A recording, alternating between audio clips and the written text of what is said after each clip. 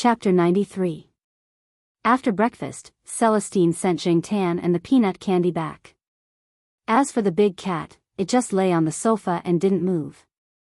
Yi Hao even threatened it, but it just yawned and ignored him. Except for not letting him use a leash, it was quite obedient. Yi Hao had made up his mind to get rid of the big cat, but Yi Hao asked for it. After so long, it was the first time that Yi Hao heard his son make a request.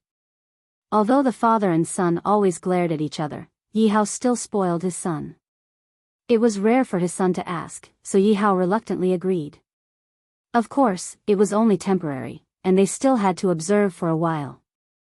Moreover, during this period of observation, Yi Hao set a rule for his son that he couldn't be alone with the big cat. If he wanted to touch the big cat, there had to be at least 3 people present, and they couldn't be too close to it. No. In short, a series of no's made Yi Hao very impatient. He asked his mother Tangxue for help, but this time Tangxue didn't help him. She stood on Yi Hao's side. Ever since she knew that the big cat killed people, Tangxue was actually very opposed to keeping the big cat. Under Yi Heng's strong request, she temporarily agreed. She also decided to send more people around to watch, so that there wouldn't be any accidents. Were all cats shameless? Anyway, after this incident, Yi Hao had the impression that the big cat was temperamental, neurotic, stubborn, and shameless. The big cat stayed in Yi Hao's villa, which made Yi Heng, who usually lived with Mr. Qi, come a lot more often. Even Mr. Qi came to see it after he heard about it. Mr. Qi thought highly of the big cat. Knowing that the cat could kill people, Mr. Qi slapped the table and said, "Good." This made Yi Hao very speechless. Mr. Qi thought that when the big cat was familiar with the environment and the people around it, he would let it compete with 19 Super Cat. It would be best if it could make the big cat lose its spirit. After all, it forced his 2 gray parrots to pluck their feathers. The big cat successfully stayed in Yi Hao's villa.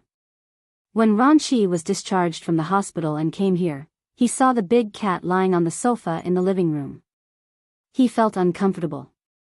At first glance, he thought he had a dog, but it turned out to be a big cat, and a very special one at that.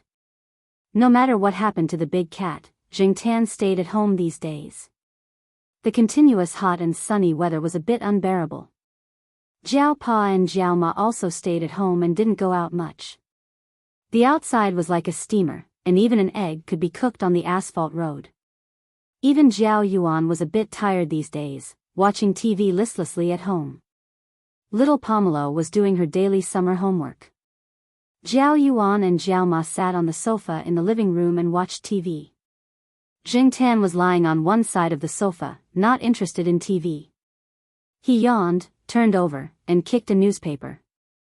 Since he had nothing to do, Jing Tan rolled over and read the news on the newspaper. The Chu Qing News was a newspaper that many families in Chuhua subscribed to. The outdated newspapers were put on the table for soup or thrown on the floor as table legs, and the rest were kept for sale. Jiao Yuan and Jiao Ma were so engrossed in watching TV that they didn't notice Jing Tan's movements. After Jing Tan read the entertainment news, he raised his paw and flipped to a page. There was an entire page of news about a deputy mayor of Chuhua who was interrogated. Looking at the time of the interrogation, it happened to be the day Jing Tan came back from Yi Hao's villa. Did this have anything to do with Yi Hao? Who cares? Jing Tan rolled over and changed his position again. He kicked the newspaper off the sofa. The smell of the newspaper was too pungent, and it was uncomfortable.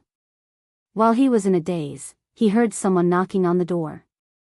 Jing Tan was too lazy to open his eyes and continued to lie on the sofa. Then, he was thrown up by Jiao Yuan. F***ck. Jing Tan was so scared that he woke up. When he fell from the air, he didn't care about Jiao Yuan's hand that caught him. He stepped on Jiao Yuan's arm to jump off the ground and ran into little Pomelo's room. Little brats were indeed unreliable. After lying in little Pomelo's room for a while, Jing Tan finally understood why Jiao Yuan was so excited. The person who came was Sahara's owner, Wanning. Wanning had received some swimming tickets for a newly built beach swimming pool that had just been completed. Chuhua City was located inland, and the newly built beach swimming pool had attracted many people. However, the swimming pool wasn't fully open to the public yet. The tickets were only given to a few people through certain channels and would only be officially opened in 5 days. When it was officially opened, there would definitely be a lot of people. When the time came, there would be many people and there wouldn't be much space for activities. Even so, many people were looking forward to it through the advertisements. Originally, Jiao Pa wanted to wait for the official opening to bring the children to play. He didn't expect Ruwaning to directly send the tickets over. Ruwaning distributed the tickets to the families in the courtyard. Other than the Jiao family, there were also Lan Tianzhu, Suan, Litmus, and a few other families. As for Xiong, he was taken away by his mother and wasn't in the courtyard. After Jiao Yuan was happy, he was about to run to his room to call Xiong. However, Xiong directly called him. Before Ruwaning came over, she had already gone to Su An's house. Just now, Suan had called Xiong. After Xiong found out about the courtyard's arrangements, he argued with his mother and finally got his mother to agree to go there tomorrow. Xiong's mother was able to get the tickets herself, so she didn't ask Ruwaning for help. The children also agreed to meet at the beach swimming pool tomorrow. According to Ruwaning, they would leave early tomorrow before the sun came out. There was a restaurant at the beach swimming pool, so they could have lunch there. At night, they would find a place to have dinner. However, not long after, Jiao Pa received a call. It was from Xiong's mother. Xiong's mother was a good person, but she was a bit domineering. Perhaps all career women were like that. She was from the Education Bureau. No one knew what position she held, but it shouldn't be a low position. She was usually busy, and Xiong's father didn't have much energy to take care of the children. Both of them didn't have the time.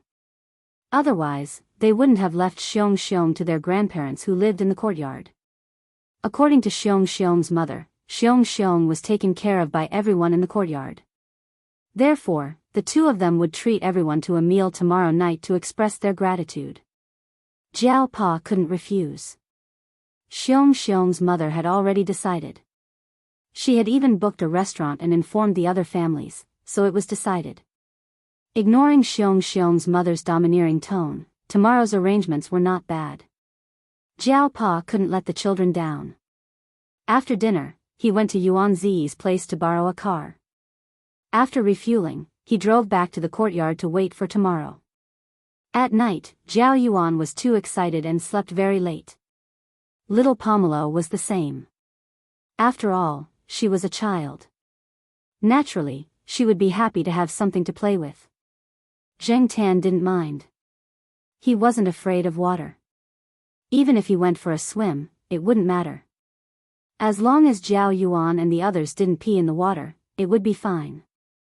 The next morning, the two children woke up without the alarm. After breakfast, they gathered downstairs at around 7 o'clock. Each family drove a car. Ruanying's car was his and Sahara's. Sahara rested its chin on the car window and looked out. It would bark from time to time. You're bringing a cat? Don't you need a leash? Ruwaning saw the Jiao family bringing a cat and asked. No need. My cat is very obedient. Jiao Ma smiled. Ruwaning looked at the black cat that followed the Jiao family's children into the car. Then, he looked at Sahara, who was still tied up in the car. He shook his head. This was the F*King difference. They didn't need to bring a swimming ring. Yesterday, Ruwaning had told them that there were swimming rings and some other tools. They just needed to bring someone over. If they really wanted to bring someone, they could buy some snacks to satisfy their cravings. However, it was summer. Everyone only wanted to eat some watermelon and drink some cold drinks. Zheng Tan looked around. He didn't see anyone carrying bags. Sahara, who was barking at Zheng Tan, was pulled by the ear into the car by Ruwaning. The car windows were closed. They had to turn on the air conditioner in the car. Otherwise, it would be too hot and dehydrated. They still had to drive to the beach swimming pool. Therefore, the Jiao Yuan and little Pomelo who slept late at night slept for a while in the car. Zheng Tan leaned against the back of the car seat and looked at the scenery from the back window. There were many people going out in the morning. There were a few traffic jams at the crossroads. While waiting for the traffic light to turn green, Zheng Tan saw a man on a motorcycle behind him. He was half naked and had a wet cloth on his head. There were 2 watermelons hanging on the motorcycle. He was using the wet cloth on his head to wipe his sweat while waiting for the traffic light to turn green. When the light turned yellow, he threw the wet cloth on his head over his shoulder. People who went out in the summer couldn't afford to get hurt. The beach swimming pool that Wanning mentioned was a type of water entertainment project built by the river. Large amounts of sand were deposited there by the river to form a beach. The water from the river was used to form a natural swimming pool about 100 meters away from the shore. The swimming pool was designed with deep water, shallow water, a children's playground, a viewing pavilion, and other entertainment projects. In addition, there was a service area consisting of a parking lot, a cultural and entertainment tea house, changing rooms, and other facilities. There was also a small platform close to the water, a green landscape square, and other facilities for leisure.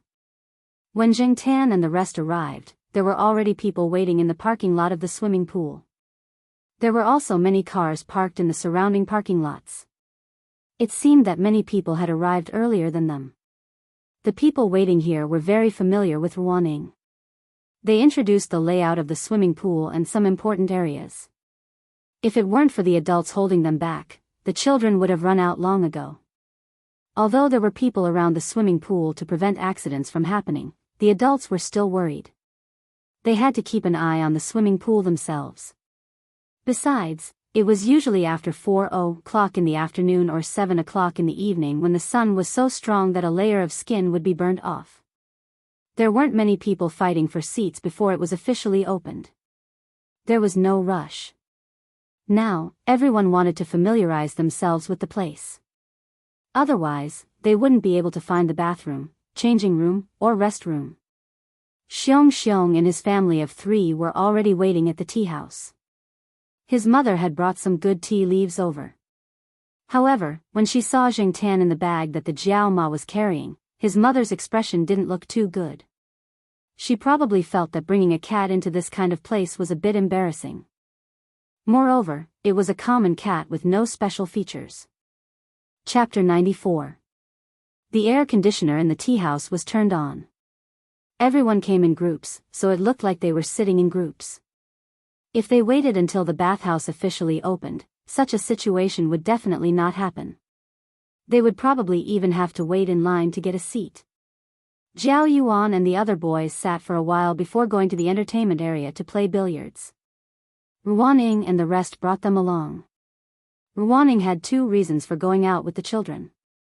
Firstly, she didn't want to stay here and listen to these parents talk about politics, education, and how to teach their children.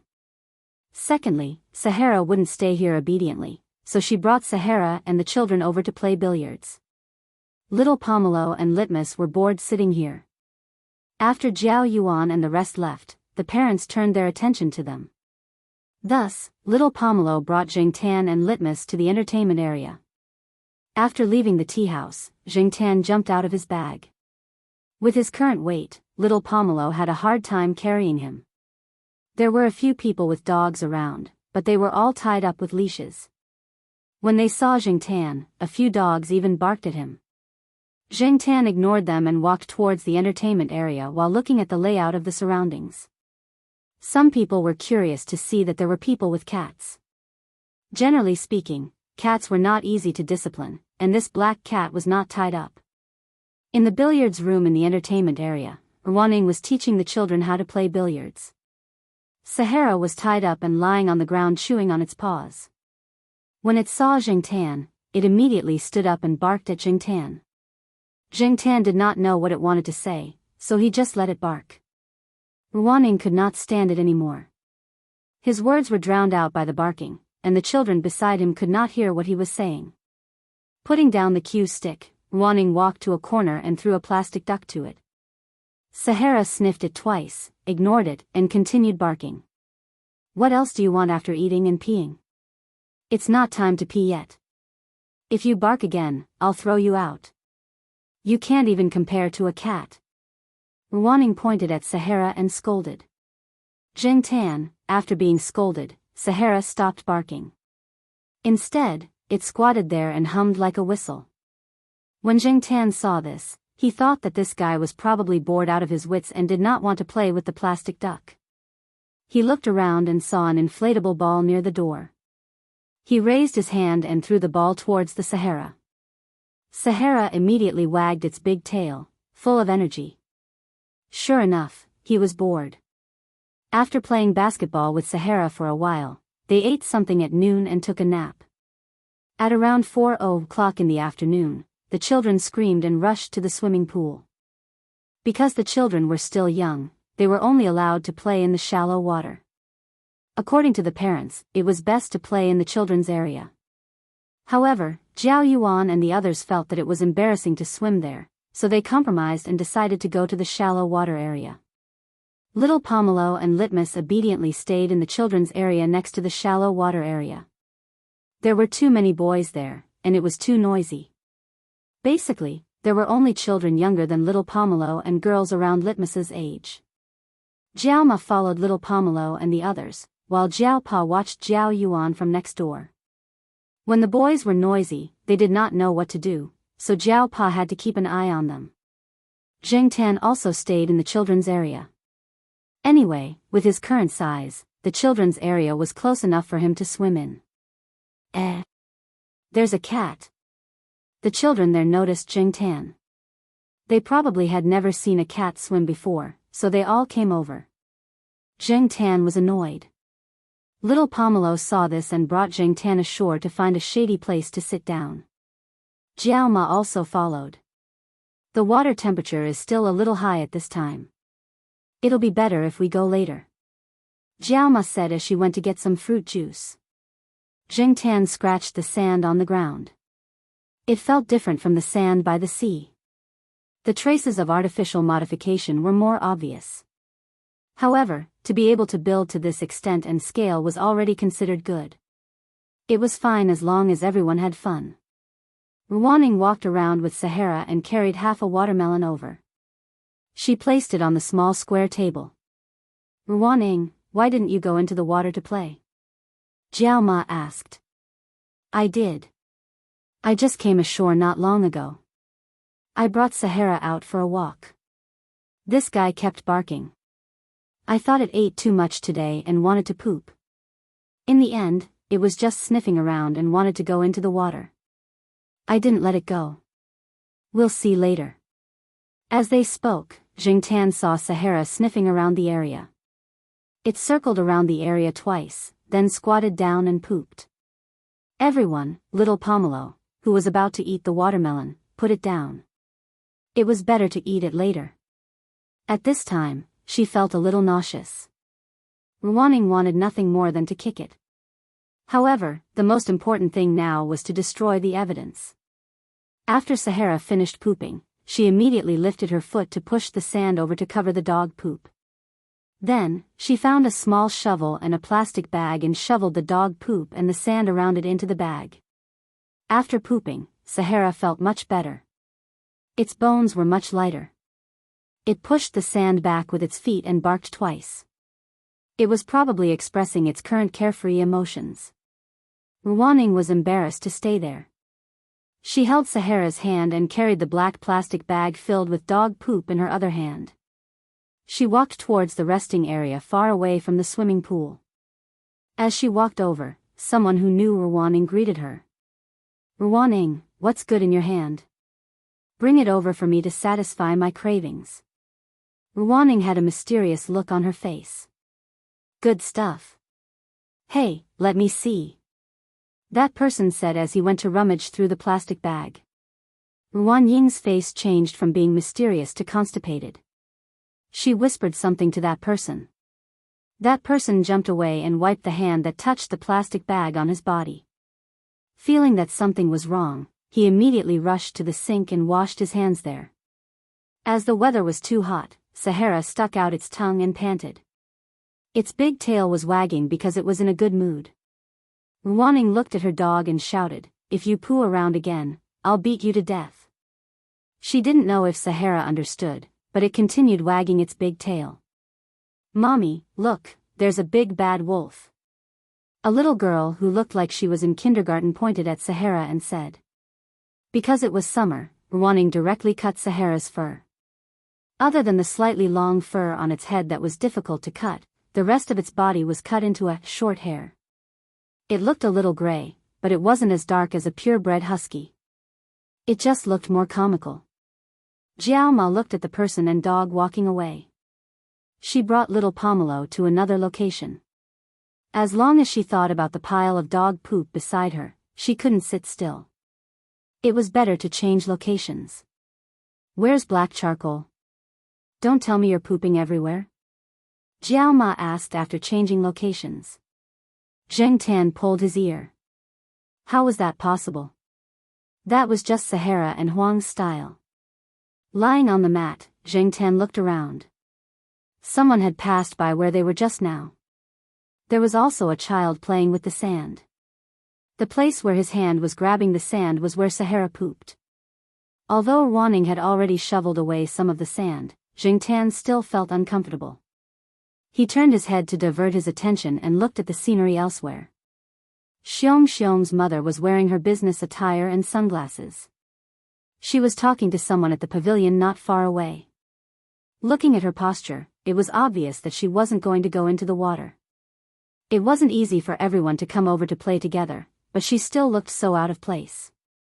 Zheng Tan didn't have a good impression of Xiong Xiong's mother, but it wasn't a bad impression either. It was really hard on Xiong Xiong. When it was almost 7 o'clock, Jiao Ma brought little Pomelo into the water again. At this time, the water temperature was a lot colder. It was very comfortable to soak in the water. Zheng Tan followed them and swam 2 laps. He bumped into a little kid who was holding a swimming ring and hitting the water surface non-stop. He even chased after Zheng Tan to hit him. When he was stopped by little Pomelo, the little kid used the swimming ring to hit little Pomelo. In the eyes of the adults, this was just children playing around. However, Zheng Tan didn't take it lying down. When no one was paying attention, he stretched out his paw and poked the little kid's swimming ring. When the swimming ring broke, the little kid was so scared that he cried out loud. The others didn't know, but little Pomelo saw the scene just now. The depression of being hit by a swimming ring suddenly disappeared. She brought Zheng Tan upstream. When Zhao Yuan and the others were called ashore, they were a little reluctant to leave. However, after playing for half a day, they were hungry. They went ashore to take a shower in the shower room, changed into clean clothes, and left with their parents. Xiong Xiong's parents were already waiting there.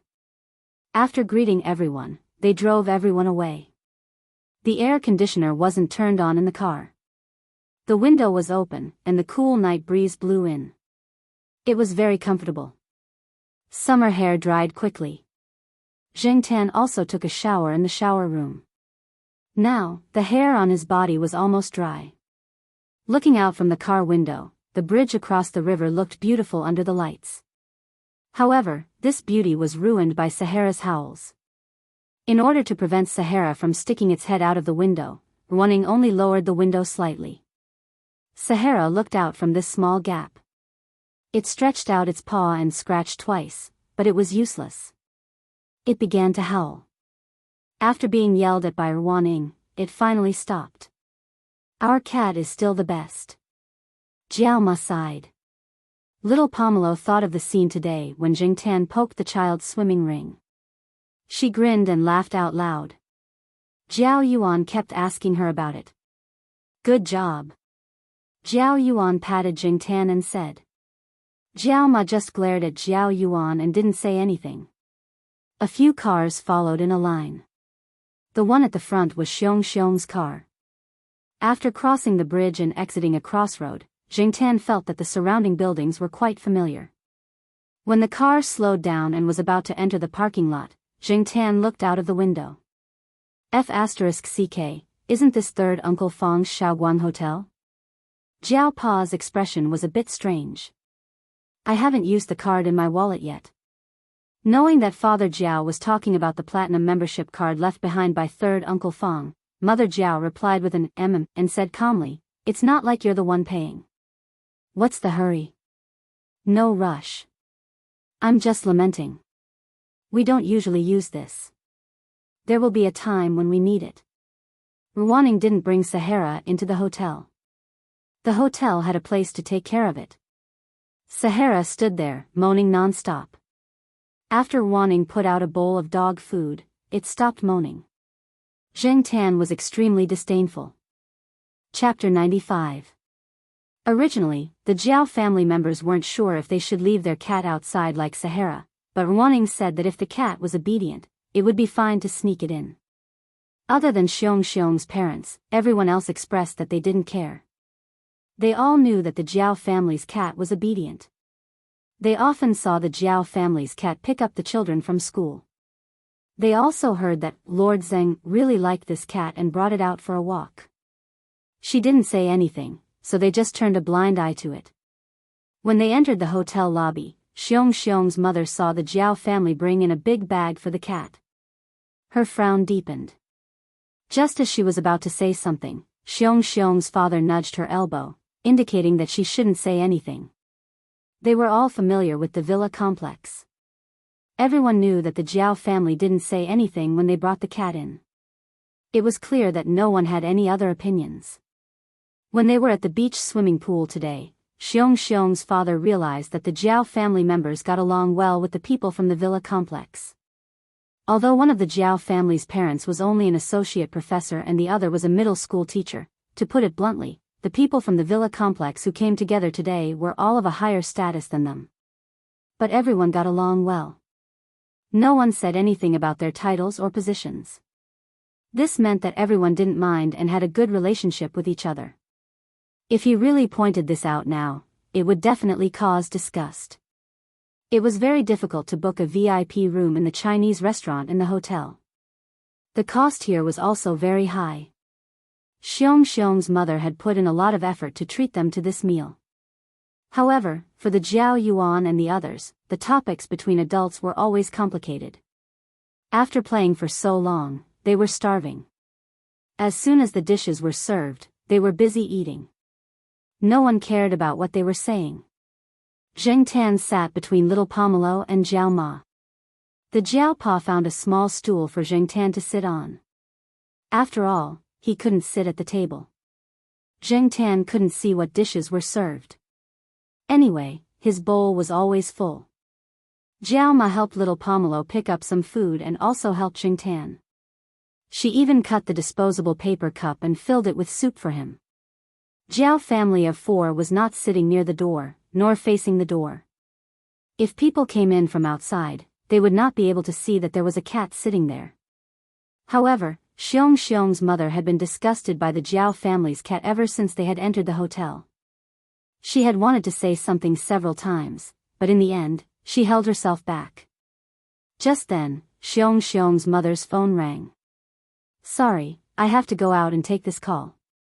After saying that, Xiong's mother took her bag and went out. Jiao Yuan and the others drank a few glasses of juice and went to the bathroom not long after they had entered the hotel. Maybe it was because they had drunk too much, but after a few minutes, they were ready to go again. This made Zheng Tan want to go out and take a piss too. When Jiao Yuan got up, Zheng Tan jumped over and hooked his paw onto Jiao Yuan's pants. Jiao Yuan, who was not paying attention, was almost stripped of his clothes by Zheng Tan. "Black charcoal, how dare you take off my pants? You're such a hooligan." "Zheng Tan. Hooligan your face. Hurry up and take your paw back. I have to go to the bathroom." Zheng Tan still didn't let go. Damn it, he wanted to go to the bathroom. "Black charcoal wants to go to the bathroom, right?" Little Pomelo said. Zheng Tan was touched. Little Pomelo was really considerate. She was really good at understanding cats. "Heh, your cat is quite sensible." Someone at the table laughed. "It's much better than my Sahara," Ruwaning also praised. After all, she was a young person and was more open-minded sometimes. After saying a few words, she was knocked on the head by Lan Tianju's father. Only then did she realize that it was not appropriate to talk about such indecent things at the dinner table. Ruaning was a little annoyed. It was all Sahara's fault. Sahara, who was squatting outside, expressed its innocence. Jiao Pa heard their words and only smiled. He didn't say much. He put down his chopsticks and said to Jiao Yuan, "You go first. I'll bring black charcoal over later." Hearing this, Zheng Tan retracted his paw. He waited for Jiao Pa to bring him out to take a piss. These guys are not reliable. "I'll bring black charcoal out." Jiao Pa whispered to Jiao Ma. "No need. Let me do it. You're a man and you're bringing a big bag to the bathroom. What do you think you're doing?" Jiao Ma stopped Jiao Pa from moving. She brought the big bag over and let Zheng Tan jump in. After all, they were in a hotel. He wasn't sure if he could bring a cat in. It was better to be careful. Jiao Ma carried the bag and brought Zheng Tan to the bathroom. Zheng Tan only realized that he was in an awkward situation when they arrived at the bathroom door. Jiao Ma directly brought Zheng Tan into the ladies' bathroom. *CK, the ladies' bathroom.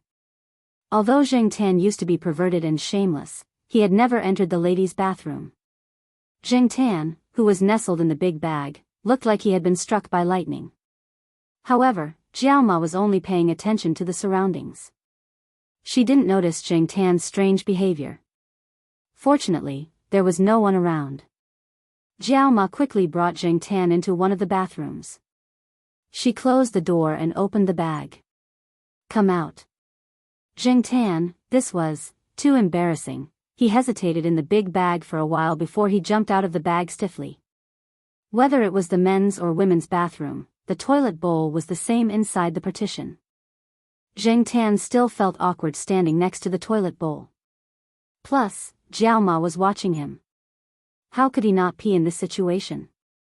What the *CK? Zheng Tan moved on the edge of the toilet bowl and looked at Jiao Ma. Jiao Ma said calmly, "Go ahead. It's okay." Zheng Tan, after 2 minutes of brewing emotions, Zhang Zian still maintained his posture and showed no intention of peeing. Jiao Ma was a bit confused. "Are you not used to it?" Although the bathrooms at home didn't sit like this, Jiao Ma had heard people say that their cats knew how to use the toilet bowl. Was it because this place was too strange? Was it nervous? Seeing Jiao Ma's confusion, Zheng Tan didn't want to be in a deadlock like this. He began to mentally prepare himself. Right now, he was a cat, not a person. It was like those little boys in kindergarten who went to the ladies' bathroom with their mothers. Even if they were seen, no one would say anything. But, even though he thought so, he still felt awkward.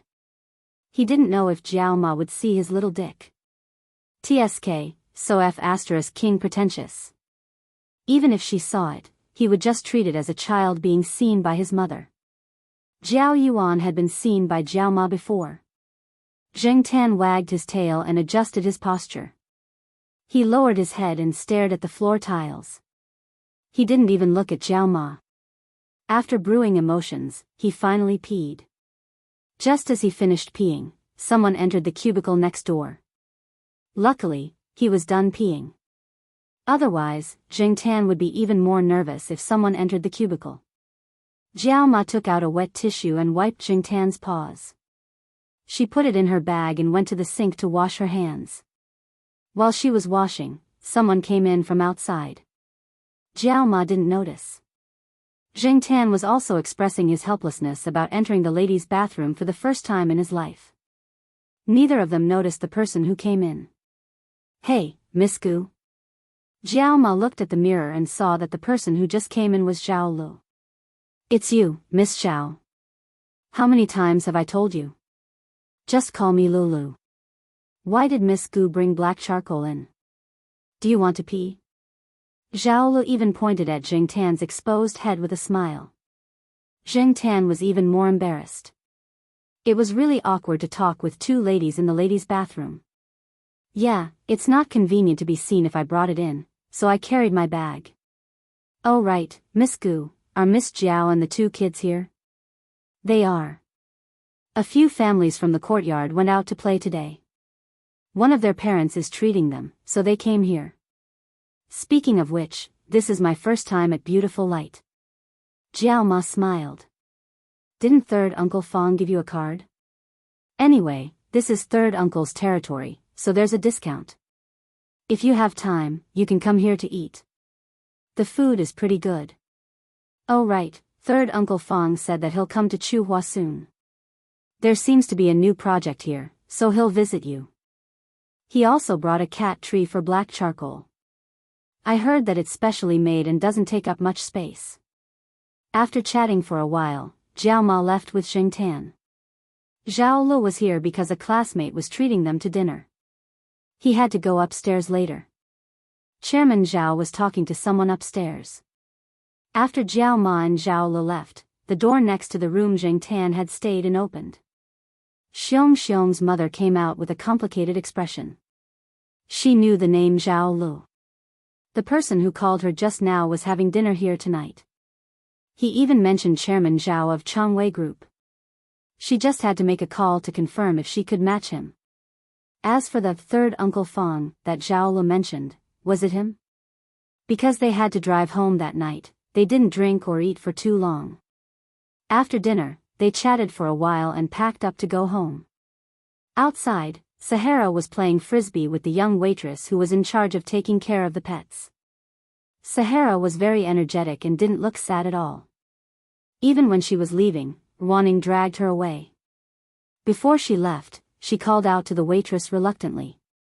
The few cars lined up and headed towards Chuhua University again. In the car, the two kids who were full and tired from playing were a little sleepy. Jiao Ma was a little absent-minded. After holding it in for a while, Jiao Ma finally said, "Why do I feel that Xiong Xiong's mother is a little strange tonight?" Yeah.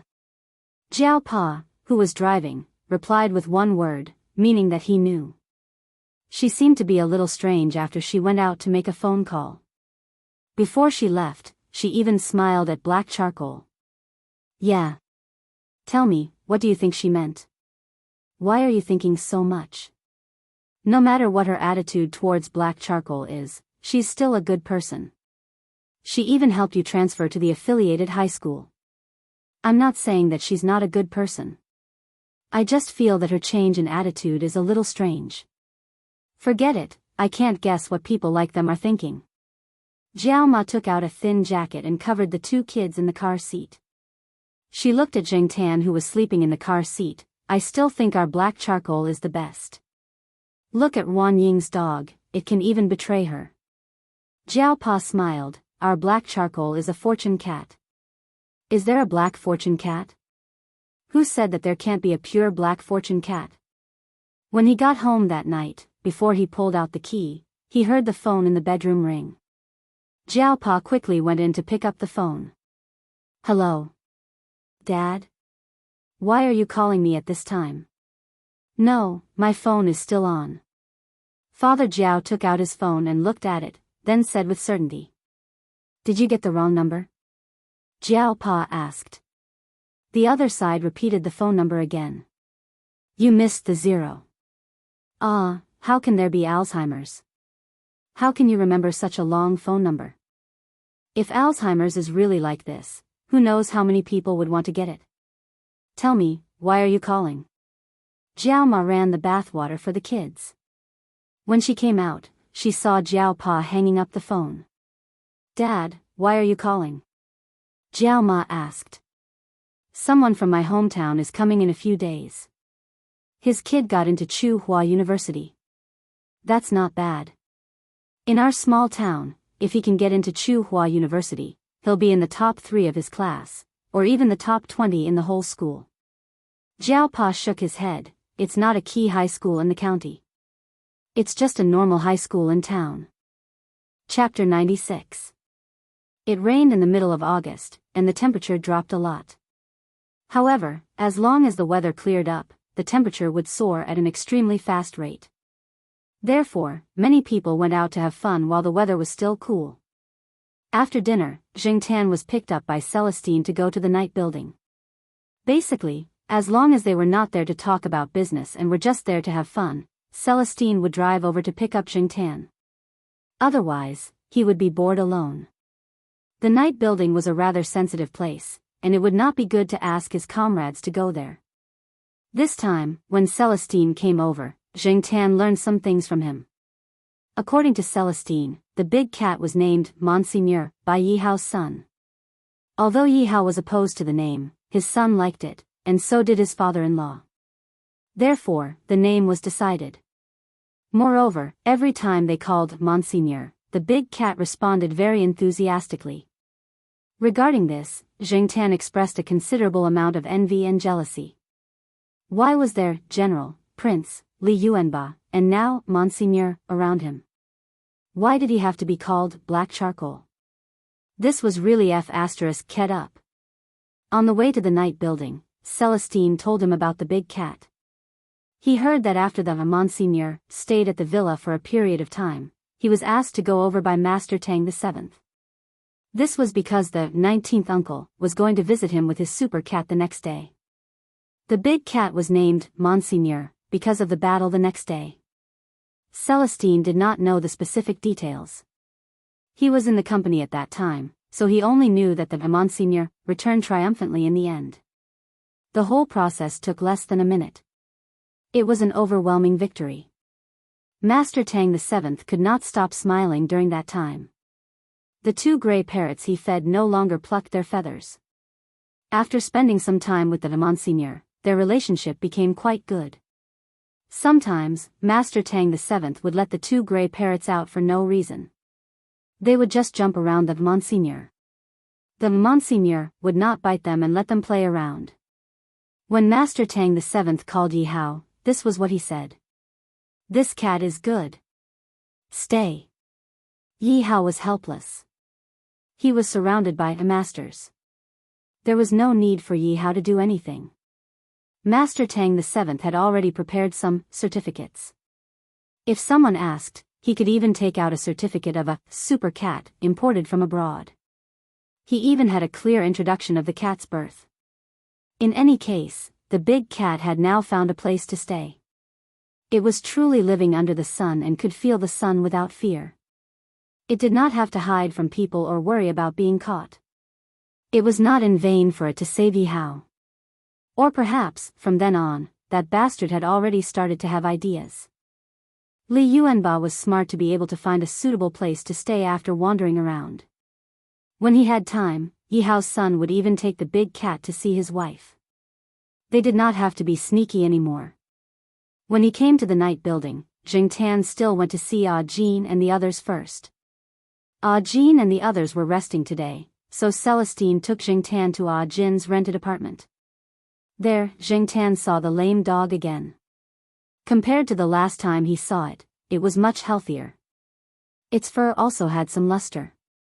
When it heard someone coming, it barked twice. When it saw Jingtan and Celestine, it wagged its tail and walked to Jin's side to lie down. Now, Jin and the others had also learned a lot of things that they had not come into contact with before. They knew how to live a better life here. Every place had its own rules of survival. As long as they grasped them, they would be able to live more smoothly. After the experience of serving dishes and watching the resident singers and bands, they would be arranged to perform in the North District in September. It was not a long time, but it was a good start. The five of them cherished it very much and rehearsed whenever they had time. Jin named their band New Boy. Jingtan thought that the name was really awesome. The abbreviation was NB. Not only that, Jin also made a team emblem, which was a pattern of a black cat. Jin felt that they could persist until today and get through that hurdle all because of this cat. Therefore, the team emblem was unanimously approved by the 5 people in the team. After seeing Jin and the others, they came to Celestine's private room in the night building. Celestine also invited Jin and the other 4 to come together. This time, Jingtan did not sing, but watched a live concert. Today, a famous foreign band came to the East Palace of the night building. In fact, in many cases, it was possible to find real good music in this kind of night venue. Even if Zheng Tan did not know much about music, his performance skills were really amazing. Only when Celestine brought Zheng Tan over could Jean and the others be called to listen to the performance. Every time Celestine brought Zheng Tan over, Ranchi was basically nowhere to be seen. That guy now had a desire to avoid cats. Ever since he met Zheng Tan and Monsignor, Ranchi felt that all the cats in the world were somewhat abnormal. For this reason, Ranchi was often laughed at by Leopard and the others, saying that he was neurotic. The night venue in the East Palace would last until after midnight. The specific time was determined by the situation. Zheng Tan did not go back tonight. He lay on the sofa and slept through the night. Celestine wanted to sleep on the sofa, but was kicked down by Zheng Tan. Zheng Tan had always occupied the entire sofa by himself. The next day, after breakfast, Celestine sent Zheng Tan back to the east courtyard. Like the previous few times, Celestine did not go upstairs. If he went, the two children would roll their eyes. It was better not to go, so he drove the car to the courtyard, opened the window, and let Zheng Tan jump out. Then he drove away. When he got home, Zheng Tan found that the door was open. There were guests. Looking into the living room, he saw two strangers sitting on the sofa. One was middle-aged, the other was younger, and they were both dressed plainly. The middle-aged man was talking to the Jiao. The young man sitting next to him was silent. He lowered his head and only occasionally answered the Jiao's questions. When the Jiao spoke to them, he had a slight accent. This was also to take care of them. Speaking in a dialect was more intimate. Jiao Ma placed the washed grapes on the coffee table. Then, she went to Jiao Yuan's room to supervise Jiao Yuan in writing English words. Many children in junior high school would attend English cram school this summer. However, with Jiao Ma and little Pomelo in the Jiao family, Jiao Yuan did not need to attend any cram school at all. He had been playing too much during the summer break. Now, he was cooped up at home every day to study English. Sometimes, he would have simple conversations with little Pomelo. Jiao Wei was staring at his fingernails, deep in thought. After the grapes were placed in front of him, he was about to take 2 grapes to eat. However, when he looked up, he saw the black cat at the entrance, craning its neck to look at him. His hand froze. The Jiao noticed Jiao Wei's abnormality and followed his gaze to the door. "Black charcoal, you're back," the Jiao said. Zheng Tan wagged its tail slowly and walked directly to little Pomelo's room. Since there were grapes here, little Pomelo must have grapes too. "My cat is called Black Charcoal. Someone took him out to play last night. He just came back." The Jiao introduced him to them. Zheng Tan was in little Pomelo's room, eating grapes while listening to the conversation in the living room. Although it was difficult to understand because of the dialect, he could roughly understand the conversation. The 2 men were from Jiao's hometown. Although their surnames were Jiao, they were not directly related to Jiao. Most of the people living in their hometown had the same surname. The middle-aged man had a good relationship with Jiao when he was young. He was only a few years older than Jiao. He stopped studying after he finished junior high school and got married earlier than Jiao Yuan. Therefore, his child was 5 or 6 years older than Jiao.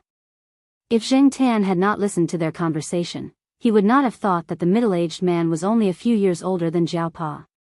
He looked like he was in his 40s and had a lot of white hair. Zheng Tan did not expect that the middle-aged man was only in his 40s. The young man named Jiao Wei was the one that Jiao and Jiao Ma had talked about a while ago. He had been admitted to Tsinghua University from an ordinary high school in town.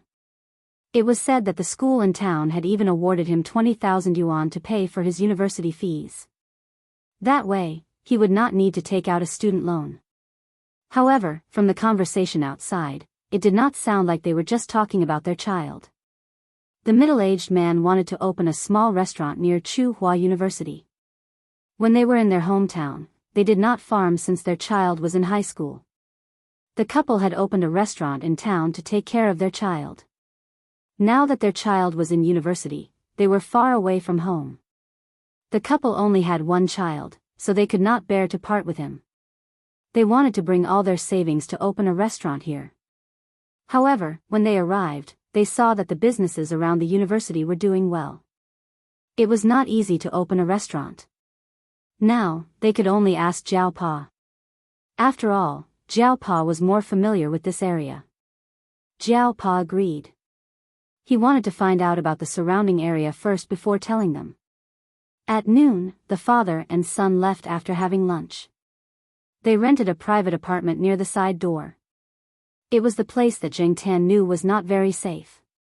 However, it was fine as long as they did not go out at night. After all, the rent was low. The father and son rented a small single room and paid for 1 month's rent.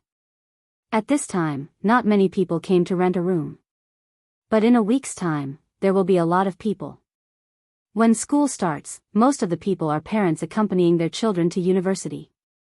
All kinds of hotels, hostels, and private apartments are full, and the rent will increase. After the father and son left, Jiao Pa sighed. Time is really catching up with people. Jiao Wei's hair is already white. Although he is in his 3rd year of high school, it should not be this bad, right? Jiao Ma sighed. He said it is hereditary, but I don't know the truth. In the past, that child was not sensible. He only started to learn in his 2nd year of high school. I don't know what he went through, but he became more sensible. He works hard in his studies and helps out at the restaurant. His mother did not allow him to enter the kitchen. The older generation still thinks that a gentleman should stay away from the kitchen. His father had no choice but to do so. But that child is very stubborn. Sometimes, after self-study at night, he will help out at the restaurant to sell fried noodles. When he finally has a break, he will help his father buy groceries. He said that it can relax his mind. Jiao Pa said. That's how children are. When they can't change, they are infuriating. But when they change, they are heartbreaking. But this young man needs to be sharpened. Jiao Yuan, who was sitting in the room writing words, felt a chill down his spine. He had written a word wrongly. Can you bear to do that? Jiao Pa laughed. Why can't I bear to do that? Although they said that, both of them knew that they would not be able to do it. In fact, Jiao Wei's parents could not do it. But they could not do it with Jiao Wei's stubbornness. Chapter 97. For the next few days, Jiao Pa had been asking around about the shops and businesses outside. He had not paid attention to this before, but now, he had to ask. Jiao Wei's father and Jiao Wei's father had a good relationship when they were young. Moreover, Jiao Wei's father lived with Jiao Wei's father's father. They usually took care of each other and had a good relationship. Otherwise, Jiao Wei's father wouldn't have personally called Jiao Wei's father to ask for help. In fact, Jiao Pa had other considerations. He would be going abroad next year. If Jiao Wei's family was around, they could help take care of his family. Before he went abroad, Jiao Yuan was about to enter junior high school, and Mother Jiao was also in junior high school. Although Tsinghua University was not far from that junior high school, roads were being repaired everywhere. Father Jiao did not want the two of them to ride around every day, so he let them eat lunch at school and then go home for dinner in the afternoon. Anyway, the school had a rule that they could not study at night in the 1st and 2nd year of junior high school. It was all voluntary. The parents in the courtyard all agreed to go home at night. Jiao Pa and little Pomelo could go to the cafeteria for lunch. It was not their first time eating there anyway. Jiao Pa's office had a foldable bed for lunch break. Little Pomelo could take a nap there. As for Zheng Tan, he could go to the cafeteria with them. After a few days of investigation, Jiao Pa had his eyes on a shop. However, the shop did not used to be a restaurant. Now that the shop wanted to sell, the Jiao Pa came looking for him. He asked Jiao Wei and his son to have a talk. Although the place was not very close to the school gate, there was no other way. The business of the people who were close to the school was very good now. Those who wanted to sell their business had already been taken over. However, Jiao Wei and his son were satisfied with the shop. They were not procrastinators. After they agreed on the price, they wanted to sign the agreement. To be on the safe side, Father Jiao found a young professor from the law school in the courtyard to come over and help. Chu Xiangyang, who lived across the street, heard that an acquaintance of the Jiao family was going to open a restaurant, so he also came over in flip-flops to help. He even politely asked if the restaurant would deliver food in the future. The shop owner looked at the professor, an associate professor, and a talkative young man in front of him. His face twitched a few times. He thought they were just country bumpkins who knew how to cook. But this lineup was weird. There were even professionals present. Why use a sledgehammer to crack a nut? With the help of several intellectuals, Jiao Wei and his son were also relieved. They were afraid of being cheated when they were outside. They had spent a lot of money to set up this shop, but now they felt at ease. They wanted to treat them to a meal, but the young professor and Chu Xiangyang refused. They said that they would come again when the shop was opened in the future. It was not troublesome now. Chu Xiangyang even volunteered to come up with a design. Jiao Wei and his son were very grateful. Chu Xiangyang waved his hand and said, "If your food is to my liking, I will depend on your family to support me in the future." He wondered what Chu Xiangyang's parents would think if they heard this. After they signed the agreement, they still needed to buy some tools, especially tables and chairs. But before they could find a place to buy them, Celestine heard about it when he came to pick up Jingtan. He called Yi Hao and asked Yi Hao for some discarded tables, chairs, and miscellaneous items. Although they did not look suitable for a small restaurant like this, they could still make some changes. The quality was good. They did not intend to charge money for these things.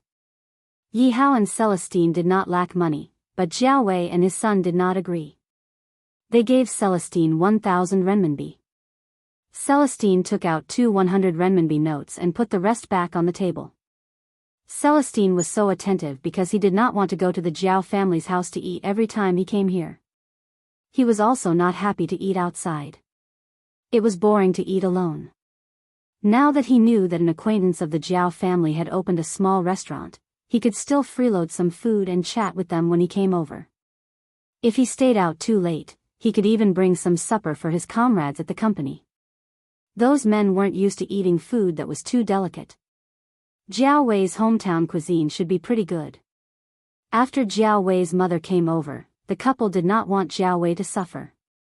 They just had to look after the renovation of the shop. There was nothing to buy.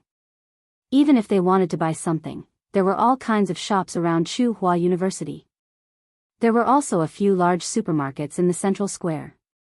They did not need to worry too much. The couple wanted Jiao Wei to familiarize himself with the school. Jiao Pa originally wanted Jiao Yuan to bring him around the school, but Jiao Wei refused.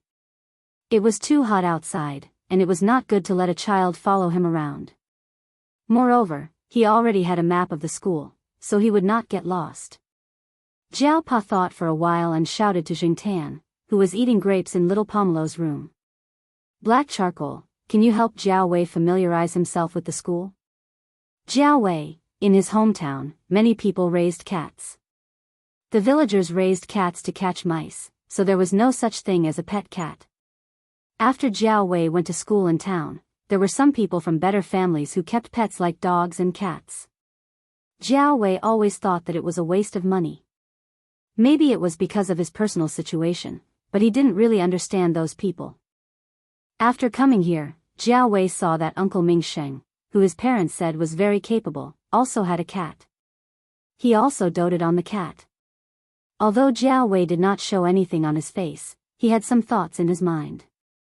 Not only Uncle Ming Sheng's family, but even Chu Xiangyang, who helped them with the design, and Celestine, who helped them with the furniture, treated the black cat very well. Jiao Wei always thought that it was because of Uncle Ming Sheng, but he still felt that it was a little strange. Was it really a case of a man ascending to the heavens? However, the people here didn't have much awe when they mentioned the university teachers, associate professors, and professors who they had always thought were high and mighty. At most, it was like how they talked about university students. They were a little envious, but they weren't unreachable existences. Jiao Wei thought about what his homeroom teacher said to him before he came here. In a big city like Chuhua City, university students might not be worth much. Even graduate students and doctoral students would be overflowing and depreciating in the next few years. No one could explain the cruelty behind the prosperity. They had to rely on themselves to see and adapt. Those who could not adapt might not even be comparable to a cat. When Jiao Wei's thoughts started to wander again, Jingtan slowly walked out with the grapes in his mouth. He looked at the person sitting on the sofa with the school map in a daze and jumped up to pat him on the head. Jiao Wei recovered from his deep thoughts. He thought that Uncle Mingxing had knocked him, but when he looked up, he saw a black shadow flash by. There was only a black cat in front of him. Associate Professor Jiao Jiao was talking in Jiao Yuan's room. Little Pomelo did not come out, so it was obvious who had patted him. After talking to Jiao Yuan for a while, Jiao Pa left the room and said to Jiao Wei, "My cat likes to run outside and is very familiar with the school. If you want to find a building but don't know the place, just tell it. It's best if you speak in Mandarin. It probably won't understand dialects." Okay. Jiao Wei did not really believe Jiao Pa's words, but out of politeness, he agreed. Watching the man and the cat go downstairs, Jiao Pa took today's newspaper, opened it, and sat on the sofa to read. Young people were always more open-minded and could easily accept new and strange things. Plus, they would spend more time together in the future, so it was a good thing to let Jiao Wei interact with his cat first. Otherwise, he would be too scared. On the other side, Jiao Wei followed the cat downstairs and realized that there was no access card. Just as he was about to go up and ask, he saw the black cat in front of him jump up and rub against the card swipe area. With a click, the door opened. Jiao Wei was speechless. Jingtan ignored Jiao Wei's surprise and walked straight out. It was around 3:00 in the afternoon and the sun was still shining brightly. However, there were trees planted on the side of the road, so it was cooler to walk in the shade. The giant sycamore trees blocked the sunlight that shone on the road, leaving only a few scattered light spots. Gusts of wind blew, and the light spots on the road flickered as the branches swayed. Jiao Wei looked at the road in front of him and took a deep breath. Just this road alone was many times higher than their school principal. How high could they fly? They had to fly to find out. Sure enough. Jingtan was not in the mood to observe what the man behind him was thinking. He was now thinking about which road to take without being burned by the sun. He heard that black absorbed heat. On the sidewalk, the cat walked in front and the man followed behind. Neither of them had decided on their destination. Jingtan looked at the road with shade and walked in that direction. When there was no shade, he suddenly realized that he had arrived at the student dormitory. The student dormitory was divided into several areas. The undergraduate students and graduate students were separated. There was a new area at the back, probably for the freshmen.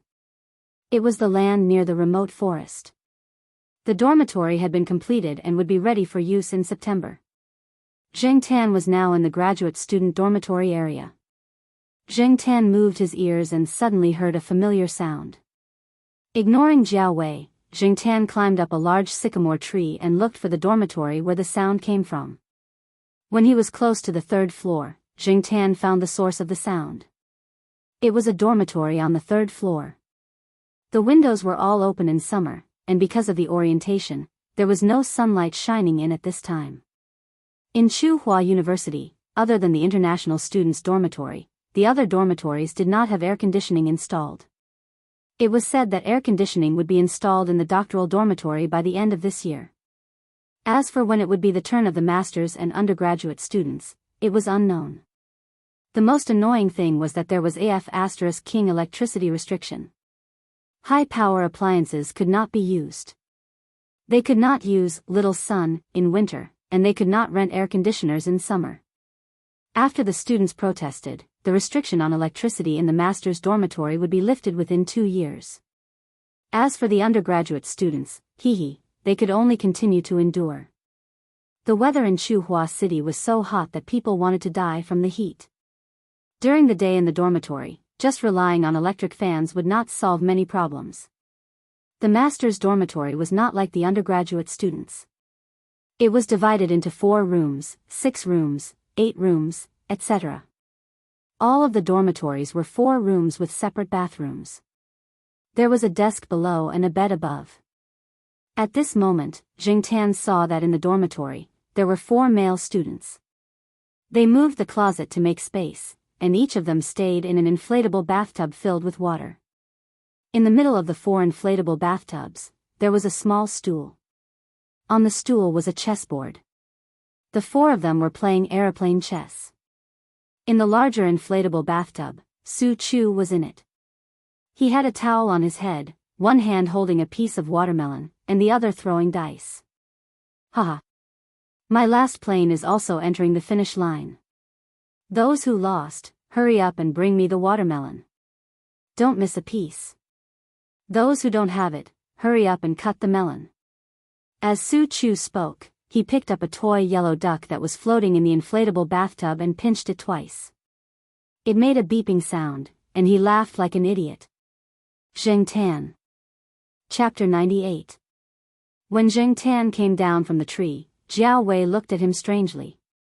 He probably didn't understand why Jing Tan would suddenly climb up a tree and look into the dorm. Jing Tan wagged his tail. He didn't care what Jiao Wei thought. After looking at him, he lay down and yawned. There was no shade further ahead. Many of the dorms were built later, so the greenery around them wasn't as good as the old dorms. Most of the trees were small camphor trees. The sycamore trees weren't very tall either. Even if they were tall, they weren't luxuriant enough to block the sun. Also, Jiao Pa only asked Jing Tan to lead the way. As for where to go, the choice was still up to Jiao Wei. However, that guy didn't say anything for a long time, so Jing Tan was more casual. After walking for so long, it was time to take a break. Jiao Wei saw that the cat didn't continue walking. He wiped the sweat off his forehead. It wouldn't hurt to rest for a while. There was an on-campus supermarket downstairs. After walking for so long, he was a bit thirsty. Jiao Wei folded the campus map in his hand and walked towards the supermarket. After 2 steps, he stopped and looked back. He was hesitating if he should say something to the cat and ask it to stay where it was. But before he could say anything, he saw the cat running towards the supermarket. Jing Tan saw Jiao Wei walking towards the supermarket and knew what he was going to do, so he rushed over. He was a bit thirsty too. Besides, he didn't lead the way for nothing. He had to get something in return. Since the cat ran towards the supermarket, Jiao Wei had no choice but to follow it. At this time, there weren't many students in the supermarket. There were only a few waitresses chatting there. A few student couples were sitting at the milk tea stall, enjoying the air conditioning. There was no sign at the entrance that said pets were not allowed. Jiao Wei didn't know if he would be scolded if he brought the cat in, but it wasn't up to him to decide. The cat had already entered the supermarket. A waitress who was cutting watermelon at the door saw the man and cat duo and was about to say something, but in the end, she didn't say anything. Sometimes, some students would bring their pet dogs in. As long as they didn't cause any bad effects, no one would say anything. As for cats, it was the first time they saw someone bring them in. Seeing the cat's cat tag hanging on its neck, it looked quite proper. The staff in the supermarket looked at it and continued with their work. Some of them were bored and kept looking at it. This made Jiao Wei feel a lot of pressure. Jiao Wei went inside and took a bottle of mineral water from the fridge. There was nothing else he wanted to buy. He had always been thrifty. He looked at the cat next to him. This cat seemed to be quite sensible. It didn't use a leash, didn't run around on the shelves, and didn't pick up random things. Jing Tan watched as Jiao Wei took the bottle of mineral water and looked at the fridge beside him. He jumped onto the fridge and looked at Jiao Wei. Does it want to eat ice cream? A waitress walked over, but didn't open the fridge. She was still a little worried about a cat. If the cat jumped into the fridge and was seen by others, she wouldn't be able to sell the ice cream. Jing Tan looked inside through the transparent sliding door, then patted the place where the ice cream was placed. The waitress looked at Jiao Wei. Seeing Jiao Wei nod, she opened the sliding door and took out a box of two-colored ice cream. Zheng Tan had an idea of the price of ice cream. Jiao Yuan and the others often used their own pocket money to buy ice cream. They would also discuss the price of different types of ice cream and ice cream. Therefore, Zheng Tan knew which brand was more expensive and which ice cream was more expensive.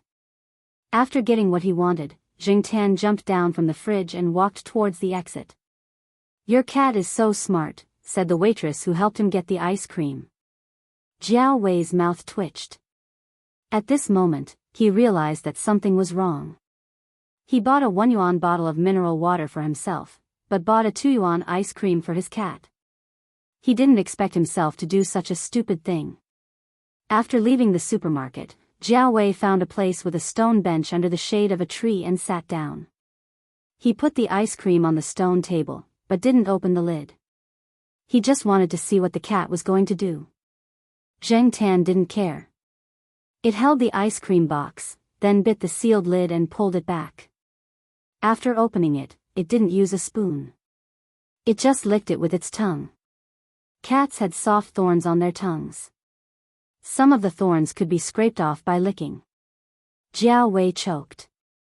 No wonder it was the associate professor's cat. Its IQ was really different. But, would the cat have diarrhea after eating ice cream? I should tell Uncle Ming Sheng and the others when I go back. Opening the campus map, Jiao Wei could find the undergraduate dormitory area. It wasn't far from here. Every dormitory was marked with a building number, so it wasn't hard to find. When the semester started, he just had to find out which building he would be assigned to. Tsinghua University was really big. It was far beyond Jiao Wei's imagination. In the past, he had only heard about the university from others. Only after experiencing it for himself did he feel that it was more real and stronger. After resting for a while, Jiao Wei tried to say a few words to Zheng Tan with an awkward accent. Zheng Tan followed Jiao Wei's instructions and took him to see the buildings and teaching areas. On the way back, Zheng Tan took Jiao Wei to some small paths. When they passed by Old Man Land's small flower garden, the big iron gate of the flower garden was open. Zheng Tan stuck his head in and looked inside. Old Man Lan was wearing a straw hat and busying himself. Old Man Lan was about to get up and drink some water, but when he looked up, he saw Zheng Tan sticking his head in the door. The black fur on his body was too eye-catching. "What are you looking at, little bastard?" Zheng Tan tugged at her ears. What kind of professor was this? She kept calling him little bastard and little bastard. He turned his head and looked at Jiao Wei behind him. As expected, Jiao Wei looked very awkward. In fact, Old Man Lan was only a little more open with people he was familiar with. He was more formal with students and people he was not familiar with. Zheng Tan walked 2 steps inside and saw Jiao Wei still standing outside the door. He looked at him and wagged his tail, indicating for him to follow. Old Man Lan thought Zheng Tan had come out for a walk again. When he saw this, he asked, "Who's outside?" Jiao Wei braced himself and walked in. He looked in the direction of the voice. "Hello, sorry to disturb you." Old Man Lan frowned. "Who are you?" Jiao Wei walked over and explained his background and his relationship with Jiao Pa. Jiao Wei didn't meet Old Man Lan on the 3rd floor when they went to the Jiao family's place. So, this was the first time they met. "Oh, a guest from the Jiao family. You're early. It's not time for registration yet." Old Man Lan said and took out a straw fruit platter. "I just washed horse milk." "It's okay, I brought water, just eat it." Old Man Lan glared at him. Then, he plucked a few fruits and handed them to Zheng Tan. "Jiao Wei. Why was cats treated better than humans?" Jiao Wei sat down on a small stool. He ate 2 fruits and stopped. He was a little restrained.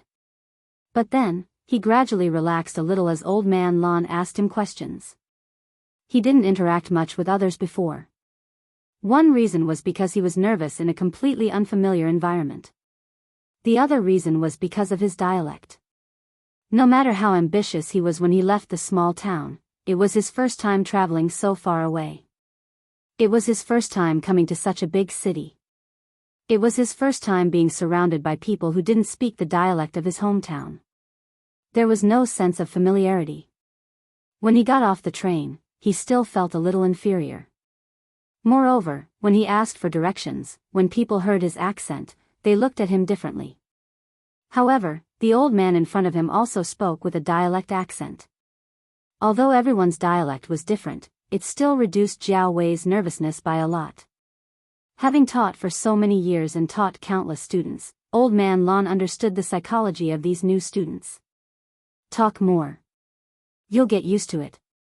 There are plenty of students like you. Who would dare to look down on others? Teachers who taught middle school had to take a Mandarin test, but those who taught universities didn't have such a rule. Many old professors had bad accents, but no one dared to laugh at them. They still respected them. Both spoke in dialects, but one was an ordinary student, and the other was an old professor. The treatment was completely different. Jing Tan was lying on the side, listening to Old Man Lon scolding Jiao Wei with half-truths and half-lies. He ate the fruits in the plate. When Old Man Lon finished speaking, he realized that the milk in the plate had been reduced by half. Foodie. Old Man Lon rolled up the newspaper beside him and knocked Jing Tan's head. Then, he said to Jiao Wei, "Young man, you're strong enough. Come, give me a hand. Move the flower pot. Hey, be careful. You can hurt yourself, but don't drop my flowers." When it was almost 5 o'clock, Old Man Lon followed Jing Tan and Jiao Wei to the eastern courtyard. The old man swung the small shovel in his hand as he talked to Jiao Wei beside him. Jiao Wei was carrying a pot of flowers. It wasn't heavy, so it was easy for him to carry it. The conversation with the old man wasn't as boring as before. Jing Tan wasn't interested in listening to their conversation. He wanted to go back quickly, but he felt that it wasn't right. He could only walk and stop. At the same time, he complained that the two were walking too slowly. Along the way, they met a few acquaintances from the courtyard who were heading to the school's swimming pool. They greeted Jing Tan, Old Man Lon, and asked about Jiao Wei. Old Man Lon only said that he was a temporary helper. Jiao Wei was quite surprised. When he first saw the old man, he thought that he was just a gardener. He saw that the old man was dressed quite plainly, similar to the white singlet that he often wore at home. Now, he realized that the old man beside him was also a big shot. What puzzled him the most was the cat. It was normal for people to greet Professor Lon, but why did they also call the cat? Does everyone know black charcoal? Jiao Wei asked the question in his heart. It? Old Man Lon smiled. It's the tyrant of the Eastern District. Who in our courtyard doesn't know it? I heard that a while ago, it brought the cats from the courtyard and fought with the cats from the Western District. Now, the cats from the Western District don't dare to come to our courtyard. This was actually a false accusation against Jing Tan. At that time, it was the cats from the Western District who started the fight. That evening, he was playing with Depang, Huang, and the others in the courtyard. The cats from the Western District came over and were quite fierce. One even climbed over the balcony to steal Depang's food. Wasn't that asking for trouble? Although he knew that the cats from both sides would fight, he didn't expect them to be so bold as to come to his door. Even the castrated Huang was unhappy. That day, they directly beat up the cats from the Western District, and then drove them all the way back to their nest in the Western District. In fact, the cats from the Western District should be glad. That day, the dogs from the courtyard were taken out for a walk, and General wasn't at home. Otherwise, they would have ended up worse. However, it was better for the cats to solve their own problems. Chapter 99. It was the end of August and the beginning of September. The campus was very lively. Parents of new students were everywhere. They were taking pictures of many iconic buildings in Tsinghua University. When Jing Tan went out for a walk, he saw some parents who were smiling and saying goodbye to their children at the entrance of the dormitory. They were about to leave to catch the train home, but they started to cry after walking a short distance. Some of the aunties cried so much that their makeup was ruined. Jiao Pa said that many parents did not send their children to school because they were afraid that they would miss them. Although those parents did not come, they would also cry for a long time in their hometown after sending their children to the train. Zheng Tan did not understand. At least, he had not experienced it himself. When he was in university, he went to school with a few bad friends. The school was not far from where he lived. Moreover, he had a cold relationship with his parents. He did not feel that way at all. As a father, he did not understand the reluctance to part with his children when they grew up. It was a strange feeling. On the Jiao family's side, Jiao Yuan was brought by Jiao Ma to the junior high school with a few other parents. They did not have to look at the class list like the other students because they already knew which class they were in and which class they were in. With the help of a few special parents, the children in the courtyard were all in the same class. They were afraid that they would be bullied there. The children in the junior high school were immature and impulsive. No one knew if there would be a fight, so it was better for them to stick together. Moreover, if there were any problems, the parents would know in advance so that they could ride home with each other. Jiao Yuan and the others were very happy about this. At noon, they stayed at school for lunch. Jiao Ma was busy at school. Now that she had to take care of Jiao Yuan, she did not go home at noon. She took the other children to eat in the staff cafeteria. Compared to the student cafeteria, the food in the staff cafeteria was slightly better. As little Pomelo had skipped a grade, she was in the 4th grade when school started. She knew some of her classmates, such as Yulisha and Xia Xian, who lived in the West District's family compound.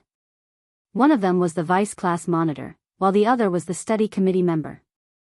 They were considered as the big sisters in the class.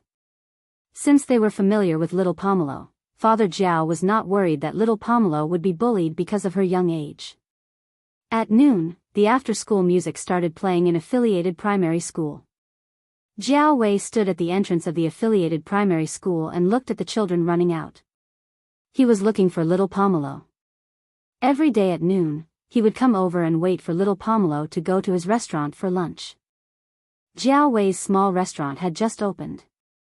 Although its location was not as good as other restaurants, there were a lot of people when school started, and there were many returning customers. During this period of time, business had been good, and they had hired a fellow villager to help out. When he was free, Jiao Wei would also go over to help out, but he was always rejected by his mother, who did not want him to be tainted by smoke and smoke. Originally, Jiao Pa and little Pomelo wanted to eat in the cafeteria, but Jiao Wei's parents asked them to eat in a restaurant. After school, there would be a lot of people, and the cafeteria would be crowded. Besides, home-cooked food was always more comfortable. Jiao Pa wanted to pay, but Jiao Wei's parents refused. In the end, under Jiao Pa's persuasion, they only accepted a small amount. Every time Jiao Pa and little Pomelo went to the cafeteria, the portions of the food were big, and the oil used was also of good quality. Jiao Pa was also busy during this period of time, and he did not have much time. Therefore, the task of picking up little Pomelo fell on Jiao Wei's shoulders. Little Pomelo originally said that she could go by herself. She knew the way, and she was already in the 4th grade. There was no need for an adult to follow her.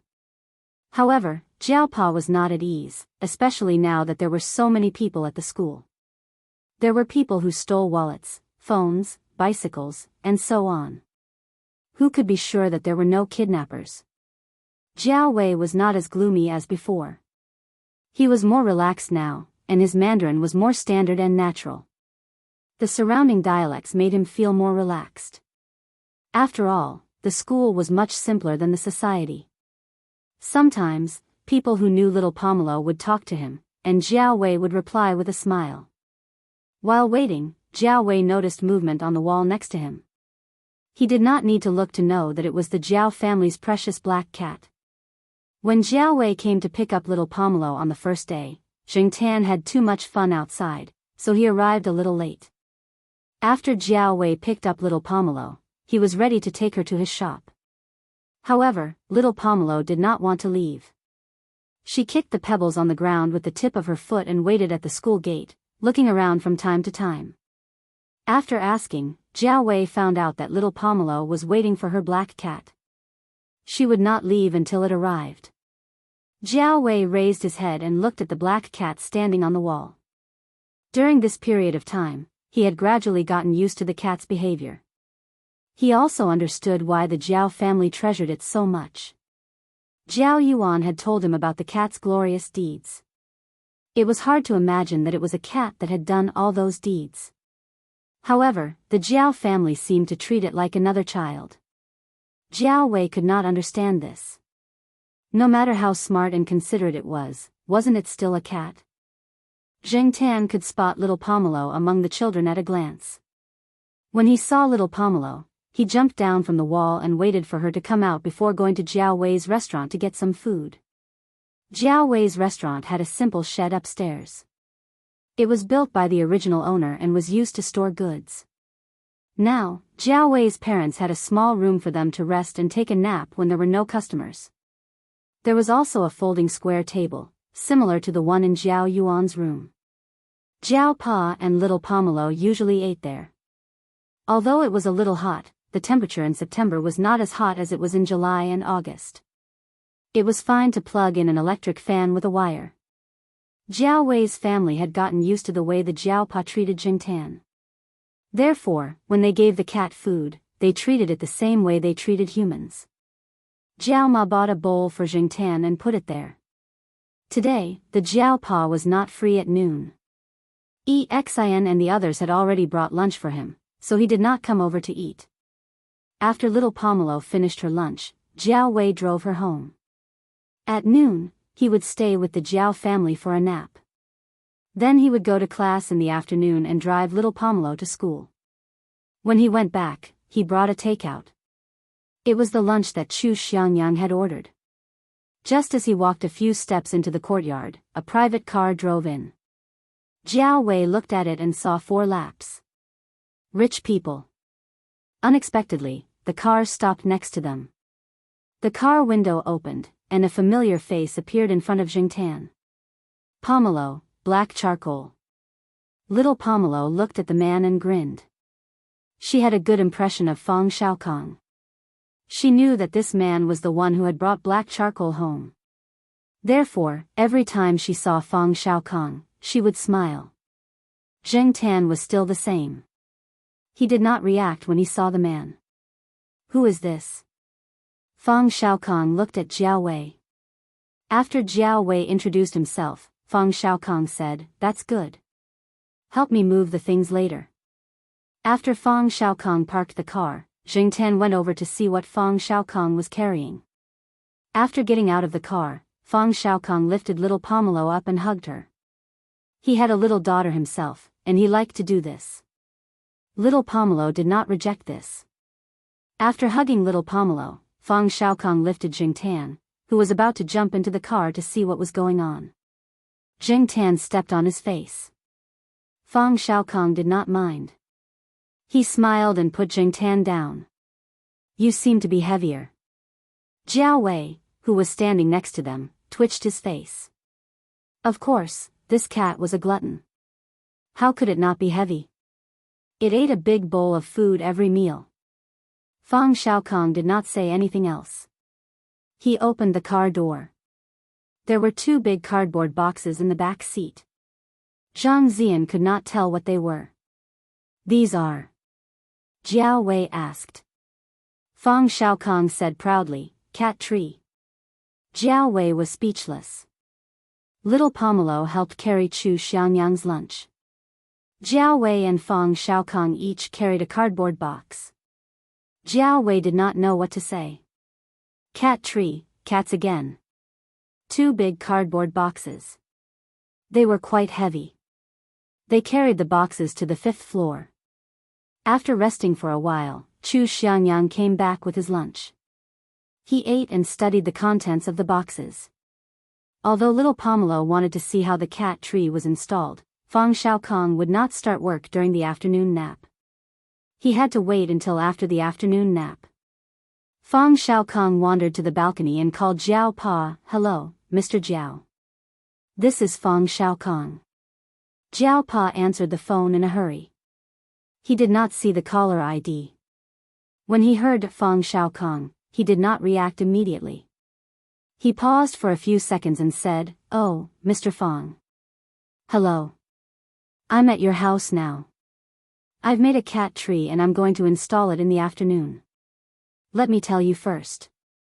There was no one in the Jiao family's house in the afternoon, so Fang Xiaokong had to tell the owner that he was going to install a cat tree."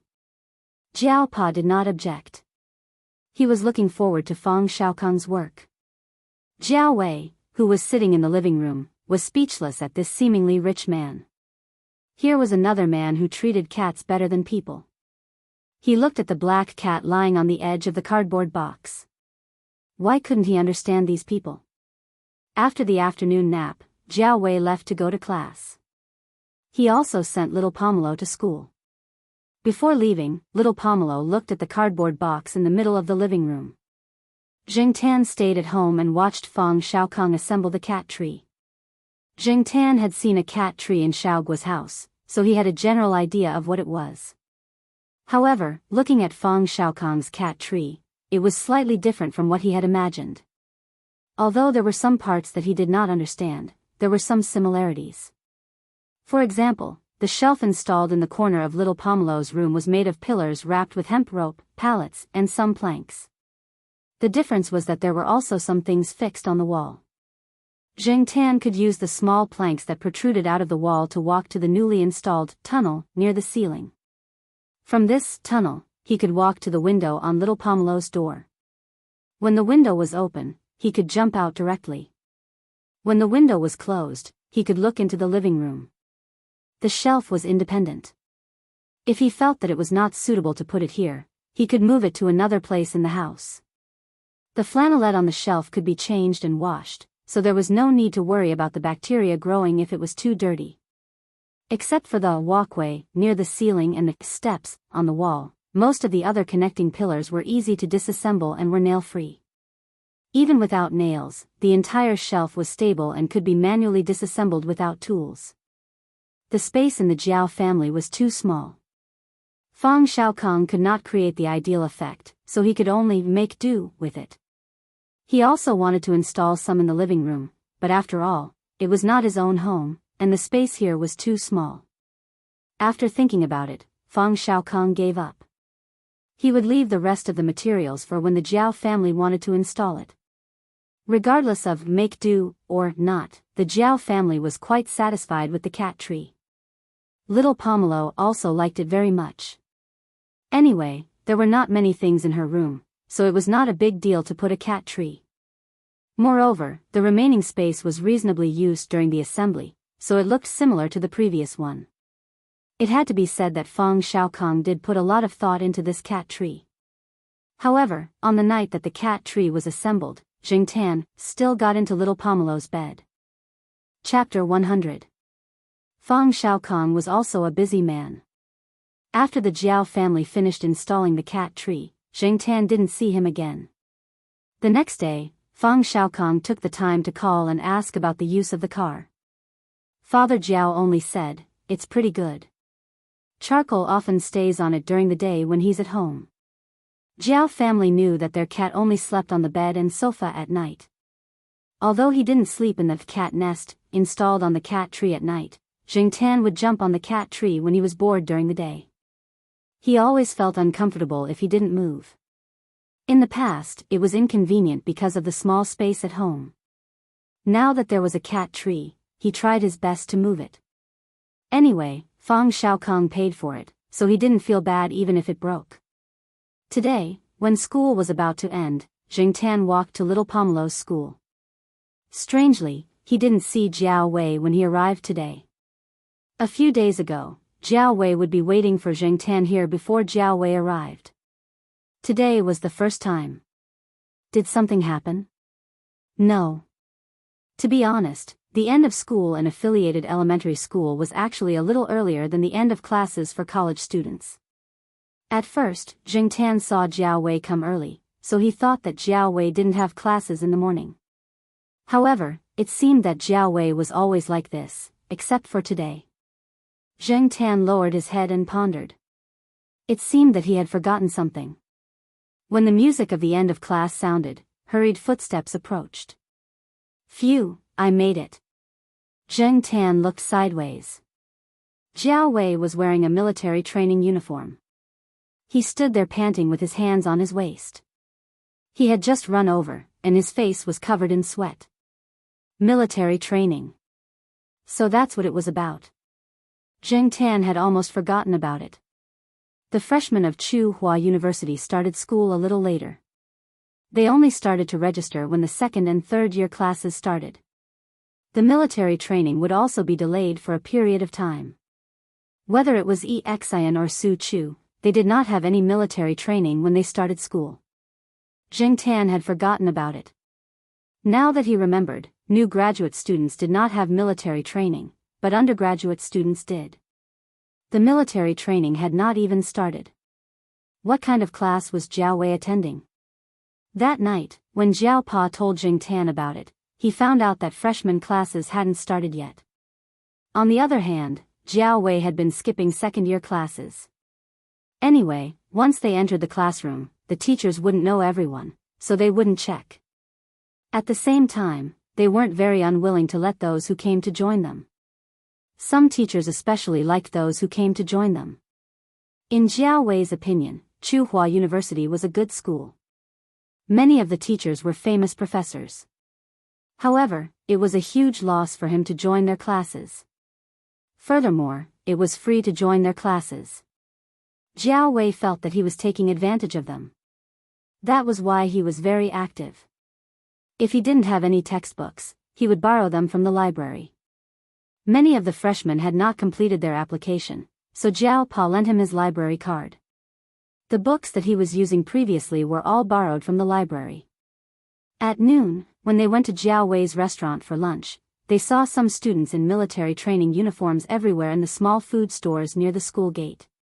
Now, when people saw those in military training uniforms, they knew that they were freshmen.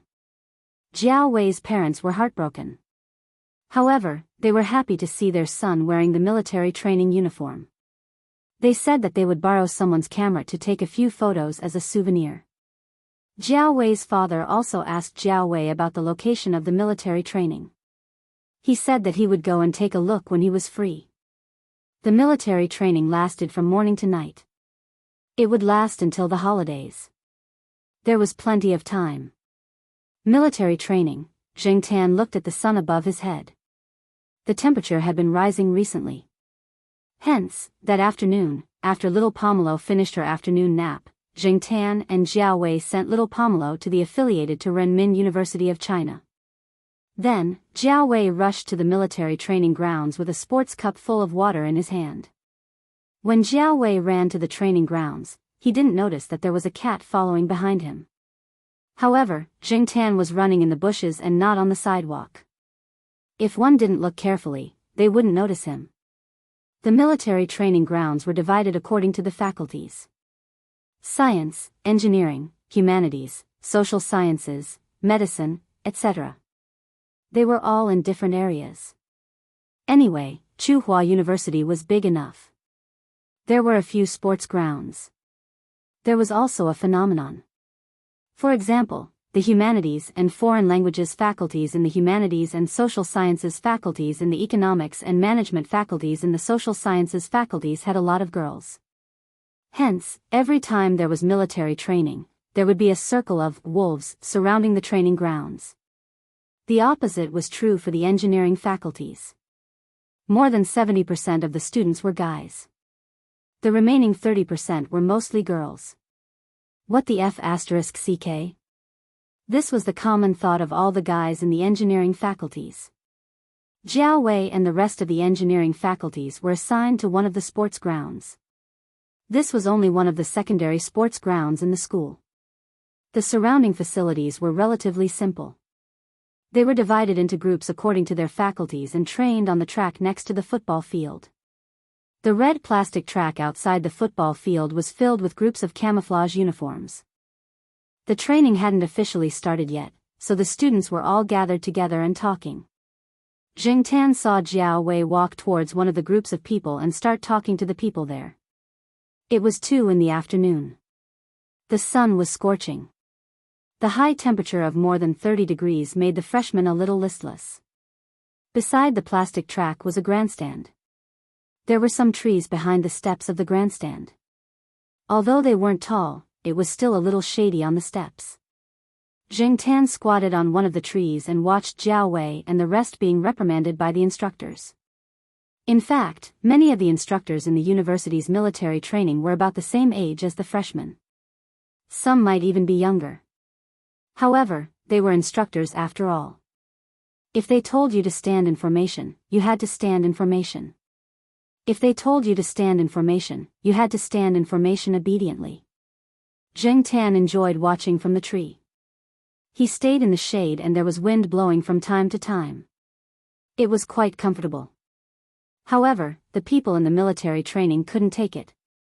Some of them even got heatstroke and had to be helped to the side to rest. However, compared to the people in the humanities department, there were more men here. Their physical fitness was slightly better. If they got heatstroke easily, they would be called sissy or delicate. Therefore, they had to hold it in. Even if it was uncomfortable, they had to endure it. Even if there weren't many girls here, there were still some. They didn't want to give others a bad impression before school officially started. Jiao Wei hadn't noticed Jing Tan at first. It was only during the break that he saw him. He looked up and saw a familiar-looking black cat lying on a tree not far away. Everyone just thought it was interesting for a moment. After that, they didn't take it to heart. Who hadn't seen a cat before? There was nothing to be surprised about. However, Jiao Wei was different. He had a feeling that the black cat was up to something. The next day, Jiao Wei's premonition came true. The 4 cats squatted side by side on the top step.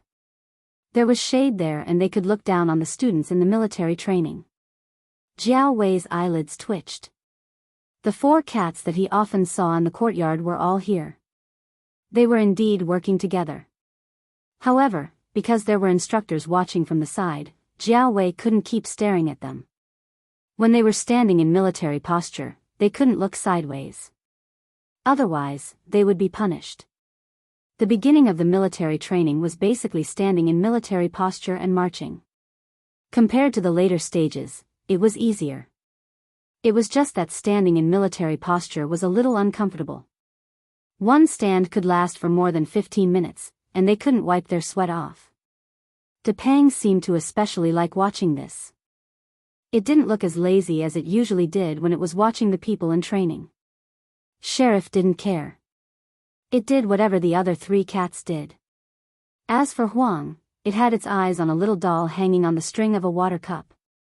The students in the military training, including their instructors, all placed the cups neatly on the steps. Some of them even wrote their names on them, afraid that someone would take the wrong one.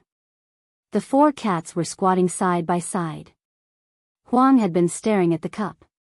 Finally, it couldn't help but take 2 tentative steps forward. Seeing that no one came to stop it, it gathered its courage and moved forward. Then it bent its claws and played with the CS doll on the string of the cup. The good thing was that the cup was filled with water, so it wouldn't fall over after being played with twice. 1 paw wasn't enough.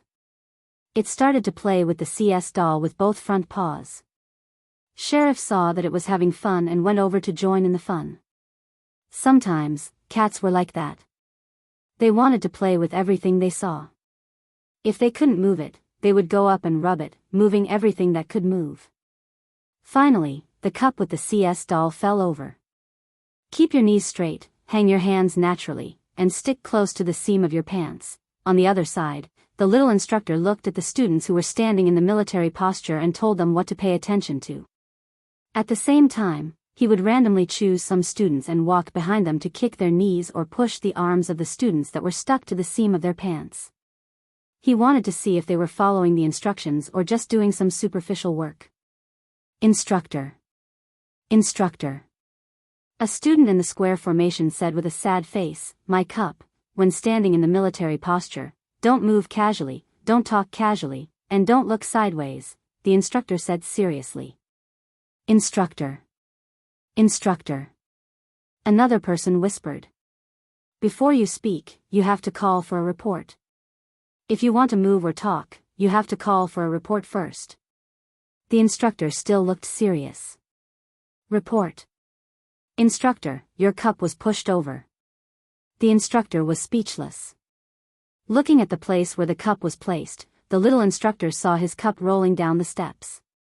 The steps of the viewing platform were higher than normal steps, so every time the cup rolled down a step, it made a dong sound. As for the culprit, the cat that looked like a black police officer was raising one of its front paws, tilting its head, and looking at the cup that was rolling away.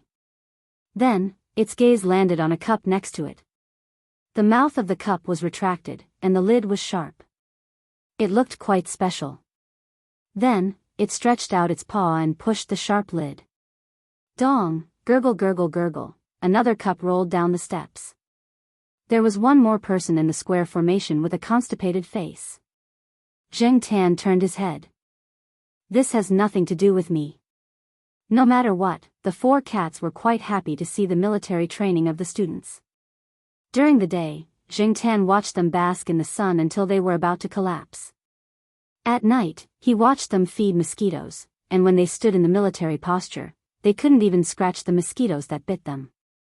They didn't always stare at the same square formation.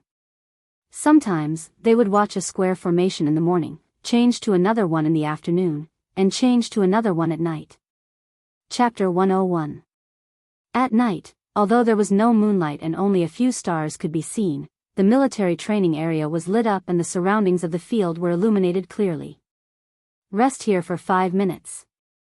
As soon as the instructor finished speaking, the group of people who were standing there in a military posture sat down on the ground like soft mud. Paw. The sound of a mosquito being swatted could be heard. Oh, my God and Buddha. A student in the same dormitory as Jiao Wei looked at the blood and mosquito corpses on his hands and shouted, "Do you think it was easy for me to produce so little blood? Why did it not let go of such a small amount of blood?" Don't be disrespectful to Buddha, another roommate of Jiao Wei said. Buddha is merciful. Just treat it as if I was farting. You were farting just now. Don't think that I don't know just because you shouted so loudly. Do you want to be Buddha? Jiao Wei asked his roommate with a smile. No, Buddha is so tiring. I have to deliver all living beings from suffering. I just want to graduate successfully, find a job, find a wife, have a child, and live an ordinary and long life. The roommate was silent for a while and said, I don't want to participate in such a high-end topic. Hey, didn't you say that taking vitamin B1 can prevent mosquito bites? Why did I still get bitten after taking it? It varies from person to person. It's better to go back and sprinkle some toilet water. At night, the military training area was filled with toilet water, essential balm, mosquito bites, and other anti-mosquito scents. However, the mosquitoes that grew in Tsinghua University were always fearless. At 9:30 p.m., the day's military training ended. Jiao Wei did not go back to the dormitory with his roommates. Instead, he walked towards the school gate. Every night, he would go to his small restaurant to take a look and help tidy up some things. He would only go back when the restaurant was closed. When he went back to the dormitory, he would also bring some supper for his roommates. Today, when Jiao Wei arrived at his small restaurant, although there was still some distance, he could see some people sitting inside. Usually, there would be no one around at this time. What was going on today? By the time Jiao Wei arrived at the entrance of the small restaurant, the people inside were already walking out. Among these people, the leader had a cigarette in his mouth. His hair was dyed yellow, and he looked a little sloppy. Jiao Wei's heart skipped a beat. He stopped paying attention to those people and rushed into the store. Seeing that his parents were fine, he heaved a sigh of relief. What's wrong? Jiao Wei asked. Are those people here to pick a fight? Jiao Wei had heard people say that some shop owners would hire people to cause trouble for other shops when they saw that business was doing well. That was why they were so anxious. It's okay, don't worry. Jiao Wei's father waved his hand. No matter how much Jiao Wei asked, his parents refused to tell him anything. The next day, he had to talk to the person he had hired to help him out. Yesterday evening, after the rush hour, the number of people who came to the restaurant gradually decreased. Then, a few people who didn't seem to be easy to deal with came in and said that they wanted to pay the sanitary fee. However, Jiao Wei's family had already paid the sanitary fee, and there was a receipt. Obviously, in that case, the sanitary fee had a different meaning. Whether it was sanitary fee or management fee, and so on, in some cases, it meant protection fee. When he was in a small town, Jiao Wei's family's shop was a little more formal, but they had also paid this kind of fee. It was just that Jiao Wei didn't know about it. Therefore, after Jiao Wei figured out the reason, he was very angry. When he went to find his parents, he told them that he would call the police if things didn't work out. Jiao Wei's father, on the other hand, was relatively calm. He even laughed and joked a little. Then, he told Jiao Wei about the stakes involved. In fact, the people who did business in the surrounding area, whether it was small shops, street stalls, or students who set up night markets, had all encountered this kind of situation. He asked the surrounding shops to see how much they had paid. When he found out that his shop had paid a little more, he wasn't too angry. After all, his family was new here, and they were foreigners. It didn't matter if they didn't have a foundation. After talking, they paid a month's worth of fees. When Jiao Wei's parents were preparing to open a shop here, they were actually mentally prepared. They just didn't expect it to come so soon. The couple used to be honest people, but in the first 2 years of starting a business, they had some experience. Now, since Jiao Wei had already exposed this layer of paper, the couple shared some of their experiences with Jiao Wei. Originally, the couple thought that their child's job in the future would definitely be like those high-class white-collar workers on TV. He wouldn't have to face those who would cause trouble and collect protection fees. However, no matter what position it was, there were hidden rules. If you were strong, it would be fine. If you were just an ordinary person, it would be better to follow the rules. After listening to his parents' experiences, Jiao Wei didn't feel good. He wasn't stupid, and he knew that this was the truth. However, he was still a young man after all. After all, he was still hot-blooded. In the past, before he settled down to focus on his studies, he had also gotten into fights, quarreled with teachers, and flipped tables. Jiao Wei wasn't sure if he would fight with those people if he saw them again. After lunch in the afternoon, Jiao Wei sat at the entrance of the small restaurant and helped peel potatoes. The shop was full of people, so he didn't sit inside. It was more ventilated outside. Although his parents stopped him from doing it, Jiao Wei was stubborn. He wasn't afraid of being laughed at. What's wrong with helping his family peel potatoes? Who said that university students couldn't peel potatoes? It wasn't like he did anything shameful. As he was peeling, the owner of the shop next door came over. The shop next door mainly sold noodle food. It was owned by a young couple. During this period, the two families had become more familiar with each other. The owner of the shop next door also knew Jiao Wei. "I heard that someone came to your shop last night," the owner said. Yesterday, the noodle shop next door had something to do, so it was only open for half a day in the morning. The owner had heard about Jiao Wei's shop from the people around him.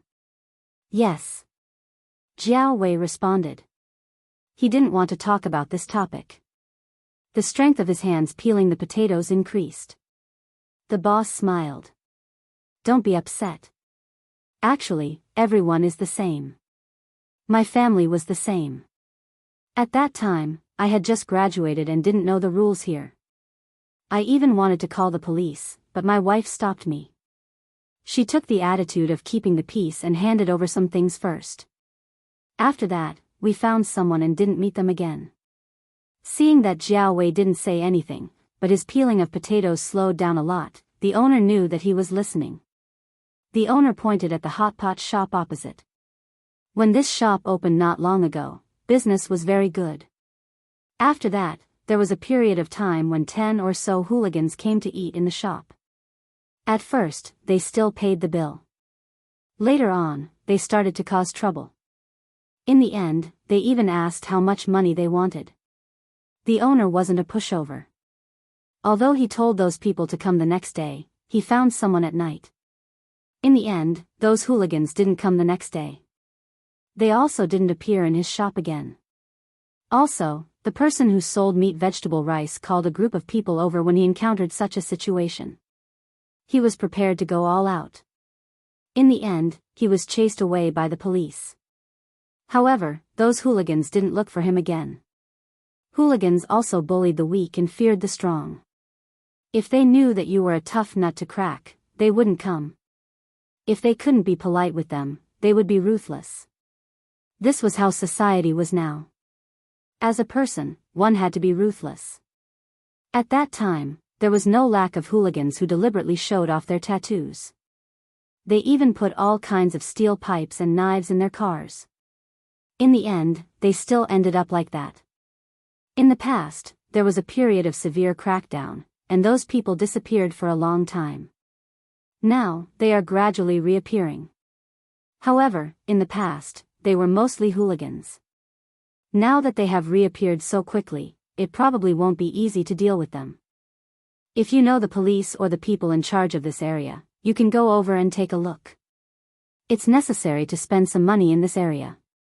After all, everyone wants to do business.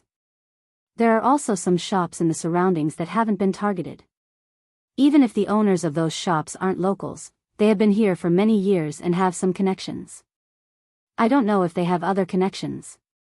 As for people like your family, you can first check out the situation and ask the nearby shops to find out who is in charge of this. Then, you can pay a visit to the boss. If there is someone looking after you, of course, it will be fine. If this doesn't work, try other ways. Everything is difficult at the beginning. You just have to get through it.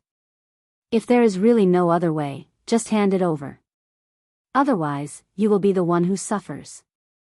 We came out to seek money, not to seek fame. But the situation is better than people. You also don't know when the next crackdown will be, so. The boss didn't finish his words. His wife called him, so he responded and hurried back. Jiao Wei was still sitting there, peeling potatoes absent-mindedly. It sounds so hot. The sudden voice next to him startled Jiao Wei.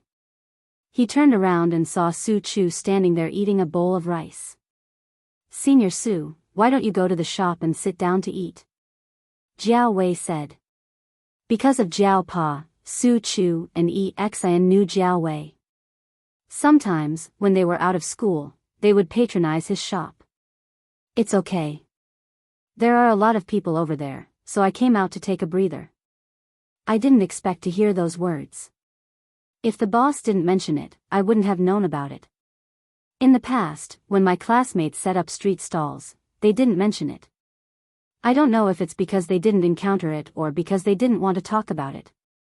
Su Chu said incoherently as he stuffed rice into his mouth. But I think that the clubs that are doing well don't need to rely on this method to survive. Those people are probably just small fries. You don't have to give them face. If you want to find someone to fight, count me in. Su Chu's big body was indeed quite oppressive. However, Jiao Wei wouldn't use such an extreme method. He couldn't afford to gamble. His parents were here, and they were old. Jiao Wei didn't want anything to happen to them. Even if he won, what guarantee would he have? Then Senior Su, do you know, people in this field? Jiao Wei didn't know how to describe it. Su Chu understood what he meant. However, he hadn't been here for long. Most of his life was spent in the laboratory, dormitory, and cafeteria. This was the first time he heard of such a thing. I only know my boss. Su Chu said helplessly. Jiao Wei shook his head. Don't bother Uncle Mingsheng. He has already helped us a lot. Besides, he has 2 kids. Oh. Su Chu wiped his mouth. Then, his eyes lit up. You know that Celestine guy, right? I know him, but I'm not familiar with him. He came here before the shop opened. After that, he hurriedly ordered takeout and left. Can he do it? I heard a little from my senior. You can give it a try. But, if you want to find Celestine, you have to find Uncle Mingsheng. I'm just telling you what I know. As for whether you believe me or not, it's up to you. Okay. Su Chu threw the empty disposable lunchbox into the trash bin and said, if you really want to ask Celestine for help, you don't have to go through my boss. What do you mean? My boss's cat. Chapter 102. Jiao Wei would never have thought that Su Chu would give such an answer. In fact, no normal person would think of such an answer. People who didn't know better would think that Su Chu was joking. After all, it was just a cat. How much could it help? Eat it? Seeing Jiao Wei's expression, Su Chu knew what he was thinking. He scratched his head. Hey, I'm just saying. Believe it or not, it's up to you. Why that cat? Jiao Wei squeezed out this sentence after thinking for a long time. How should I put it? My senior brother, Xian, is definitely more familiar with the boss's family. That's why he knows more about the boss's family. Sometimes, my senior brother would tell me a little about the boss's family. Among them, he talked about the cat the most. It's the boss's baby. Like Lord Zheng, Miss Xiao, Professor Lan, and some other people. Although they usually have a good relationship with my boss, they are all related to the cat. Oh, there's another person, a professor who returned from overseas. He was a famous person in our school last semester, but he was kicked out. I heard from my senior that it's also related to the cat. Although many people didn't know the real reason for Ren Chang's case, people like Xian who had a close relationship with the Jiao family could make some inferences. Hearing Su Chu's words, Jiao Wei stopped peeling potatoes. He didn't know many of the people that Su Chu mentioned, but he knew Professor Lan. Not long after he came here, he was taken to Professor Lan's small garden by the cat. It seemed like Su Chu was right. After all, compared to Associate Professor Jiao, those people were much more capable. Why would they care about an associate professor with no background? I heard a lot of things from my senior, so I don't know much about them. However, if you want to find Celestine, you can keep an eye on the cat first. Every time Celestine comes here, he only looks for the cat. There's one more thing. Maybe you don't believe me, but it was also because of that cat that I was able to work for the boss. Su Chu recalled that after he became Associate Professor Jiao's student, he once mentioned it to Xian. Xian analyzed it. Looking at the time, it was getting late. Su Chu took his leave first. He still had classes in the evening. Jiao Wei sped up and peeled the remaining potatoes. Then, he tidied them up and rushed to the military training area. The evening training was about to begin. Jiao Wei had been thinking about Su Chu's words. When he saw the cat the next day, he felt a little awkward. Zheng Tan had no idea what Jiao Wei was thinking. He, Fatty, and the others had recently moved to a different place to watch the military training. The people at Jiao Wei's training ground had started to guard against cats. Every time the cups were placed, there would be a few people sitting there. Once Zheng Tan and the others got close, those people would chase them away. Therefore, Zheng Tan and the others didn't just stay at one training area. Since there were so many places for military training, they would go and watch whenever they found a suitable place. It was quite interesting to see those people make a fool of themselves during training. There were also talent shows, singing and dancing during break time. The girls' performance was better. After school at noon, Zheng Tan and little Pomelo followed Jiao Wei to the small restaurant. They felt that someone was staring at them. When they turned around, they saw Jiao Wei looking away uncomfortably. What was going on? Zheng Tan was puzzled. Did Jiao Wei have something against him and Depang watching the military training? When they arrived at the small restaurant and ate at the folding table, Zheng Tan felt Jiao Wei's gaze from time to time. His appetite became worse. The man and the cat stared at each other for a few seconds. Jiao Wei looked away again. He felt that the cat's gaze was quite strange. It was indescribably strange. It was as if, it wasn't a cat's gaze, but a human's.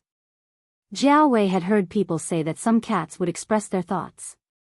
You could tell what they were thinking just by looking at their eyes. Although he couldn't tell what the cat was trying to express from its eyes, Jiao Wei at least knew that the cat wasn't in a good mood. When it was almost 11, the military training was coming to an end. The weather wasn't as bad as before. The pretty boys at the beginning of school were now a few shades darker. If you asked the 3rd and 4th year students what was the craziest thing during the military training, it would most likely be taking photos. When they were at their ugliest and darkest in university, the school took a photo of them, and this photo would be recorded in the system. It would appear on their various cards in the next 4 years, such as library cards, level 4 and 6 cards, and so on. At this time, the one-card system hadn't appeared in Tsinghua University yet. Therefore, a lot of the cards were separated. Every time they went to the library to borrow books, the auntie in charge of borrowing books would stare at the tanned faces on their cards and then stare at them for a long time. Especially those who were more concerned about their reputation. They would beat their chests and stomp their feet when they talked about their experiences. When this batch of new students were taking photos, Jing Tan was squatting on a tree not far away and listening to the complaints of the students. Yawning, Jing Tan gloated for a while. It was said that a white complexion could cover 100 ugliness. Now that most people were tanned, it wasn't possible to find a few good-looking girls. On the day of the military training review, Jing Tan, De Pang, and the sheriff all went to take a look. Huang wasn't there. He had eaten something bad and was taken to Shaogua to see a doctor. Even if he was here, Huang wasn't very interested in these things. After the review in the morning, they were sent off to the instructor in the afternoon. Regardless of how they were trained during the military training, under the influence of that kind of atmosphere, there were many people who were red-eyed. The relationship between men could be smashing bricks against each other one moment, and the next moment, they could smoke, drink, and talk about women together. Young people were impulsive easily. When the atmosphere was hot, it was different. Even Jing Tan, who was squatting on the side, was a little affected. He recalled his own situation when he entered the university. It seemed like he didn't participate in the military training. He spent some money to go to the hospital to write a note, then asked the school leaders to sign it and left. Now, it was a pity. Jing Tan stretched his body and jumped down from the tree. He walked back home. Jiao Ma said they were having dumplings for dinner. After sending off the instructor, Jiao Wei and his roommates returned to their family's restaurant to help out. His roommates also came over to have a good meal. At the same time, they were thinking about what to do for the next 2 days. After the military training, they had 2 days of free time. Other than holding a class meeting, they had nothing else to do. So, they planned to go out and see the sights. Jiao Wei's parents were also helping him. No matter what, their son was only 18 or 19 years old. Young people should be more active. After giving Jiao Wei some money, Jiao Wei's father asked him to go out with his roommates and classmates to take a look at the city. Ever since he came to Tsinghua City, he hadn't taken a good look at this new bustling metropolis. At night, when they returned to the dormitory, the few of them studied the famous sights in Tsinghua City. Jiao Wei was staying in an 8-person room. Compared to the 4-person rooms, the accommodation was much cheaper. Initially, his parents did not agree as they were afraid their son would suffer. But Jiao Wei felt that other than sleeping, he did not have much time to stay in the dormitory. There was no need for him to stay in a 4-person room. Furthermore, even if it was an 8-person room, it was still much better than his high school's accommodation. At least his bed would not creak when he climbed up. At night, the few people in the dormitory chatted until late into the night. Although Jiao Wei responded a few times, his mind was still thinking about that matter. Seeing that September was almost over, would those people still come in October? Should he try to find that cat? But what should he say? Should he stand in front of a cat and say, "Hey, do me a favor, and I will give you fish to eat"? Others might think he was crazy. Sigh, this is not good. The next morning, Jiao Wei and his classmates went to the cafeteria for breakfast. Their plan was to go to each scenic spot according to their planned route after breakfast.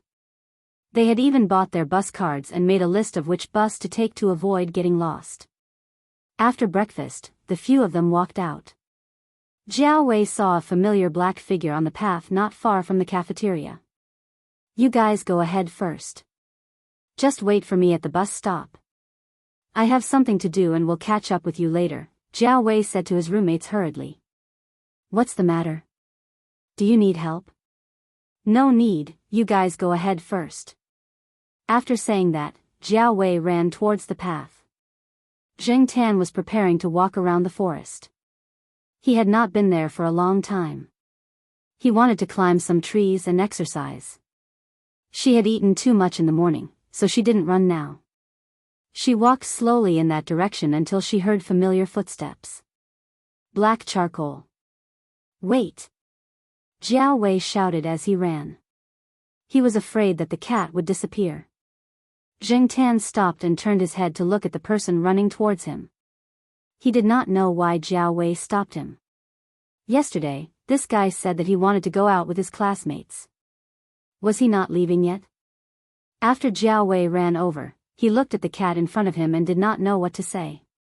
Looking around, although there were not many people on the path, there were still some students walking towards them. After thinking about it, Jiao Wei said tentatively, "Let's find a place where there is no one and talk." If he had not been in contact with this cat for a while, and if he had not heard Su Chu's story, Jiao Wei would never talk to a cat like this. Zheng Tan pulled his ear. He did not know what this guy wanted. However, since he was bored, he thought of a suitable place and walked towards it. After 2 steps, he stopped and looked at Jiao Wei, signaling him to follow. Jiao Wei scratched his nose, looked around, and then followed the cat in front of him. They did not walk too far. They came to a small flower bed. It was more secluded and there was no one around.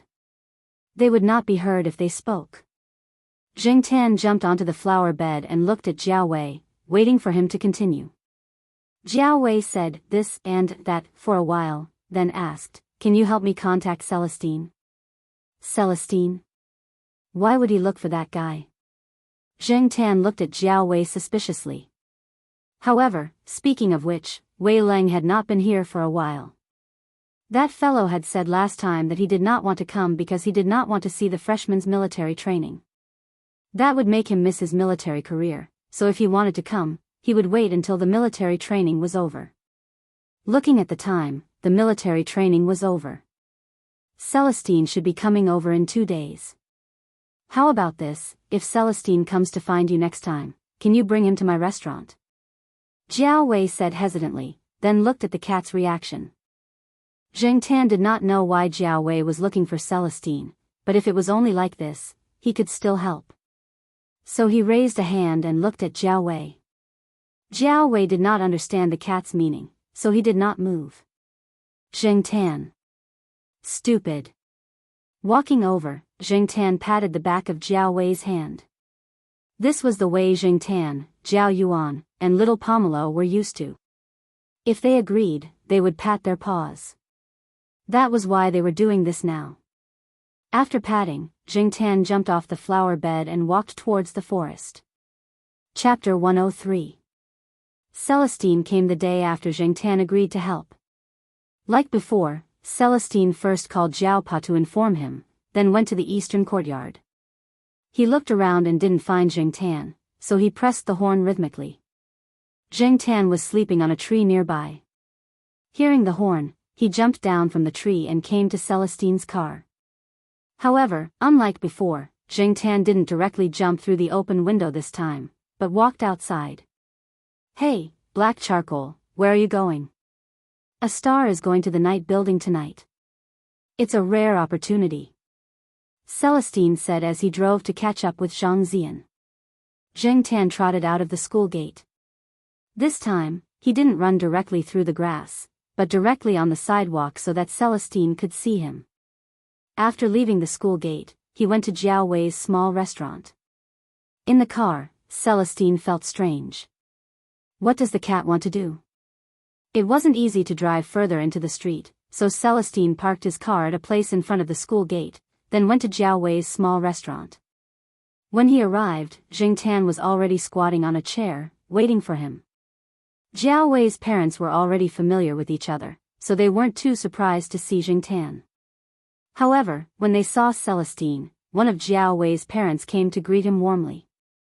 After all, Celestine had helped them before, while the other went to call their son's dormitory. When Jiao Wei came back yesterday, he had told his parents that if the cat came with Celestine, they should call him immediately.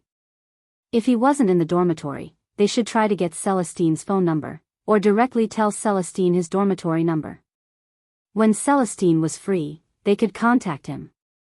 Although his parents didn't think it was a good idea to ask Celestine's phone number, since their son had asked, and if there was no one in the dormitory, they could only try. Fortunately, Jiao Wei and the others didn't go out today. They were too tired yesterday, so they all rested in the dormitory today. After receiving a call from the restaurant, Jiao Wei hurriedly took his bag and rushed to the restaurant.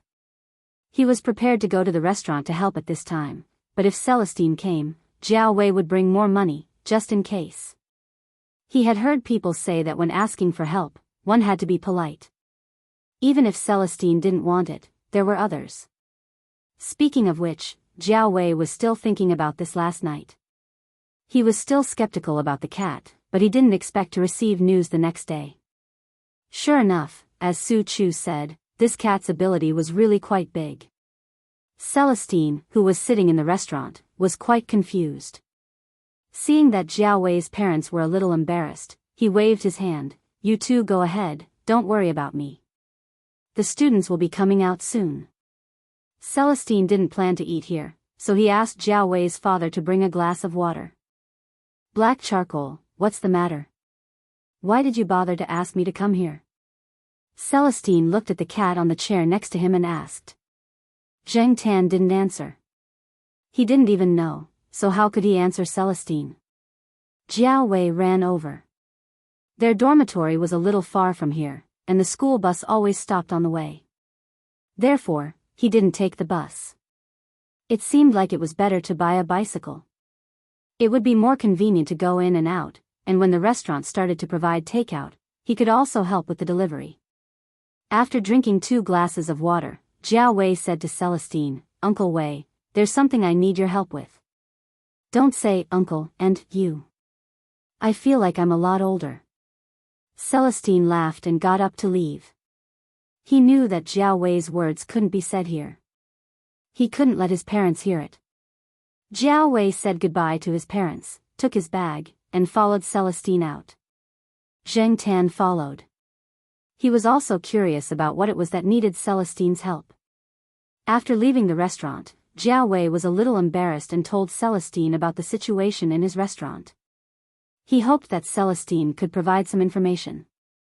At least, he would know who to give the gift to. Ever since the incident in his restaurant, Jiao Wei had asked some of his classmates and indirectly asked some of the other restaurants. He knew more things that outsiders didn't know. Sometimes, after paying the fee, it was not as if nothing had happened. Someone might come to find trouble. Jiao Wei was thinking of taking a step back now.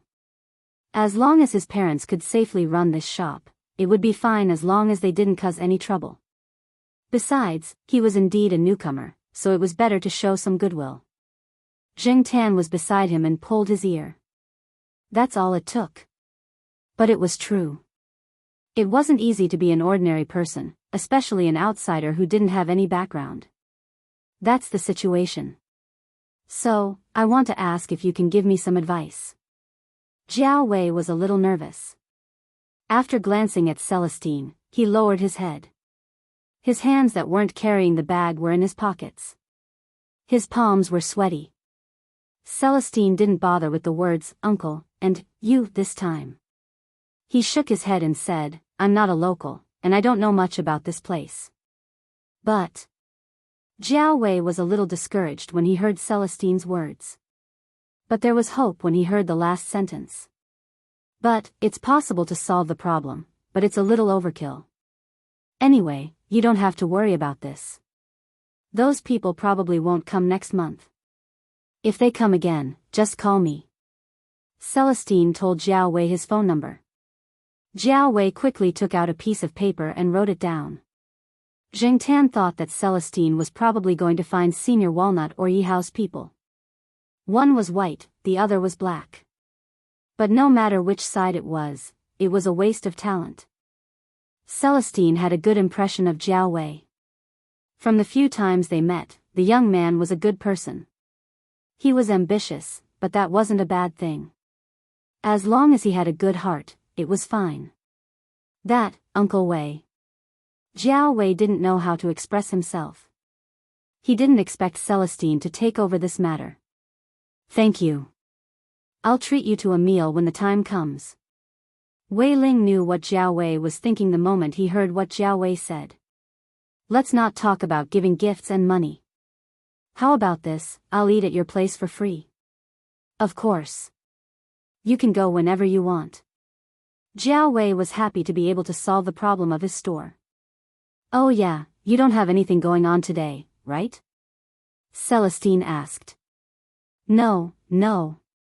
Jiao Wei quickly answered. Although he originally planned to help his family look after the store, he was afraid that Celestine had other things to do, especially things related to his store. Then let's go together. I'll take you out to play today. Young man, why are you always bored in school? Celestine walked to the parking lot as he spoke. Jiao Wei went home and talked to his parents. Then, he got into Celestine's car. You can sit in the front passenger seat. Celestine said to Jiao Wei. The back seat is for Black Charcoal. That guy will roll around in the back seat when he's bored. You'll be disliked if you sit there. Don't take up its space. Jiao Wei was speechless. He was not as good as a cat. Black Charcoal, Housie will bring the Monseigneur over today, Celestine said as he drove. That big cat? Zheng Tan thought for a moment. Speaking of which, she hadn't seen that big cat for a while. She heard that after following Yi Hao, that cat was doing quite well. Master Tang VII always showed off outside, showing off in front of everyone. Jiao Wei sat in the front passenger seat obediently and listened to Celestine talking to the cat in the back seat. Although the cat in the back seat did not reply, Celestine did not stop talking. Jiao Wei did not know anything about the Monseigneur or the NB band. When they arrived at the night building, Jiao Wei was a little dumbfounded. Yesterday, he and his classmates passed by here. When they were on the bus, they saw that night building outside. They discussed it with a few of their roommates and wondered when they would have a chance to go inside. However, they heard that the cost of living there was extraordinarily high. Jiao Wei looked at his casual clothes that did not match the surroundings at all. At first, he felt a little awkward. However, when he saw Celestine, he calmed down a little because Celestine was also wearing casual clothes. Just like before, Celestine did not enter through the front door. Jiao Wei followed the man and the cat in front of him and entered through a side door. Not long after they entered Celestine's exclusive room, Yi Hao came in with the Monseigneur. After the fall of the one above, Yi Hao did not need to hibernate anymore. He was so busy that no one could see him. Today, he happened to be free, so he came to the night building to rest and have a few drinks with Celestine. Zheng Tan looked around. Beside Yi Hao was Leopard. It was the same as usual. He did not see Ranqi. He guessed that Ranqi was now afraid of cats. It was different from the last time he saw it. The big cat now indeed had the demeanor of a Monseigneur. Whether it was a CFH or a so-called super cat, it was still a cat. Cats were originally a little arrogant. In the past, the big cat lived a wandering life, so its fur was not so smooth. Now, not only was it smooth and shiny, it was also a little stronger. Its mental state was also good, and it was majestic. When it walked in, its tail was raised like a banner, and it was almost labeled tall, rich, and handsome. The Monseigneur was quite well behaved beside Yi Hao. After it came in, it squatted by the side and did not wander around. It was not like Zheng Tan, who would lie down on the sofa, jump to the coffee table to eat and drink, and then go to the bathroom. It was a lot of trouble. However, this was the first time that Jiao Wei had seen the Monsignor. It was also the first time that he had seen such a big cat. Just now, he thought it was a dog. But when he looked again, what a big cat. This is the child of Black Charcoal's acquaintance. He is studying at Tsinghua University. Celestine introduced him to Yi Hao. Jiao Wei noticed that when Celestine introduced him, he said, Black Charcoal's family, and not, Associate Professor Jiao's family. This sentence was worth thinking about. Yi Hao said, oh, and did not ask any more questions. Instead, he started chatting with Celestine. Anyway, it was not a confidential topic. He was not afraid that Jiao Wei would hear it. Besides, since he was an acquaintance of Black Charcoal's family and was brought here by Celestine, he would not harm him. By the way, how's the project going? Celestine asked. Speaking of this, Yi Hao frowned. I can't get in touch with him. His secretary always says that he is busy and we need to make an appointment. But there are so many people who want to make an appointment. The queue lasts for more than 10 days. Third Master Fang is very busy every day. It is normal for him to be busy. You are not the only one who receives this kind of treatment. Celestine took the bottle of erguotu, clinked it with Yi Hao's, and drank 2 mouthfuls. Yi Hao glanced at the black cat, who was squatting on the side eating peanuts. Yeah, Third Master Fang even gives the cat a climbing frame when he is busy every day. Pfft. Celestine spat out a mouthful of wine. What? Third Master Fang gave the cat that thing? He personally gave it to him? Yeah. This was the information that Yi Hao had found out after much effort. Jiao Wei, who was sitting on the side, lowered his head. The alpaca in his heart began to gallop. It can't be what I think it is, right? It is indeed a relationship that goes through trials and tribulations together. Hausi, you have to hold on tight to this cat's leg. Celestine said with a smile. He emphasized, through trials and tribulations together.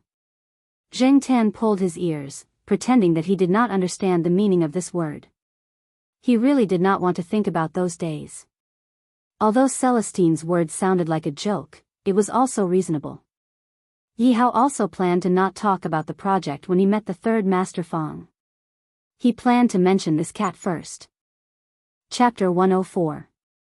Jiao Wei had never thought of riding on a cat's coattails before. In fact, normal people wouldn't even think of riding on a cat's coattails, but now, Jiao Wei had really encountered it.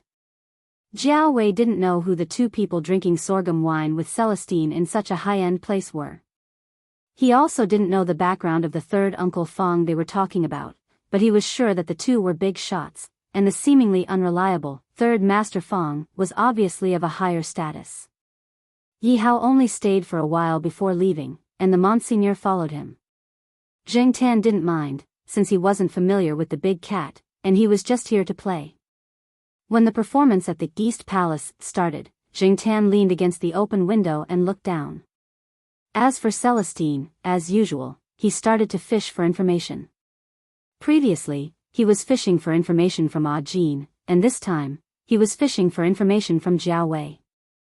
The topic of conversation was still about the Third Master Fang.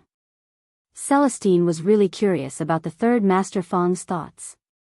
After coming to Tsinghua City, he actually gave a cat tree to a cat when he was so busy.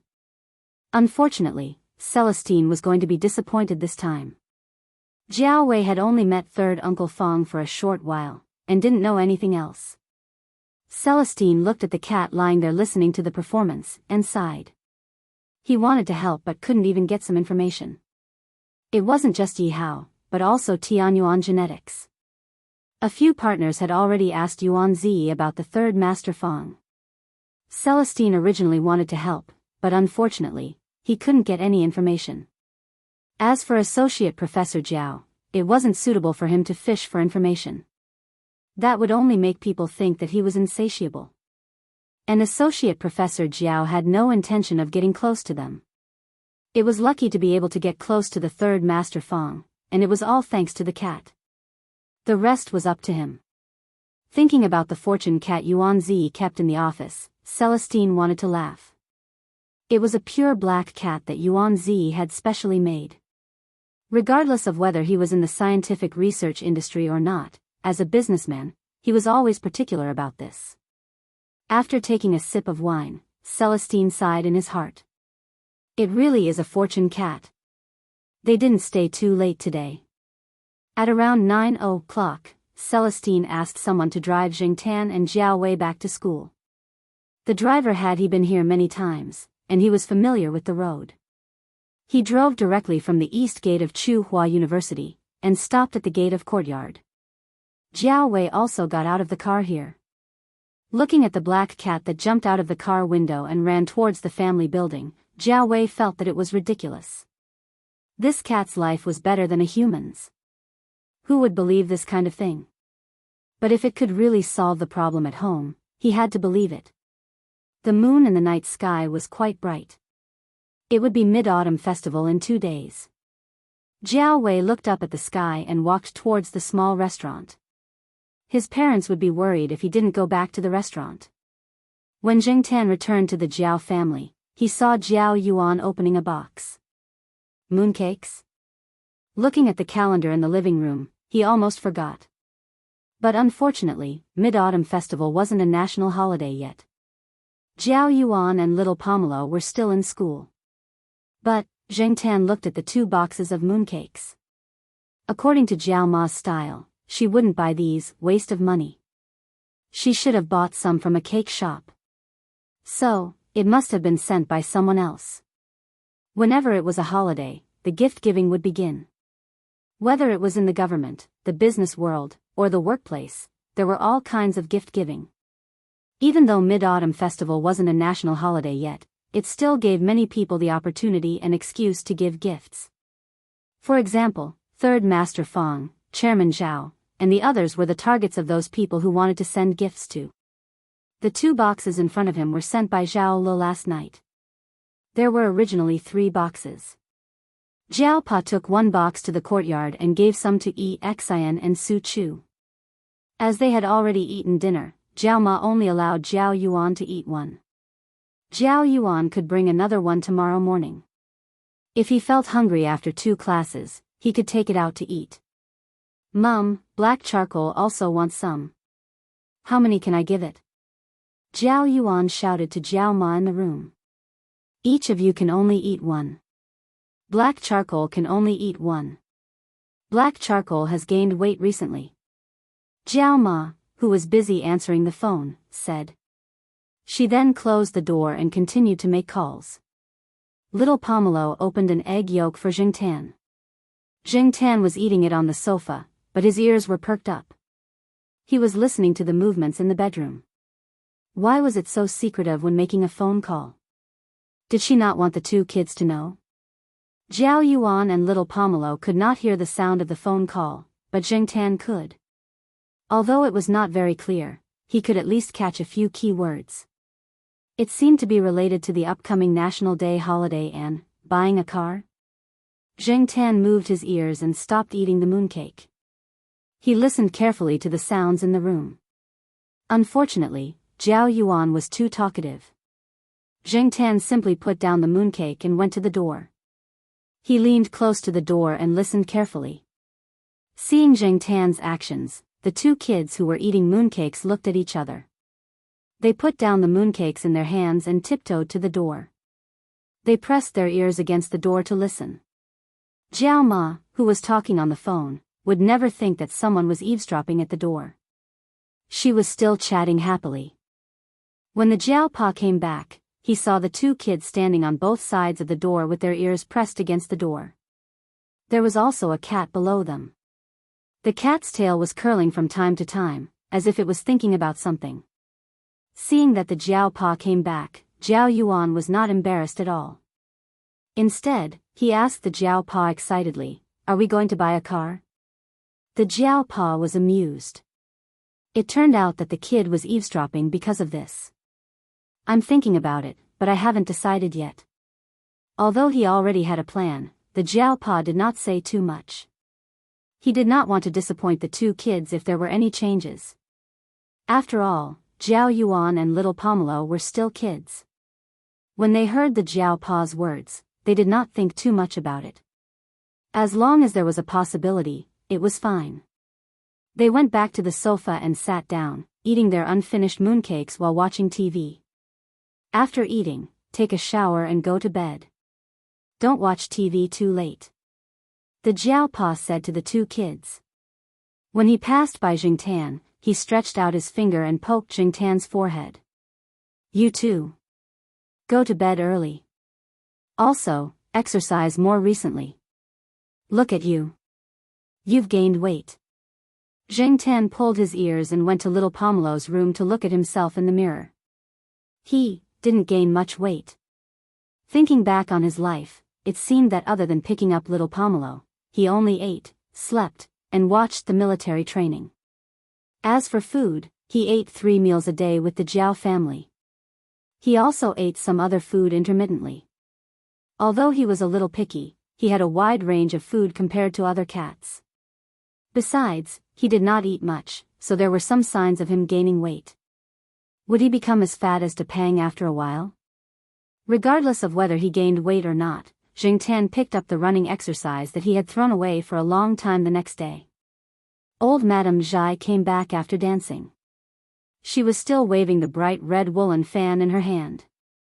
When she saw Jingtan trotting, she shouted, "Yo, black charcoal, I haven't seen you running for a long time."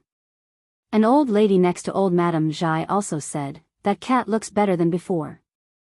The so-called better meant that the cat was fatter. It was just that people here felt that it was better to raise a fatter pet. If the cat was too thin, people would think that you were mistreating your pet. Just like in the courtyard in the Eastern District, Depang was recognized as the best cat. Most people's first words when they saw Depang were, "This cat is really well raised." Back then, Depang's old lady was worried that the cat might have some diseases due to its fatness. She went to check on it. In the end, other than being fatter, there were no major problems. Everyone felt that it was quite strange that the cat could run and jump. No matter what, Jingtan decided to pick up the running exercise that he had put down for a long time. Anyway, the weather was gradually getting colder. It would not be as hot as it was in the summer. Recently, there were more people in the school square. The clubs were recruiting new members, so it was more lively. The members of the Roller Skating Association were in a formation, skating in circles around the school's main road. Some words were tied to their arms, which could be used to form publicity slogans. The equipment was also neat. When the group of people skated in front of them, it looked quite cool. It also satisfied some people's desire to show off. Therefore, many new students would go to the Roller Skating Association in the square to ask about the situation. There were also members of the Bicycle Association. A group of people rode flashy bicycles. Sometimes they held billboards, sometimes they shouted slogans, and rode around the school. In the square, where the association was, there were some photos. They were all taken during the holidays when they went out to travel by bicycle. There were also some slogans such as, "Ride the World," on them, which satisfied some people's desire to go out by bicycle during the National Day holiday. Sometimes, you could see some students dressed up like anime characters. They were from the Anime and Manga Association. Chuhua City would sometimes hold some anime and manga fairs, and there would be cosplay. They would also participate, so every year, during the recruitment of new members and anime and manga fairs, you could see those eye-catching cosplayers on campus. Jingtan saw this when he was running. There were also many clubs that only advertised in the square. Jingtan stood in the distance and watched for a while. There were people in costumes, dancing skirts, and even people in martial arts and taekwondo costumes. Those were all very popular clubs.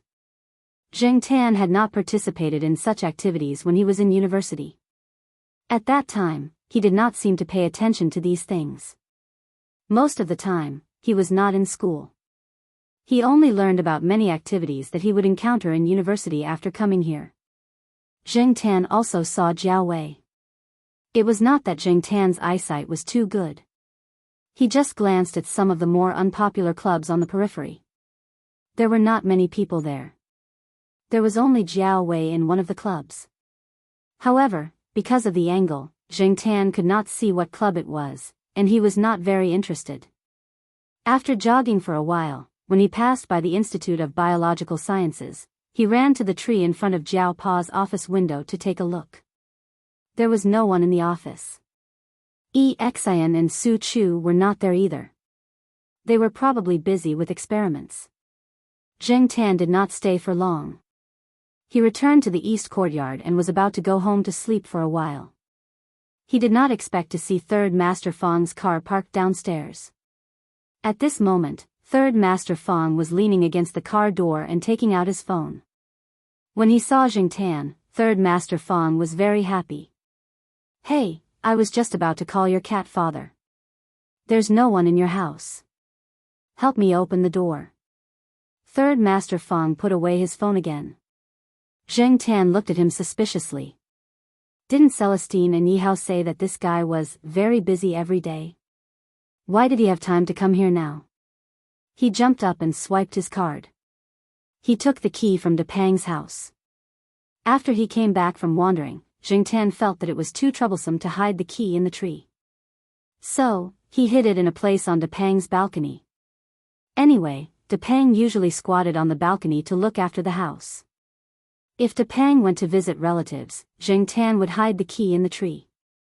The Third Master Fang was not too surprised that Zheng Tan could open the door by himself. He had already known about it from Jiao Pa. When he was wandering, he even knew that this cat could turn on the hot water and use the hairdryer by himself. This time, Third Master Fang brought a few boxes of hardcover mooncakes. He was going back to Beijing for the Mid-Autumn Festival, but there were too many people who gave him gifts. He could not eat them all. After he gave some to his subordinates, Third Master Fang sent some to the Jiao family. After he sent them, he would drive back to Beijing. After the Third Master Fang put down the boxes, he called the Jiao Pa. After the call, Third Master Fang said to Zheng Tan, who was lying lazily on the sofa, "Your cat father seems to be buying a car." Although he did not say, "I heard some people talking over there." Chapter 105. After the Third Master Fang left, Zheng Tan leaned on the balcony and stared downstairs. When a car drove in, he craned his neck to take a look. When little Pomelo and the others finished school, Zheng Tan did not see the car he expected. He had no choice but to go to the affiliated to Renmin University of China to pick up the kids. At noon, the Jiao Pa had already called the people at the small restaurant to tell them that he would not be coming over for lunch. Zheng Tan guessed that the Jiao Pa was probably still busy with the car. However, it was hard for Associate Professor Jiao to go out to look for cars during working hours. He probably left the work at hand to Xian or Su Chu. Although he did not see the Jiao Pa in the morning, Zheng Tan did not go out in the afternoon. He climbed a few trees in the courtyard to play for a while. Then, he found a tree and lay down on it to sleep. It was almost 5:00 when he finally saw the Jiao Pa come back. However, he walked into the courtyard alone. Zheng Tan looked behind the Jiao Pa and did not see the car. He looked at the Jiao Pa in confusion. Where was the car? Unfortunately, the Jiao Pa did not answer his questions. Zheng Tan decided to eavesdrop tonight. Usually, after the two kids went to bed, the Jiao Pa and Jiao Ma would talk about something. After dinner, Zheng Tan accompanied the two kids to watch TV until 9:00. When the two kids went to bed, he jumped out of bed and prepared to eavesdrop. The lights in little Pomelo's room were off, but little Pomelo was still awake. When she heard Zheng Tan's movements, little Pomelo took out a small flashlight from under her pillow. "Black charcoal, where are you going?" Zheng Tan wagged his tail and looked at the door lock. Little Pomelo got up and opened the door for Zheng Tan in her slippers. She moved gently and tried not to make the door lock make a sound. She opened the door a small gap, just enough for Zheng Tan to go out. They had done this many times. Zheng Tan came to the bedroom door and squatted down. He tilted his head and pressed his ear against the bedroom door, while little Pomelo lay back down on the bed. 10 minutes later, Zheng Tan crawled back into bed. He was in a good mood. Jiao Pa had indeed bought a car. He was going to pick it up tomorrow. There were probably still some paperwork to be done.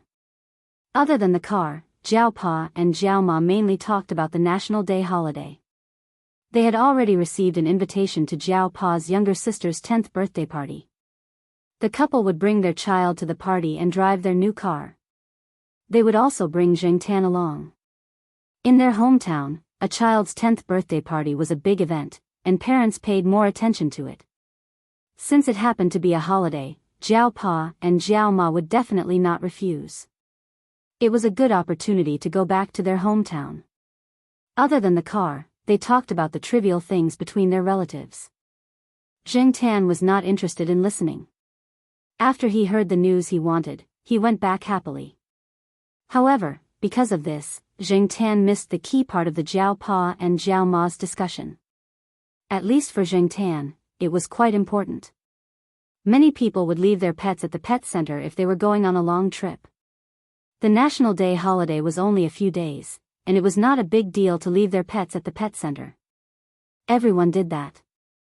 However, Zheng Tan was a special case. Jiao Ma did not want to leave Zheng Tan alone in the pet center. She also did not trust Xiao Gua and the others to take care of it. What if it went missing? Therefore, it was better to take care of it herself. After all, her cat was very obedient. However, there was another issue that was troublesome. Jiao Pa's sister lived in the city of their hometown. It was a private room with 3 floors. It was quite spacious, and there would probably be more guests. Although the banquet was in a hotel, other than the banquet, some relatives and friends would also rest at home. There were many people, and there were many children. Naughty children who did not know anything and were very destructive were the nemesis of pets. Therefore, Jiao Ma was a little worried that there would be a conflict. Although her cat had not scratched people, what if some naughty child annoyed her cat and got scratched? Would there be a fight? It's okay.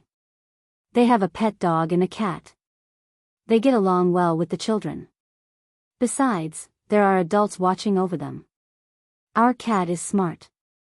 There won't be any conflict, Jiao Pa said. I'm still worried. Let black charcoal follow little Pomelo. I'll just say hello to the people over there. The next day, Jiao Pa finally drove the car back before dinner. It was a silver gray, very ordinary family car. It was not as impressive as Yuan Zi's car, nor was it as impressive as Third Master Fang's car. However, Zheng Tan and the 2 children were very happy. No matter how high-end the car was, it was still someone else's car. It was like a magnificent palace, but it was not your home. It did not feel like your home. As the boss, Yuan Zi definitely needed a good car to show his face. Third Master Fang was even more so. For Laps was already a low-key car among all the cars he owned. However, for the Jiao family, such an ordinary family car was enough. Zheng Tan knew that although Jiao Pa had less money now, he did not have much to spend. The reason why he was in a hurry to buy a car was that it was more convenient to drive his own car when he went back to his hometown. Also, he wanted to let Jiao Ma familiarize herself with the car as soon as possible. When he went abroad, Jiao Ma would be able to use the car here. She would not need to ride an electric scooter to go anywhere. It was dangerous to take 2 children and a cat with her. If she drove, it would save her a lot of trouble. It was also more convenient on rainy days. If Zheng Tan was asked to evaluate this car in the past, he probably would not like it. However, Zheng Tan was very happy now. After jumping in through the window, he began to look left and right. He felt that the new car did not smell right. It was too strange. Suddenly, he remembered what Huang and the sheriff did when they marked the territory. It was impossible to mark it with urine. If that was the case, Zheng Tan would not be able to get in the car in the future. In addition to the urine mark, there was also the smell of rubbing. Cats had scent-secreting glands near their whiskers and ears. By rubbing and rubbing, they spread their smell to the surrounding objects. Therefore, Zheng Tan learned from Huang and rubbed on the car's seat and other places. Then, he sniffed. It did not seem to work. He rubbed again, and rubbed again. People would feel more at ease in an environment with familiar smells. Even if there were always smelly socks or a bucket of unwashed clothes in the room, as long as he could tolerate it and get used to it, it would be fine. If he was suddenly put into a very clean room without any other smells, he would feel uncomfortable for a while. Not knowing the smell after smelling it for a long time, physiologically speaking, it was a type of olfactory adaptation. However, on the other hand, it also showed a philosophical problem of, my territory, my smelly. Therefore, Jing Tan rubbed on the car very intensely and felt at ease. The Jiao Pa looked at his cat rubbing around in the car. He thought about it and decided to let him do as he pleased. Other than his family, no other family would let their pets rub around in a new car. The interior of the car was not decorated with anything else, so it was rather monotonous. When he bought the car, he received a pendant that was said to have been blessed. The Jiao Pa always felt that it was an eyesore, so he took it off. When he went back to his hometown, he would ask the old lady to get another one done. The Jiao Pa did not believe that other people would give similar things as gifts. However, after the Jiao Yuan and little Pomelo came back, the car changed. The Jiao Ma also embroidered a peace pendant. Little Pomelo and Jiao Yuan also put a few dolls in the car. It looked a little livelier. After rubbing around in the car, Jing Tan felt that it was about time, so he rolled around in the car seat before getting out. Because of the car, Jing Tan was especially looking forward to going on a trip on the 11th. No matter where he went, it would be a new experience. Because there would be a lot of people traveling on the first day of the holiday, the Jiao Pa decided to set off on the 30th of September. Because they had started preparing a few days in advance, they did not feel rushed when they set off. After the two kids finished school, the Jiao Ma and Jiao Pa came back. They had dinner and set off at 7 o'clock. Their destination this time was Xingyang, where their hometown was. From Chuhua City to Xingyang, it was about a 2-hour drive on the highway. The two elders had already been told that Grandpa Jiao had come from the village yesterday to clean the house in town. Although they had a house in town, the two elders of the Jiao family always liked to stay in the village. They were familiar with the place. From the east side of the village to the west side, they knew everyone there. When they played mahjong, they could be there anytime. It was not too boring. Occasionally, they would stay in town for a while and hang out with some relatives who had moved to town. They arrived at their house after 9 o'clock. The two elders were already waiting at the door with the lights on. Grandpa Jiao was quite happy to greet his grandson, whom he had not seen for a long time. However, the first thing that came out was a black cat.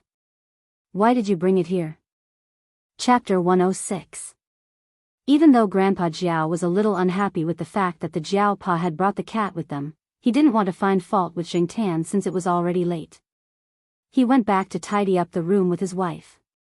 This house in town was also a private house. It wasn't an apartment building, so it was relatively free. Because of the location, it was much more spacious. No wonder Grandpa Jiao didn't want to go to Chuhua City.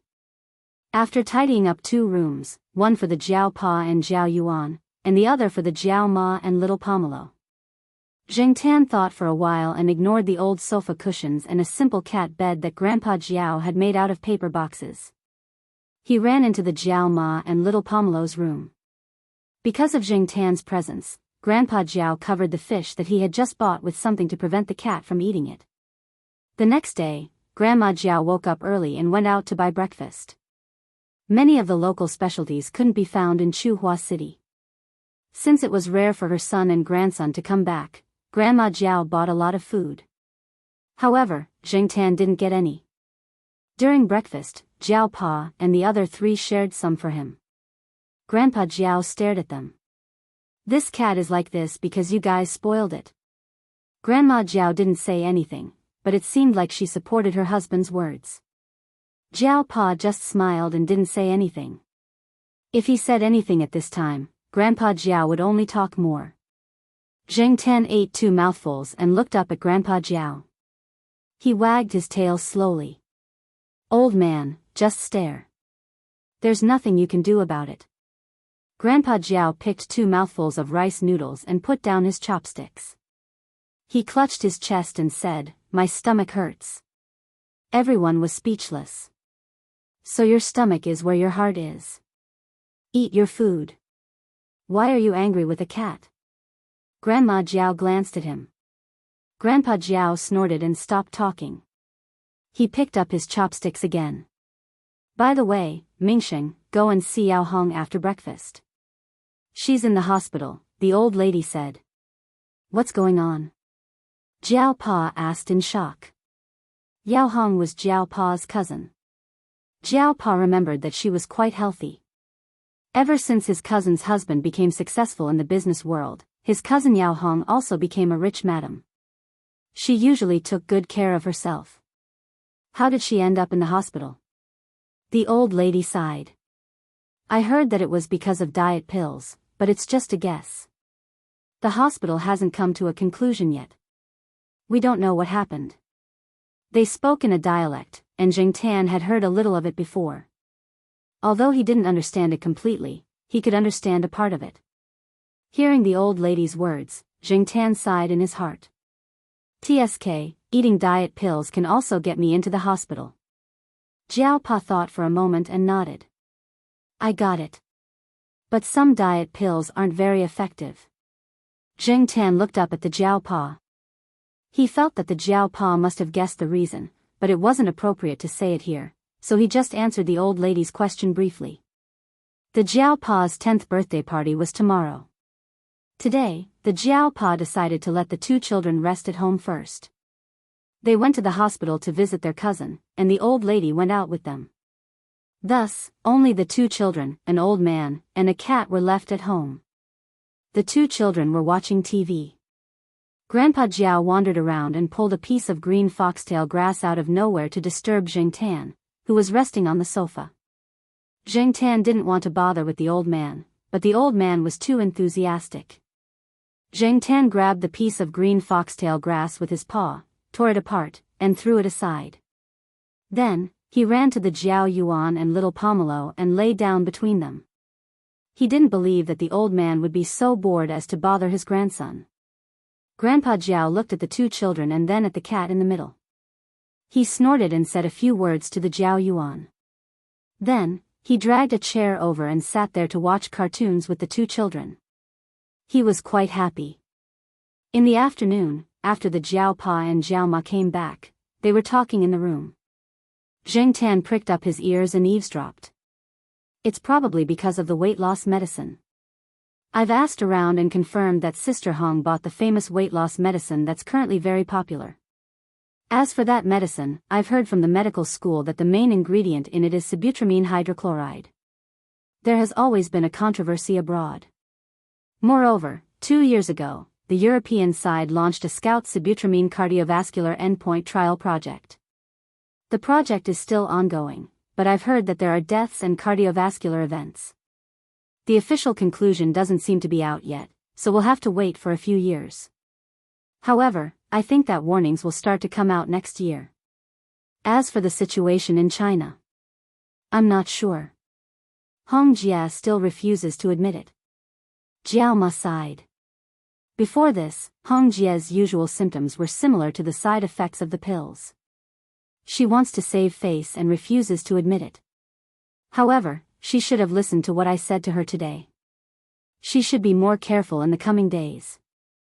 Hey, tell me more about the famous diet pills. How is the research going abroad? Jiao Ma was quite interested in this. Women always want to maintain a good figure. However, as they get older, they tend to put on weight easily, especially Jiao Pa's cousin. After she became successful, she had to attend more social events. It was easy for her to put on weight. In order not to lose face, she took the diet pills hard.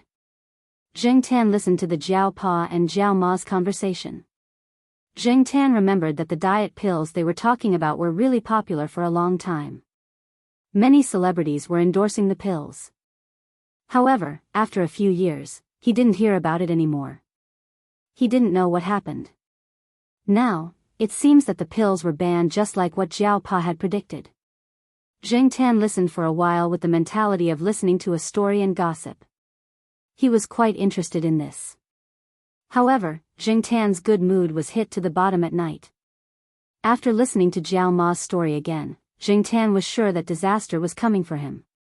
Naughty kids. He would have to face a bunch of naughty kids tomorrow. What if he suddenly didn't want to go? However, the family members were all out. Jiao Ma was probably worried about leaving Jing Tan alone in the house. She had prepared the bag and was just waiting for Jing Tan tomorrow. At night, she even let Jing Tan take a good bath, brush his fur, and blow dry his fur. After he was clean, she put the cat tag on him. However, when he thought about what he had to face, Jing Tan couldn't feel happy. What the F***ck? On October 2nd, the old man and the old lady wore new clothes. Jiao Yuan and little Pomelo were dressed up by Jiao Ma. Besides celebrating the birthday of the birthday girl, everyone had to talk about their children. This was the rule of society. When they were young, they would compare their grades. When they grew up, they would compare their family background. When they got married, they would compare their children. After that, it was a new cycle. Jiao Yuan and little Pomelo were still young and didn't understand. However, Jiao Pa and Jiao Ma were already mentally prepared. Therefore, they bought new clothes for the two children in advance and dressed them up appropriately. They even prepared some speeches for the social events. As for Jing Tan, he was squatting inside the bag that Mama Jiao was carrying. His ears were pulled back into the shape of an airplane, and his face was filled with displeasure. At this time, the space in the car was much smaller. Jiao Ma sat in the front passenger seat. The old couple and Jiao Yuan sat in the back seat. Little Pomelo was in the old lady's arms. Jing Tan seemed a little nervous when he saw little Pomelo's expression. Well, they were not familiar with each other. If they were from the Gu family, they would know a few people. However, now they were all from the Jiao family. However, this also saved them a lot of trouble. Many people from the Gu family knew that little Pomelo was thrown back to China by her mother. After that, she was alone abroad and didn't care about the children. Because of this, those aunties would nag for a long time. Therefore, it was good that they didn't meet the Gu family. More than 20 minutes later, the Jiao Pa's car stopped in front of a 3-story residential house. There were already several cars parked there. There were many people around. Jiao Ma got out of the car first with the two children. The Jiao Pa parked the car in a hotel not far away. Anyway, the birthday party would be held there. The parking lot there was big and it was not as crowded as here. Moreover, when there were more children, accidents like car accidents often happened. Therefore, in order to avoid damage the new car, the Jiao Pa drove it away. Jiao Ma carried her bag in one hand and held little Pomelo's hand in the other. As for Jiao Yuan, he knew many people around. Even if they hadn't seen each other for more than a year, they would be familiar with each other after playing with each other for a while. They were all teenagers. The Jiao Ma couldn't keep an eye on him all the time. Anyway, the Jiao Yuan didn't like to play with those children in kindergarten. Little Pomelo was a little reserved. She pursed her lips and didn't talk much. When the Jiao Ma greeted others, she would occasionally ask her to greet others. The traditional greeting was too complicated. Little Pomelo probably couldn't understand it. Little Pomelo also didn't understand a lot of the dialects here. She had been exposed to Mandarin and English since she was young. However, with the Jiao Ma by her side, she didn't have to worry too much. Hey, why did you bring the cat here? An auntie looked at Jing Tan in the Jiao Ma's bag and laughed. This is our family's treasure. We don't feel safe leaving it in Chuhua City, so we brought it here. It is very obedient and won't run around. The Jiao Ma said to the person. There was a 7 or 8-year-old child standing next to the auntie. He looked at the cat's head in the bag and bit his finger. Then, he slowly moved over and reached out his hand to pull Jing Tan's beard. Jing Tan retracted his head back into the bag. After going upstairs, the Jiao Ma came to a room. There were some children in the room. Most of them were girls. The boys were running around outside and couldn't stay idle. After the Jiao Ma introduced the children, she asked little Pomelo to stay here and watch some DVDs with the children. The Jiao Ma still had to greet some people. There was a girl in her teens. She was probably in junior high school. She was responsible for taking care of the children. She smiled and gave little Pomelo a cushion for her to sit on. She also handed her a glass of juice. The floor of the room was covered with foam mats. The others took the mats and sat directly on the floor. Next to them, there was a little kid crawling on the foam mats. He probably didn't know how to walk yet, but he crawled with strength. Moreover, he was drooling as he crawled. Zheng Tan came out of the bag and sat next to little Pomelo. At first, a few children came over to disturb Zheng Tan, but gradually, everyone went to watch the DVDs. Zheng Tan was closing his eyes and taking a nap when he suddenly felt a smell of milk approaching. He opened his eyes and saw the little kid sitting and staring at him. He even called out, "Ah, Weiss." His words were very vague, so Zheng Tan couldn't make out what he was saying. "Ah, my ass." Zheng Tan pulled his ear. "Ka ka ka." The little kid laughed a few times and began to speak vaguely again. He was laughing and drooling as he crawled over. Seeing the little kid crawling over, Zheng Tan felt a headache. He got up and walked away. The little kid was addicted to following him. He was crawling with vigor. Chapter 107. There was a window next to the cabinet.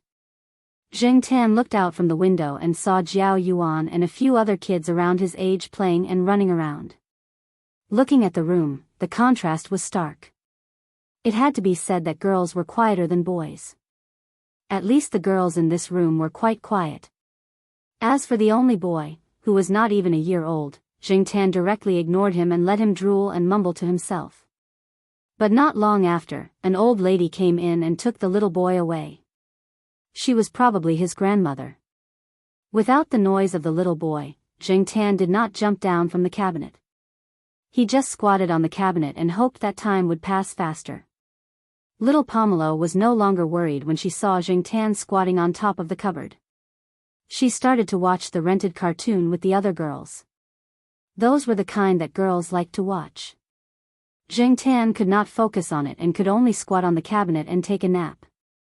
According to the customs of this place, there were 2 banquets for the 10th birthday, one in the afternoon and one in the evening.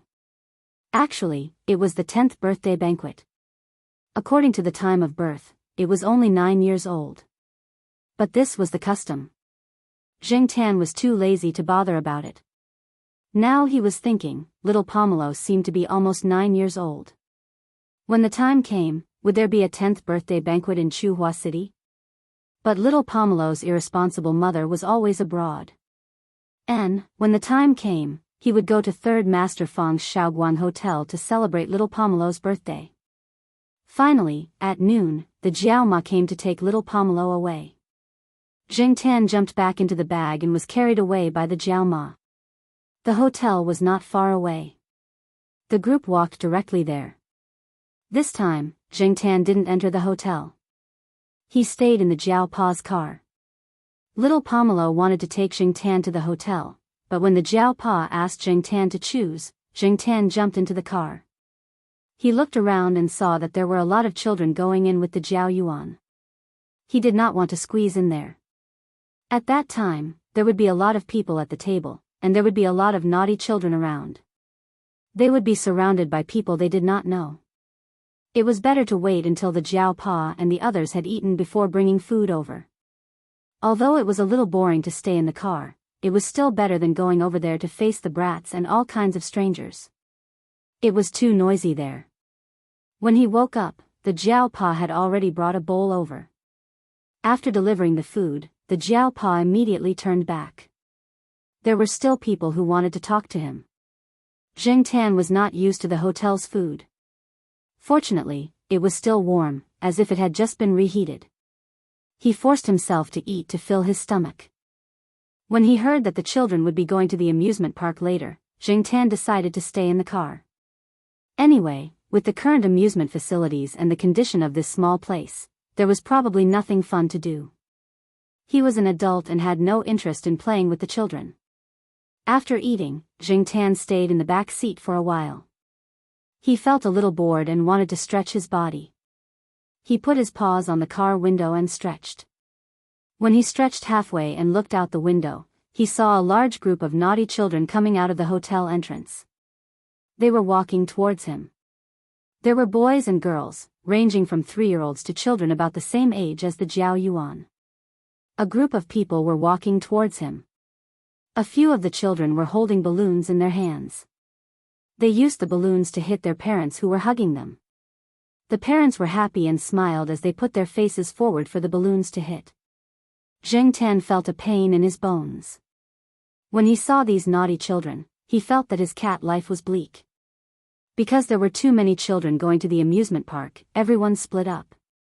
Those who had cars each took a few children. In the end, the extra children were all chartered to go to the amusement park. As a result, there were 2 children in the Jiao Pa's car that he did not know. One of them sat in the front passenger seat. Jiao Ma sat in the back with little Pomelo in her arms. There was also Jiao Yuan and another boy around 10 years old that Zheng Tan did not know. The child was also holding a balloon in his hand. When he saw Zheng Tan, he hit Zheng Tan with the balloon. No matter how Jiao Yuan and little Pomelo protested, and no matter what Jiao Ma said, he did not know his place. Zheng Tan could not stand it anymore. He raised his paw and broke the balloon. In the end, it was the Jiao Pa who spoke that the child calmed down for a while. However, it was only for a while. When he sat there, his eyes were still looking at Zheng Tan. Look at the F***ck. Zheng Tan was very unhappy. The amusement park in this city was about a 20-minute drive from here. Every 5 minutes, the Jiao Pa had to reprimand the child. Otherwise, the child would spin around like a spinning top. He even reached out to poke Zheng Tan and tried to pull Zheng Tan's tail. When he failed, he tried to pull his ears and beard. However, he was slapped away by Zheng Tan. Zhang Zian could not avoid it either. The car was so small. The naughty child was poking at him even though there was a person between them. Zheng Tan could not run in front and interfere with the Jiao Pa's driving. Besides, there was another child in front. Who knew if the one in front would be more difficult to deal with? The Jiao Yuan wanted to beat the child, but he was stopped by the Jiao Ma. If he really beat the child until he cried, they would quarrel again. However, the child was really disobedient. Therefore, the Jiao Pa had to warn him every few minutes. Other than the Jiao Pa, the child did not listen to anyone. He probably knew that no one else would dare to do anything to him. Zheng Tan suddenly missed Chuhua City. He really wished that time would pass faster. Finally, when they arrived at the amusement park, the naughty child's attention was diverted. He opened the car door and rushed out. Black Charcoal, do you want to come with us? The Jiao Pa asked after parking the car in the parking lot. Zheng Tan lay on the back seat and did not move. He lowered his ears and ignored Zhang Zian. Okay, you stay here. There is a cat litter box here. If you need to pee, you can use it. The Jiao Pa dragged out a simple cat litter box the size of a shoe box and put it on the ground. Then, he left. There was water and some snacks in the car. Now, there was even a toilet. The Jiao Pa was not afraid that something would happen to Zheng Tan. The car window was closed, but not tightly. There was a small gap. There was no need to worry that someone would break into the car. After all, Zheng Tan was guarding the car. Zheng Tan looked out of the car window. The facilities in the amusement park were as Zheng Tan imagined. They were simple and monotonous. There was no need to think about roller coasters. However, there were similar rides that were enough to entertain the child. Zheng Tan was bored lying on the car seat. He could not sleep. He had not gone out for 2 days. This place was too strange. Zheng Tan was not familiar with the surroundings. Even if he wanted to go out for a walk, the Jiao Pa would not allow him to. Therefore, he simply did simple exercises like eating, sleeping, and sleeping. Unable to sleep, Zheng Tan stood up and looked at the scenery outside the car window. There were no tall buildings around the amusement park. This small city was not developed. Compared to Chuhua City, it was far behind, not to mention Nanjing City, which was further south. This was the so-called urban area. The Jiao Pa's hometown was still in the countryside. According to the Jiao Pa's plan, he was going there to take a look in November. However, he did not know the exact date. However, for Zheng Tan, it was fine as long as he did not have to face those naughty children. While thinking, Zheng Tan saw a woman in her 40s pass by the car window with a child in her arms. Her footsteps were hurried. Zheng Tan noticed her not because of the person, but because of the child in her arms.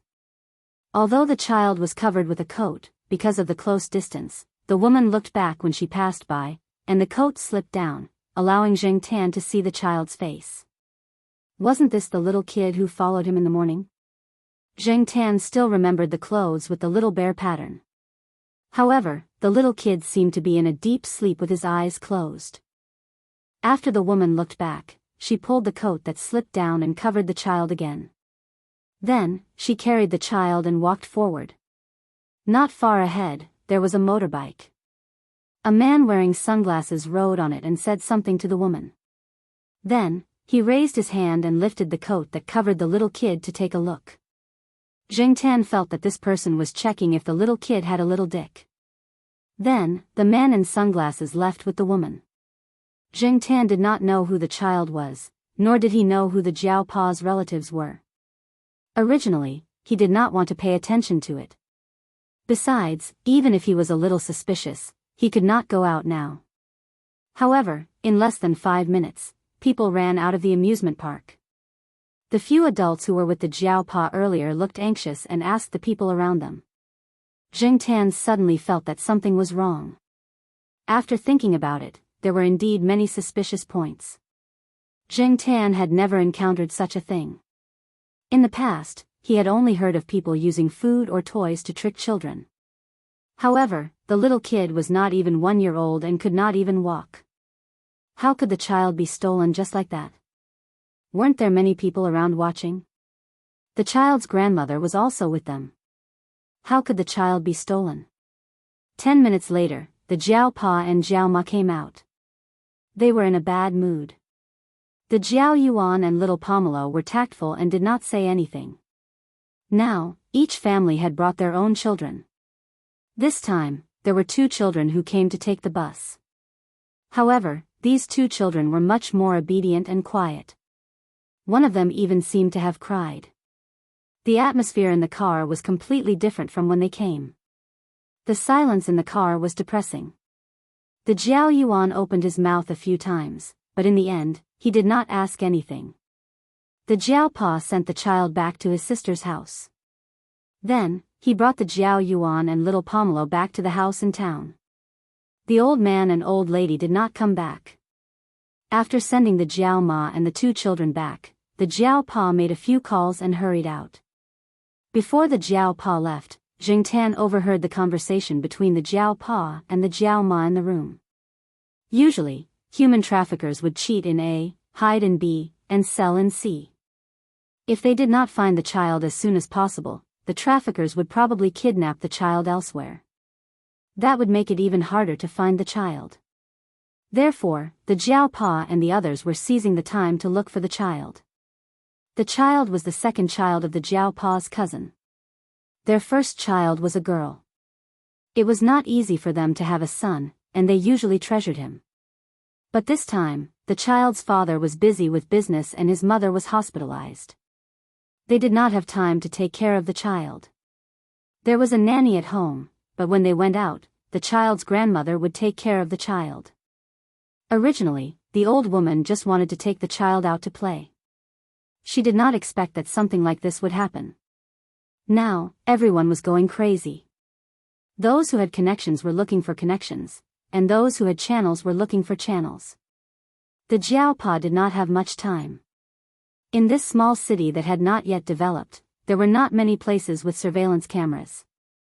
It was not easy to find the child. Zheng Tan remembered his experience of being kidnapped by a cat trafficker. He felt that the child was quite pitiful. The child did not know anything and was not like Zheng Tan who could save himself. Moreover, he was probably drugged. Just like those pet cats, no matter how expensive they were, they were only worth a few dozen yuan if they were made into dishes. Zheng Tan had heard that kidnapped children were sold cheaply for a few thousand yuan. They were treated like treasures at home. In the hands of the traffickers, they were only worth that much. Chapter 108. That night, the Jiaopa came back very late, and the two old people were also brought back by the Jiaopa. Compared to their energetic state in the morning, the two old people were not in good spirits. If not for the fact that they were usually healthy, Zheng Tan suspected that they would have collapsed. After all, no family would have a good time if something like this happened. Also, based on the two old people's experience, they probably knew what would happen to the child if he fell into the hands of the human traffickers. That night, many people were destined to lose sleep. Not only did they lose sleep, but the adults were also discussing the matter. At 2:00 in the morning, there were still calls to the Jiaopa to ask about the situation. Zheng Tan did not sleep. He listened to their conversation outside the room, as well as the conversation between the two old people. In the past, Zheng Tan did not know much about this. All he had experienced was cat trafficking. But after all, humans were different from cats. Since the child disappeared, the child's father had put down his work and contacted some people to publish a reward notice, which was widely posted in the surrounding provinces and cities. The child's mother had originally been prepared to be discharged, but she was agitated and stayed in the hospital. Child trafficking had been going on for a long time, and such incidents were increasing in the country every year. Some criminal gangs had also begun to organize, and the division of labor was clear. It was difficult to rely on the police in one place to investigate. Moreover, the information they had was limited. A group of people wanted to do it, but they were powerless. However, even if there were not many clues, they still had to look. They had contacted all the people they needed to contact. One more channel, one more hope. At 4:00 in the morning, there was another call. The Jiaopa was afraid that it would be inconvenient if his phone ran out of battery, so he had left his phone and landline number with some people. In the quiet night, the landline phone rang, and people who had just calmed down continued to feel anxious. Many people said that no news was good news. At least it meant that the child was fine. This saying was somewhat self-deceiving. Just like in the current situation, people still hoped for some news. Hearing the phone ring, both the elderly and the children pricked up their ears. The Jiaopa picked up the phone and said a few words. His face was pale. "What's wrong?" The old man put on his coat and walked over. His steps were a little hurried, and he almost tripped over the low stool on the ground. "Nothing, I'm going out for a bit." The Jiaopa hung up the phone and answered. "Bullshit." Grandpa Jiao ignored the low stool he kicked and walked over. He pointed at the Jiaopa and said, "I may be old, but I'm not stupid. I don't have Alzheimer's. Don't try to fool me." Grandpa Xing's voice was a little loud. He was too agitated and couldn't control his emotions well. Jiao Ma and Grandma Xing also came over. The Jiaopa gestured to the Jiao Ma to take care of the children. The Jiao Ma hesitated, sighed, and turned to leave. "Old woman, you should rest too," Grandpa Jiao said to his grandmother. Grandpa Xing always felt that when something happened and there was pressure, the man had to bear it. Even if what was about to happen was cruel, he had to face it. He couldn't let the woman bear it. Grandma Xing also knew Grandpa Jiao's temper. Even if something really happened, they wouldn't say it now. With reddened eyes, the old lady wiped the corners of her eyes and shuffled her feet towards the bedroom. Zheng Tan stood at the door. Since no one was talking about him, he could eavesdrop. "Tell me, why did they call?" Grandpa Jiao sat down on the edge of the bed. He was no longer as imposing as before. "They found an abandoned baby on the bridge. They asked me to go take a look," Jiaopa said. Grandpa Jiao's hand trembled. Even though he didn't say the whole thing, he understood what he was implying. Since the people on the bridge asked the Jiaopa to go take a look, it couldn't be a baby girl. In this place, boys were still very precious. Abandoned babies were rare. Since it was abandoned on the bridge at such a time, the chances of the boy, being alive was probably not high. Now. Grandpa Jiao's voice trembled. Although he was not his biological grandson, the relationship between relatives was not bad. During the holidays, Yao Hong and her husband would often send gifts to the old master. That little brat was also very popular with the old master. Now that something like this had happened, how could the old master not feel distressed? I'm not sure yet. I'm just going to take a look. I didn't tell Hong Jia and the others about this. Okay, I'll go with you. Grandpa Xing didn't wait for Jiao Pa's objection and said, my old face is still useful. After all, he was born and raised in this place. He knew some of the older generation. Sometimes, Grandpa Jiao's presence was more useful than Jiao Pa's words. Jiao Pa and Grandpa Jiao went out at around 4 o'clock. The rest of the family didn't feel sleepy. When Jiao Ma came back with breakfast, Jiao Yuan and little Pomelo were sitting at the dining table, yawning non-stop. Obviously, they didn't sleep well the whole night. Zheng Tan's mood was also affected. He didn't have a good appetite and didn't finish his breakfast, which was rare. Jiao Ma didn't say anything. She just sighed. Grandma Xing wanted to go out for a walk after breakfast. She said it was too stuffy in the house. Mama Jiao was worried. She was afraid that the old lady's bad mood would affect her health. As she got older, she had a lot of diseases such as high blood pressure and heart disease. She had to pay more attention to them. Now, the old lady's condition was obviously much worse. If she accidentally fell outside, it would be a big problem. However, Jiao Ma had to take care of the two children at home. She couldn't leave. After thinking for a while, Jiao Ma's eyes finally landed on Jing Tan, who was wandering around the gate. Black Charcoal, do you want to go out? Jiao Ma asked. Jing Tan wagged his tail and jumped up to open the door. He walked to the door and turned to look at Jiao Ma. His intention was clear. Oh, you really know how to open the door. Grandma Xing's attention was diverted. Yeah, I always open the door at home. I don't know how to do it, Jiao Ma said. Grandma Xing thought that Zhang Zian opened the door by pulling the lock from the inside. She didn't think that Zhang Zian could open the door with a key. Besides, there weren't many cats that knew how to open the door. However, there was a cat that knew how to open the door. Therefore, Grandma Xing didn't think that there was anything strange about Jing Tan. Mom, let Black Charcoal go out with you. Let him relax. When he was in Chuhua, he often went to the school.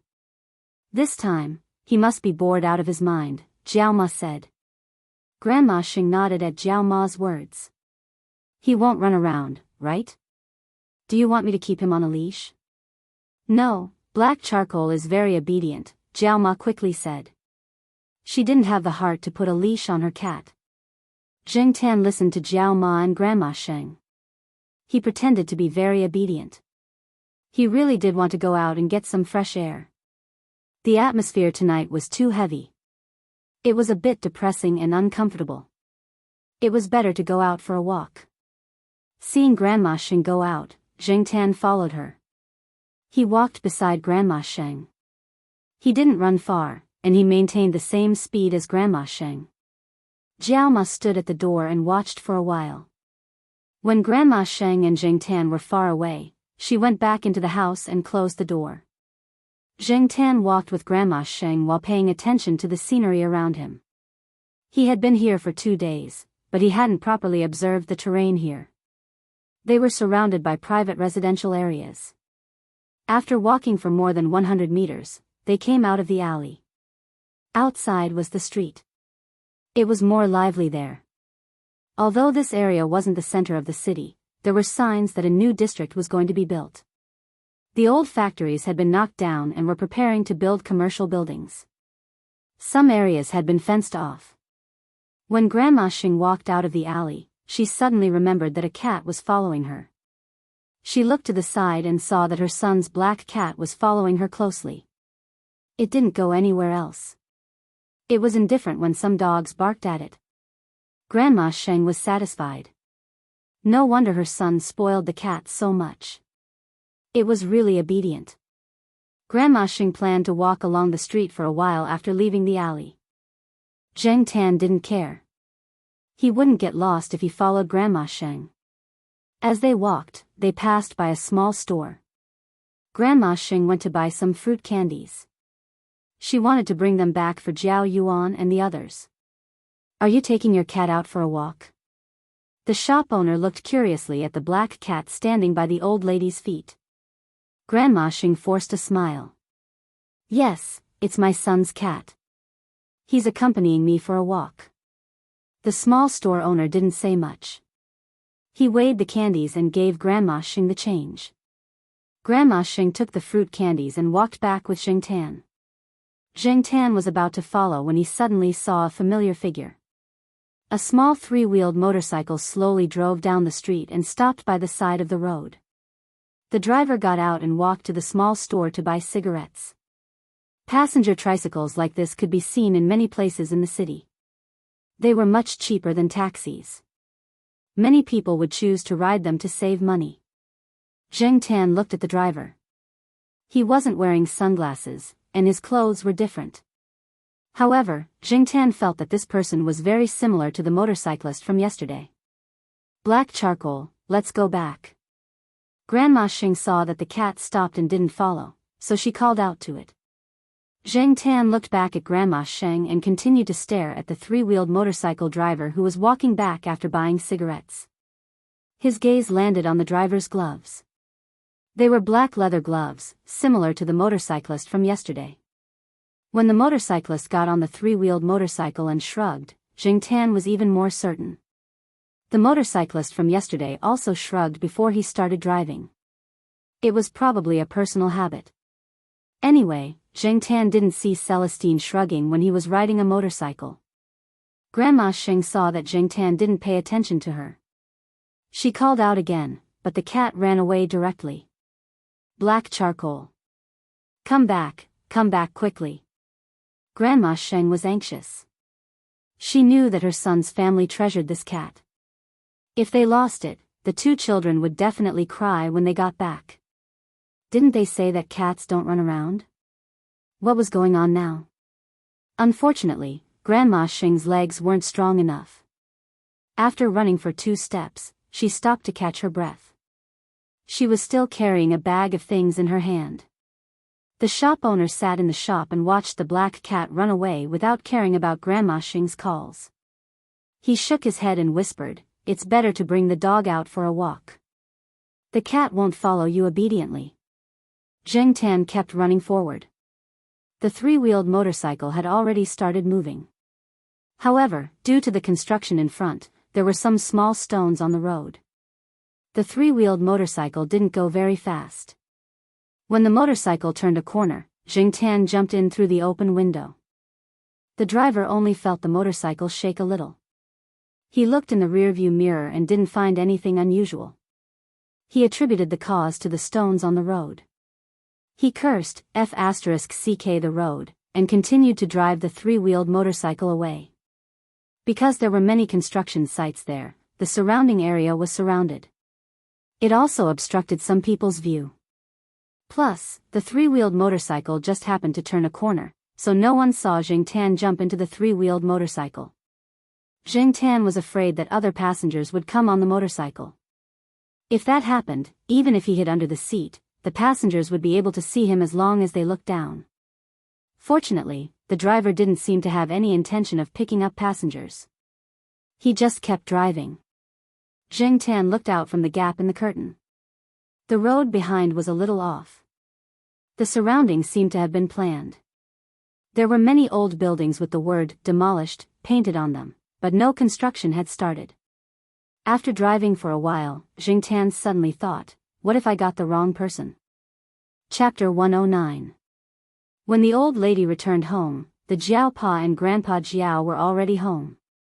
Both of them were not in good spirits. After confirming that the baby boy at the bridge was not a little kid, the father and son went to look for a few more people. Then, they went to the hospital to comfort Yao Hong. They had just returned home. With empty stomachs, the father and son had not eaten breakfast. The Jiao Ma was busy in the kitchen. The old lady originally wanted to talk about Jingtan, but when she saw the grandpa Jiao, she asked about the child first. When she found out, she could only sigh. She really did not know what to say at this time. Little Pomelo ran out the moment the old lady entered the house.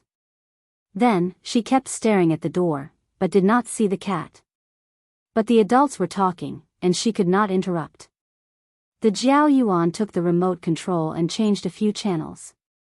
He was not in the mood to watch TV, so he lay on the sofa and prepared to sleep. When the Jiao Yuan was about to fall asleep, little Pomelo poked him. "Brother, black charcoal is not back." Jiao Yuan shuddered and all his sleepiness was gone. He looked around and really didn't see his black cat. "Grandma, where is black charcoal?" the Jiao Yuan asked. The old lady slapped her thigh. She had almost forgotten about the child when they talked about it. She quickly told them what happened outside. Black charcoal ran away. The Jiao Yuan jumped off the sofa in disbelief. Black charcoal would not run away. Little Pomelo said. The Jiao Pa stopped the two children as they were about to go out. He asked the old lady, "Who do you think black charcoal was looking at?" The old lady thought for a while with a guilty expression. "Someone who went to the convenience store to buy something." The Jiao Pa asked a few more questions. The old lady thought for a while and answered them one by one. The Jiao Pa went back to his room and called someone. When he came out, he asked the Jiao Yuan and little Pomelo to stay at home. What happened? Grandpa Jiao stopped the Jiao Pa. The old man was very curious. If the Jiao Pa did not finish the story, he would feel uncomfortable. "I've asked around." After the middle-aged woman who carried Mao Mao away left the amusement park, she walked past the parking lot. "My car was parked there, so she should have passed by my car."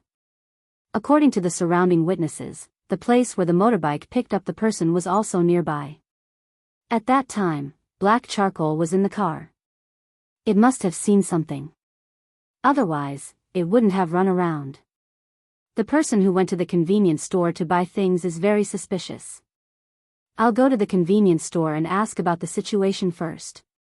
The Mao Mao that the Jiao Pa mentioned was the child's nickname. Being able to get some useful information, the Jiao Pa was reinvigorated. He picked up his phone and went out. No matter how the Jiao Pa and the police investigation went, Zheng Tan, who was in the little three-wheeled motorcycle, felt that he had been too impulsive. He had not been fully sure yet, but he had already jumped in. There was no turning back now. He did not know where the car would go. When the car reached the suburbs, there were some houses. However, these houses did not look shabby. They were all 2 or 3 stories high. The little three-wheeled motorcycle drove along a dirt road and stopped in front of a house. After the three-wheeled motorcycle stopped, the driver did not look at the seats inside. He took out his keys and opened the door. Zheng Tan looked around through the gap in the curtains. When he saw that there was no one around, he lifted the curtains and jumped out. He hid behind a tree. There were a lot of weeds around here. It was very suitable for hiding. Zheng Tan looked at the 2-story building with white tiles in front of him. It was similar to the houses around it. There was nothing special about it.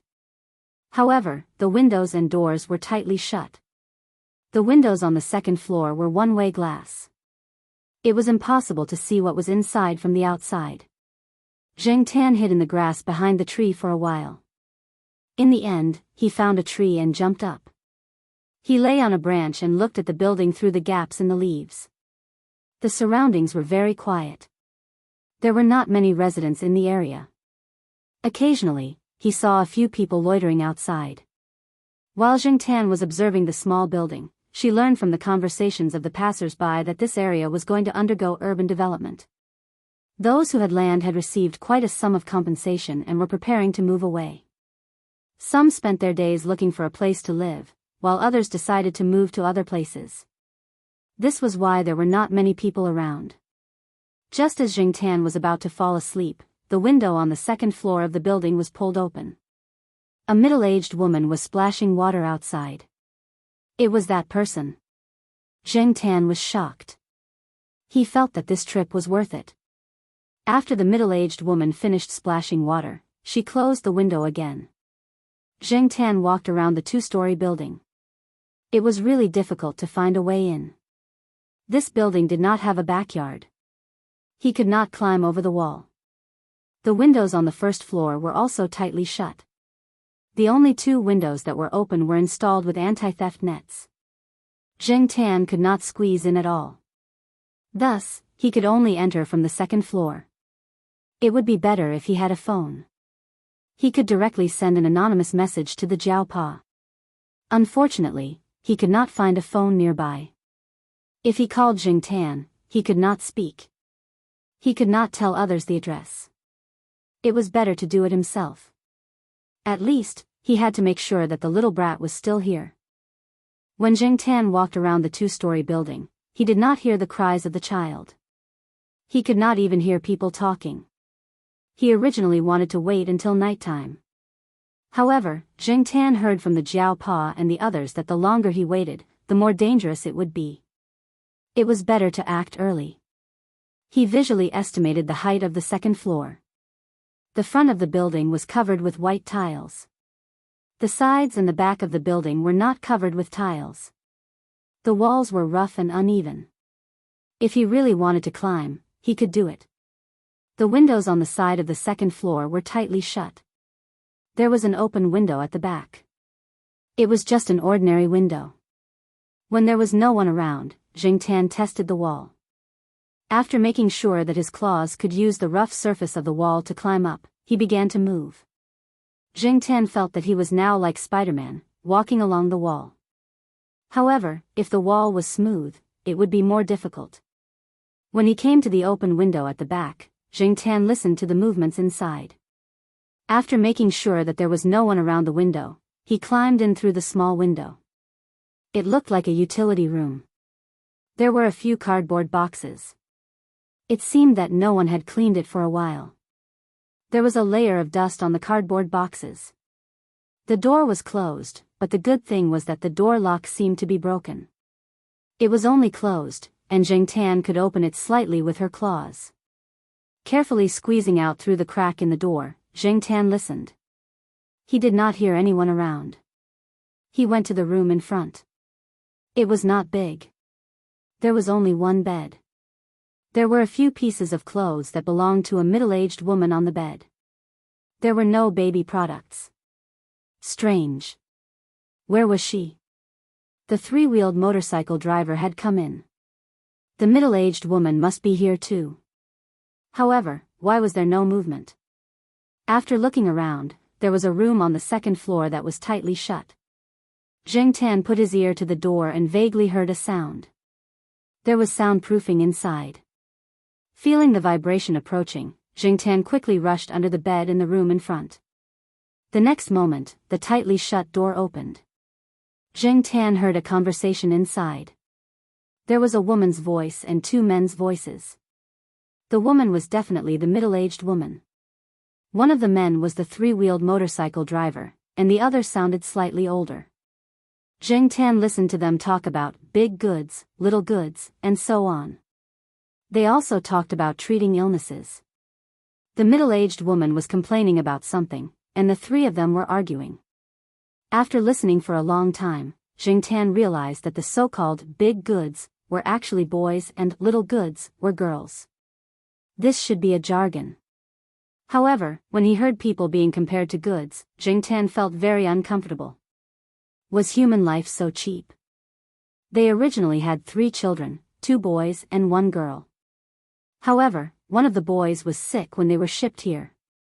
They did not want to treat the boy's illness.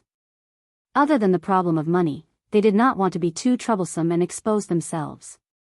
Therefore, they just threw the boy on the bridge. Zheng Tan guessed that it was probably the baby that Jiao Pa and Grandpa Jiao rushed over to see at 4:00 in the morning.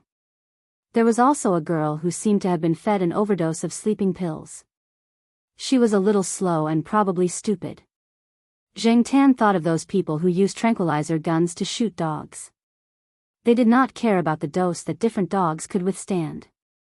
They just shot them directly and many dogs would die immediately. As for humans, there was also a great risk, especially for children. The slightest carelessness was related to life. Even if the child was lucky, the child's brain development and intelligence would be seriously damaged. Not to mention such a small baby. The three of them were arguing about these two things. The man with the old voice said that he had already contacted someone to pick up the goods. However, there were two problems in a row. It was the other two people's carelessness. It was their fault and they lost 40,000 yuan. Zheng Tan did not know how they contacted the buyer. The price for a boy was 30,000 yuan, and the price for a girl was 10,000 yuan. The person said that this was a rare high price, but it was ruined. Now, there was only a boy left. Otherwise, they could have earned another 40,000 yuan. $40,000 for 2 lives, and they were children who couldn't even speak. Zheng Tan felt that these people were king inhumane. However, at the same time, Zheng Tan was also glad. The remaining boy was probably the Mao little brat that the Jiao Pa and the others were anxiously looking for. The old man's very good-looking baby boy that was just brought over yesterday could indeed match Mao. Since he had found the place and the person, how could he contact the Jiao Pa and the others? Zheng Tan was troubled. The door of the room was tightly shut. The middle-aged woman and the 3-wheeled motorcycle driver came out. The old man was still inside. He did not know what he was doing. Perhaps he was contacting the buyer or negotiating the price. The 3-wheeled motorcycle driver smoked a cigarette and went downstairs. The middle-aged woman came into the room, opened the drawer, and took out a box. Zheng Tan heard the sound and guessed that it was jewelry. After a while, when the middle-aged woman left and went downstairs, Zheng Tan listened to the movements around him. He came out from under the bed and looked at the layout of the room again. It would be difficult for him to deal with 3 people alone. Moreover, these 3 people were obviously not good people. He could not be impulsive. After rummaging through the drawer and the small bag hanging at the side, Zheng Tan found a box of medicine. Zheng Tan shook his beard and narrowed his eyes. Diet medicine? Looking at the teapot on the side, Zheng Tan took out the medicine. Chapter 110. Zheng Tan had to thank Little Wimp's mother. Otherwise, he wouldn't have known the effects of this medicine. When the Jiao Pa and Jiao Ma were talking, Zheng Tan heard them clearly. Moreover, they were talking about this brand of weight loss medicine. The medicine was a capsule. Zheng Tan casually found a piece of paper and hid under the bed to open the medicine. It was impossible to throw the whole capsule into the teapot, so Zheng Tan had to get the powder out of the capsule.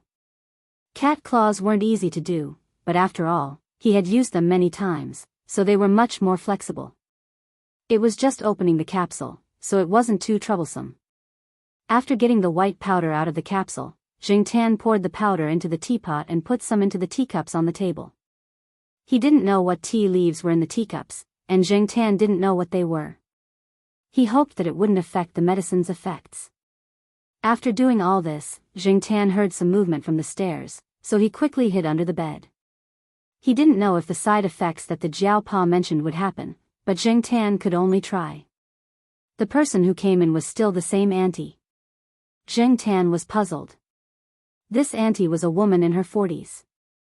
From what he remembered, she wasn't very fat, yet she was still taking weight loss medicine. Moreover, when Zheng Tan was rummaging through the drawers, he saw a jewelry box with many gold necklaces and gold earrings. No one would criticize you for being vain, but these gold and silver jewelry were all bought with the money from selling the children, right? It was said that women were emotional creatures, so no matter what, they should have some maternal instincts when facing children, right? What was this auntie thinking when she stole the children? Little Wimp and the other 2 poor children were probably just a part of the many children she sold. Who knew how many years they had been in this business, but they seemed to be quite skilled. Zheng Tan felt that he was already a scumbag when he was a human. He didn't expect that after turning into a cat, he would still be able to see people who were so shameless. Just as Zheng Tan was thinking, the auntie came to the bedside and sat down. She picked up the cup of tea leaves and drank 2 mouthfuls. She frowned. She felt that the taste was not right, and the tea was already a little cold. She opened the window, poured out the tea in the cup, and picked up the teapot to pour another cup. After taking 2 sips, she still felt that the taste was different from before. However, the little 3-wheeled motorcycle driver downstairs was urging her to make lunch, so she didn't think too much about it. She finished the tea in the cup and hurried downstairs. Zheng Tan couldn't see the woman's movements, but he could roughly guess what she was doing from her voice. Hearing the sound of the auntie drinking water, Zheng Tan was relieved. However, he wasn't sure whether it was effective or not. How much did the auntie drink? How much did she drink? Could she produce the effect that the Jiao mentioned? Zheng Tan didn't know. However, as long as he could weaken their power, it would be fine. Otherwise, Zheng Tan could only find an opportunity to destroy them one by one. After a while, the smell of food came from downstairs. Zheng Tan was a little hungry, but at this time, he could only endure it. This was his own fault, so even if it was uncomfortable, he had to endure it. Squatting under the bed, Zheng Tan thought about his next plan. In fact, he didn't have a specific plan. He could only take one step at a time. He didn't know these people, and he couldn't expose himself. What should he do? Those people were eating lunch, but the old man didn't come out of the room. It was the auntie who brought the food in. Zheng Tan suspected that the old man couldn't move. If that was the case, it would be more advantageous for Zheng Tan. Sigh, it was noon. He didn't know what the Jiao Pa was doing. What would they do when they found out that he was missing? Zheng Tan still remembered the old lady's exasperated screams when he ran to the 3-wheeled motorcycle. He didn't know if he would be scolded when he went back. After lunch, the 3 of them discussed something in the room. After the auntie came out, she went back to her room to sleep. Zheng Tan listened to the conversation between her and the 3-wheeled motorcycle driver. It seemed that they were going to take action at night. Were they going to move the children tonight? Were they going to ship them to a foreign buyer? Time was running out, and Zheng Tan felt that he had to do something. After a while, the 3-wheeled motorcycle driver came over. He was going to buy the bus ticket. He came over to greet the auntie and ask if there was anything else he wanted to buy. However, after he called out a few times at the door, the auntie didn't respond. Zheng Tan's ears twitched, and he listened to the abnormal breathing of the person on the bed. Was the medicine working? After the 3-wheeled motorcycle driver called out a few more times, he opened the door impatiently. However, he found that the person on the bed didn't look right. Her limbs were spasming, and she looked like she was having difficulty breathing. Hey, what's wrong with you? What's going on? The 3-wheeled motorcycle driver walked to the bedside and asked a few more questions. There was still no response. The person on the bed had a very high body temperature. Coupled with the symptoms, the 3-wheeled motorcycle driver was scared. He quickly ran to the closed door and knocked on it. Uncle Hook, open the door. Something's wrong. When the old man opened the door, his voice was filled with anxiety. What's wrong? What's wrong? The 3-wheeled motorcycle driver pointed at the person on the bed. She seems to be sick. Uncle, is it epilepsy? After listening to the 3-wheeled motorcycle driver, the old man calmed down a lot. As long as no one came to investigate, it wasn't a big deal. Bad luck. Something went wrong at the crucial moment. The old man scolded. Uncle Hook, do you have any medicine? We can't let her stay like this forever. The plan for tonight's operation has already been arranged. We can't do it without her. I'm a grown man, and I can't bring a child so far away. I'm guessing that the moment we leave the station, we will be targeted by the police. You also said that we can't give the child sleeping pills anymore. That won't sell for a good price. Only she has the means to coax the child. I really can't take care of the child. The 3-wheeled motorcycle driver said anxiously. The old man spat and scolded a few more times. After that, he asked the 3-wheeled motorcycle driver to bring the person to a small clinic not too far from here. That clinic is closed. The boss is preparing to buy a house in the city. When I came back today, the door was closed and no one was there. The three-wheeled motorcycle driver said. Then see which hospital is closest to here. Send her there. Try to avoid people as much as possible. AI, of course I know. She put on makeup today. This place is also far from the amusement park. If we go out, no one will recognize her. Zheng Tan watched them busy for a while. The three-wheeled motorcycle driver took the auntie away. Hearing the sound of the three-wheeled motorcycle driving away, Zheng Tan let out a long sigh of relief. If it was only the old man, it would be much easier. But that old man has been hiding in the room all this time. How could he lure him out? Zheng Tan ran downstairs. The layout downstairs was much simpler. The motorcycle that the three-wheeled motorcycle driver used to ride was there. The bedroom downstairs should be where the three-wheeled motorcycle driver slept. It was a little messy and there was nothing special about it. The windows downstairs were installed with anti-theft nets. Zheng Tan gave up on the plan of jumping out of the window. After thinking for a while, he opened the door. Even if someone came in to steal something, Zheng Tan was not afraid. After all, it was not his house. These people deserved to be robbed. It was good that someone came in. The sooner they found out the old man's secret. After looking around, Zheng Tan went upstairs again. Zheng Tan looked around and then went to the auntie's room. He held the teacup and threw it at the window. Pa! There was a hole in the window. The teacup was also thrown out. These three people were so strict with outsiders. That meant that many people around them did not know that they were selling children. Zheng Tan felt that since he could not do it himself, he should get help from others. Zheng Tan continued to look for things to throw out of the window. Anyway, it was not his house. He did not feel bad about it. Teapot, kicked. Table, flipped. All the drawers were pulled out and thrown on the floor. Things were thrown everywhere. There was also a box of jewelry that the auntie had hidden. It was also thrown on the floor. Gold chains, gold earrings, etc., were all thrown on the floor. The sound of the window being smashed attracted many people who lived around. Someone saw that the door of the house was open and called out twice at the door. No one answered, but no one came in. Recently, many families had quarreled over the distribution of land compensation. There were also people who were injured because of this. The people around thought that it was probably because of this, so no one wanted to get involved. Besides, they were not familiar with this family. They just stood at the door and watched, talking among themselves. The old man inside actually heard the noise outside. He opened the thick curtains a little and looked outside. After hesitating for a while, he still did not open the door. He called the other two people, but they did not pick up. The old man had a bad feeling. He walked around the 10-square-meter room twice, lit a cigarette, and sat there smoking. There was a knife with a blood groove beside his hand.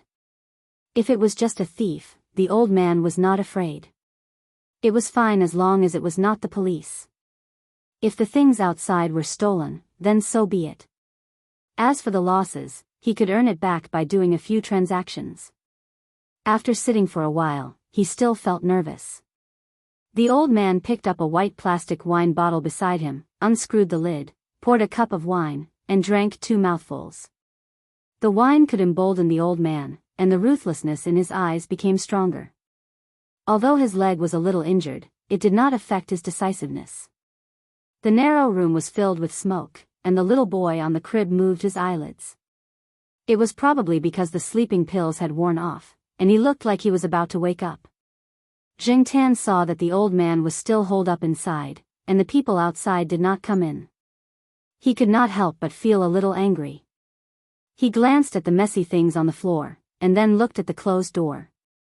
Since the old man did not come out, then he would directly use force. He could not wait for the little 3-wheel driver to come back. If that happened, then all his efforts would be wasted. He heard the noise outside and did not open the door. Then the old man would not open the door even if he went to knock. Zheng Tan observed the door of the auntie's room and the closed door of the room.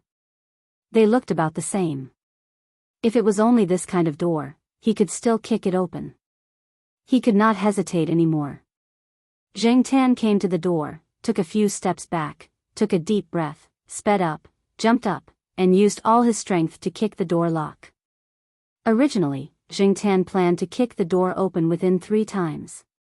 He did not expect that this time, the door would be directly kicked open. The old man inside had just drunk wine and was about to come out with the knife to take a look. Just as he approached the door suddenly opened with a bang, directly hitting his head. Chapter 111. Zheng Tan, who was about to kick the old man a few more times, saw the fire spreading, and didn't care about him anymore. He kicked the knife in the old man's hand to one side, then ran to the crib and looked at the little brat inside. The little brat had already woken up, and looked like he was about to cry. However, after seeing Zheng Tan, his face that was about to cry calmed down, and he even started to laugh. What the hell was he laughing at? Zheng Tan couldn't care about anything else. The fire was getting stronger, and the heat in the air was getting stronger. If he continued to stay here, it would be difficult for him to breathe, and it would be very harmful to the little brat. Zheng Tan hurriedly lifted the little brat up, then started to run with his 2 legs. Stepping over the old man blocking the door, Zheng Tan carried the little brat and ran downstairs. The old man who had fallen to the ground covered his head, and was about to get up when he suddenly felt a black figure jump over him. Because his head had been hit, and when he fell to the ground, the back of his head hit the stool on the ground. He was a little dizzy, and couldn't see things clearly. The old man couldn't see anything from the black figure, but the one above the black figure was very familiar. Right. It was the big one. Someone had snatched the big one away. The old man's mind wasn't very clear, and his vision was blurry. His sense of distance wasn't very strong, and as long as he was a little more clear-headed, he wouldn't be able to connect that little black figure to a person. The fire around him was getting stronger and stronger, and the old man slowly realized that he couldn't stay here for long. Holding onto the door frame, he stood up, but after a few breaths, he felt that his mind was getting more and more muddled. This was a narrow little room, and the doors and windows were similar to other rooms. The only special thing was that the windows were covered with thick curtains, and the walls and door were covered with sound-absorbing cotton. This was to prevent the conversation inside from leaking out, or the cries of the baby from leaking out. Perhaps some could be heard outside the door, but outside the building, it was fine as long as the people outside couldn't hear. The requirements weren't high, so they kept the original wooden door. This was also the reason why Zheng Tan was able to succeed with a kick. Of course, there was also a coincidence that even Zheng Tan didn't expect. No matter what, Zheng Tan wanted to quickly carry little Wimp out and settle the matter. But when he reached the staircase on the 1st floor, Zheng Tan stopped in his tracks. He had almost forgotten that there were still some onlookers standing outside the entrance of this small building. He couldn't just carry the little brat out like this. Zheng Tan placed little Wimp on the ground floor of the 1st floor. Seeing that little Wimp was still looking at him, he laughed so hard that saliva was coming out of his mouth. Zheng Tan raised his hand and poked him. He hoped to poke this little brat until he cried. As long as he cried, the people outside would come in, right? Unfortunately, the little brat laughed even more happily. Zheng Tan, left with no choice, Zheng Tan walked behind little Wimp and pushed him outside. Little Wimp thought that Zheng Tan was playing with him, so he was pushed forward while lying on the ground. He didn't even know that his sleeves were dirty. "Hey, is there a child inside?" a resident said as he looked inside. "Looks like it. It looks like he's crawling out." The 1st floor was a little dark. Looking from the light to the dark, many details couldn't be seen clearly. However, Zheng Tan could clearly see the reactions of the people outside. Little Wimp was originally playing happily when he suddenly realized that the pushing force was gone. When he looked back, there was nothing. When he looked forward, there was a bunch of strangers. Finally seeing little Wimp cry, Zheng Tan heaved a sigh of relief. There were already people coming in from outside. After standing at the staircase on the 2nd floor and watching little Wimp being carried away, Jing Tan also jumped out of the utility room that he came in from. It was easier to climb up, but more difficult to climb down. Fortunately, there wasn't anyone behind this small building. Jing Tan slowly slid down from the window on the second floor and jumped to the ground. When he walked to the front of the small building, many people had already seen the burning curtains on the second floor and smelled the burnt smell. Some called the police, some rushed to the rescue. Jing Tan saw that the old man was dragged out. He seemed to still be alive, but he had fainted. Just as he was looking, a police car drove over. They just called the police. Why are they here so quickly? Some of the residents were curious. Jing Tan looked behind the police cars. The Jiao Pa's car was also there. He immediately felt relieved. This way, little Wimp didn't need to look for the police. He could directly be taken away by the Jiao Pa. After putting out the fire, the Jiao Pa had already found little Wimp, who was being hugged by the residents and crying at the top of his lungs. Little Wimp's father also drove over and hugged him. The father and son cried together. The Jiao Pa called the other relatives and elders to let them know that they were safe. Then, he looked at a spot on little Wimp's back that looked like a cat's paw print. He walked to the side, looked at the surrounding bushes, and shouted in a low voice. "Black charcoal? Come out quickly. I know you're around." Hearing the Jiao Pa's shout, Jing Tan poked his head out from behind a tree. Seeing the black cat's head, the Jiao Pa, who was about to smile and call his cat over, had a strange expression on his face. Little Wimp's father saw the old man being dragged out by the residents and was a little agitated. If it weren't for the few police officers holding him back, he probably would have gone over and kicked him. Many of the residents were watching the development of the situation and didn't pay attention to the Jiao Pa. A leading police officer walked over and chatted with the Jiao Pa for a while.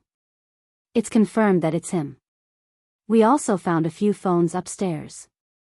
Due to the fire, they were damaged to varying degrees. However, all the information we need is on them. We will investigate further based on the call records and numbers. However, these people don't usually use their real names. Once they feel that something is wrong, they will change their phone number and even their code name. We can't say how much we can find for now." "Okay, thank you for your hard work." The Jiao Pa paused and asked again, "Did you find out the cause of the fire?" "There's a speculation. The old man likes to drink high alcohol content liquor. I don't know where he got it from, but there might be some industrial alcohol in it. The old man likes to smoke, and the weather has been good lately. Otherwise, it wouldn't have caught fire so easily. You haven't seen the house before. There are a lot of flammable things in there, and some low-quality sound-absorbent cotton. Not only did it catch fire, it also produced a lot of poisonous gas. The old man inhaled a lot of it. However, the old man was lucky. A few days ago, a nightclub also caught fire due to some unknown reasons. Some of the things in there burned and produced hydrogen cyanide. If it had happened here today, the old man would have died. Hydrogen cyanide was a deadly poison. The Jiao Pa was very clear about this. "How's the old man now?" the Jiao Pa asked. Knowing that it wasn't his cat that started the fire, the Jiao Pa felt a lot more at ease. He was dragged out in time. He survived, but he won't be able to live for long. With all the crimes he committed, the law won't let him live. It was October, and the weather was good. Many people were still wearing short sleeves and busily working. The policeman who talked to the Jiao Pa had sweat all over his forehead. At this time, a policeman came to look for him. He said a few words to the Jiao Pa and left. Jing Tan listened to the conversation between the policeman and the Jiao Pa from the bushes. He knew that they had been investigating the three-wheeled motorcycle driver. When they were at the hospital, they had arrested him and the woman. At the same time, they had also found a silly baby girl in the three-wheeled motorcycle driver's car. The three-wheeled motorcycle driver was going to find a place to throw the baby away. The Jiao Pa stopped paying attention. They were either investigating the human traffickers or focusing on the child. "Black charcoal, go back to the car and stay there for a while. the Jiao said as he walked towards the parking lot. As he walked, he glanced at his cat, and the corner of his eyes twitched. Opening the car door, the Jiao asked Jing Tan to get into the car.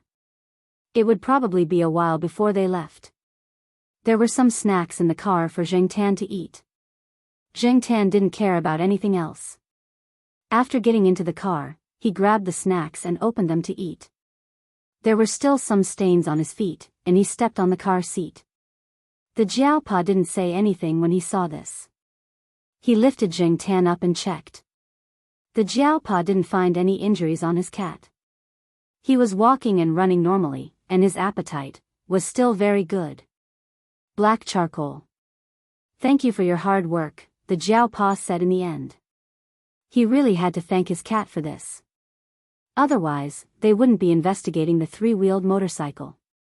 The Jiao glanced at his cat again, sighed, closed the car door, and walked towards the house. Jing Tan didn't care about what happened there. Moreover, he felt that since the Jiao was able to detect some of the things he did, he would definitely help cover up some of the traces. The Jiao would make up some nonsense that didn't make sense. Anyway, he wasn't worried. He had saved the child, so he just needed to fill his stomach first. After eating and drinking, Jing Tan didn't do anything else. He leaned against the car window and looked at the crowd outside. There were more and more residents gathering around. There was no lack of people in the world who wanted to see what was going on. Yawning, Jing Tan leaned against the back seat and closed his eyes to rest. He hadn't slept much since last night. Now that he was relaxed, he felt a little tired. After some time, Jing Tan heard the car door open. He opened his eyes and saw the Jiao coming in. He looked out the window again.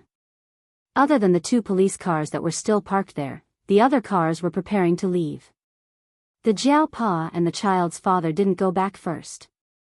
They went to the hospital first, where the child's mother was. I'll go to the hospital first. Do you still want to stay in the car? The Jiao asked after parking the car. Jing Tan's ears twitched, and the tip of his tail wagged twice. He didn't have any intention of getting up. Okay. After closing the car door, the Jiao and the others walked towards the hospital. Knowing that their child was fine, the adults and the elderly were so happy that they cried. That had nothing to do with Jing Tan. He just wanted to go back and take a good shower and catch up on sleep. When they entered the hospital, there were a few people together. When they came out, it was only the Jiao. The people in the hospital were too enthusiastic. The child's father even pulled the Jiao to thank him properly. The Jiao said that he had something to do and left first. When he returned to his house, the Jiao was waiting at the door. The two children rushed out as soon as they heard the noise.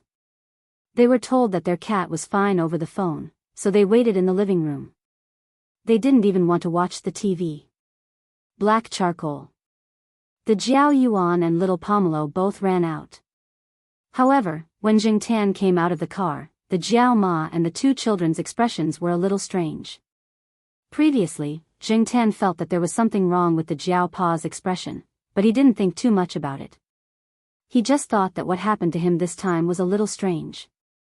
But now, even if he couldn't figure it out, Jing Tan knew that something was wrong. Little Pomelo pointed at Jing Tan and said in surprise, "Black charcoal, your beard." Previously, when they were in the small building, Jing Tan had focused all her attention on how to bring the little wimp out of the burning room and how to make sure that the little wimp was discovered without implicating herself, so she did not pay attention to anything else. Jing Tan, who was walking towards the house, turned around and jumped into the car. He climbed into the driver's seat and stretched his neck to look at himself in the rearview mirror. Then, the alpaca in his heart started running again.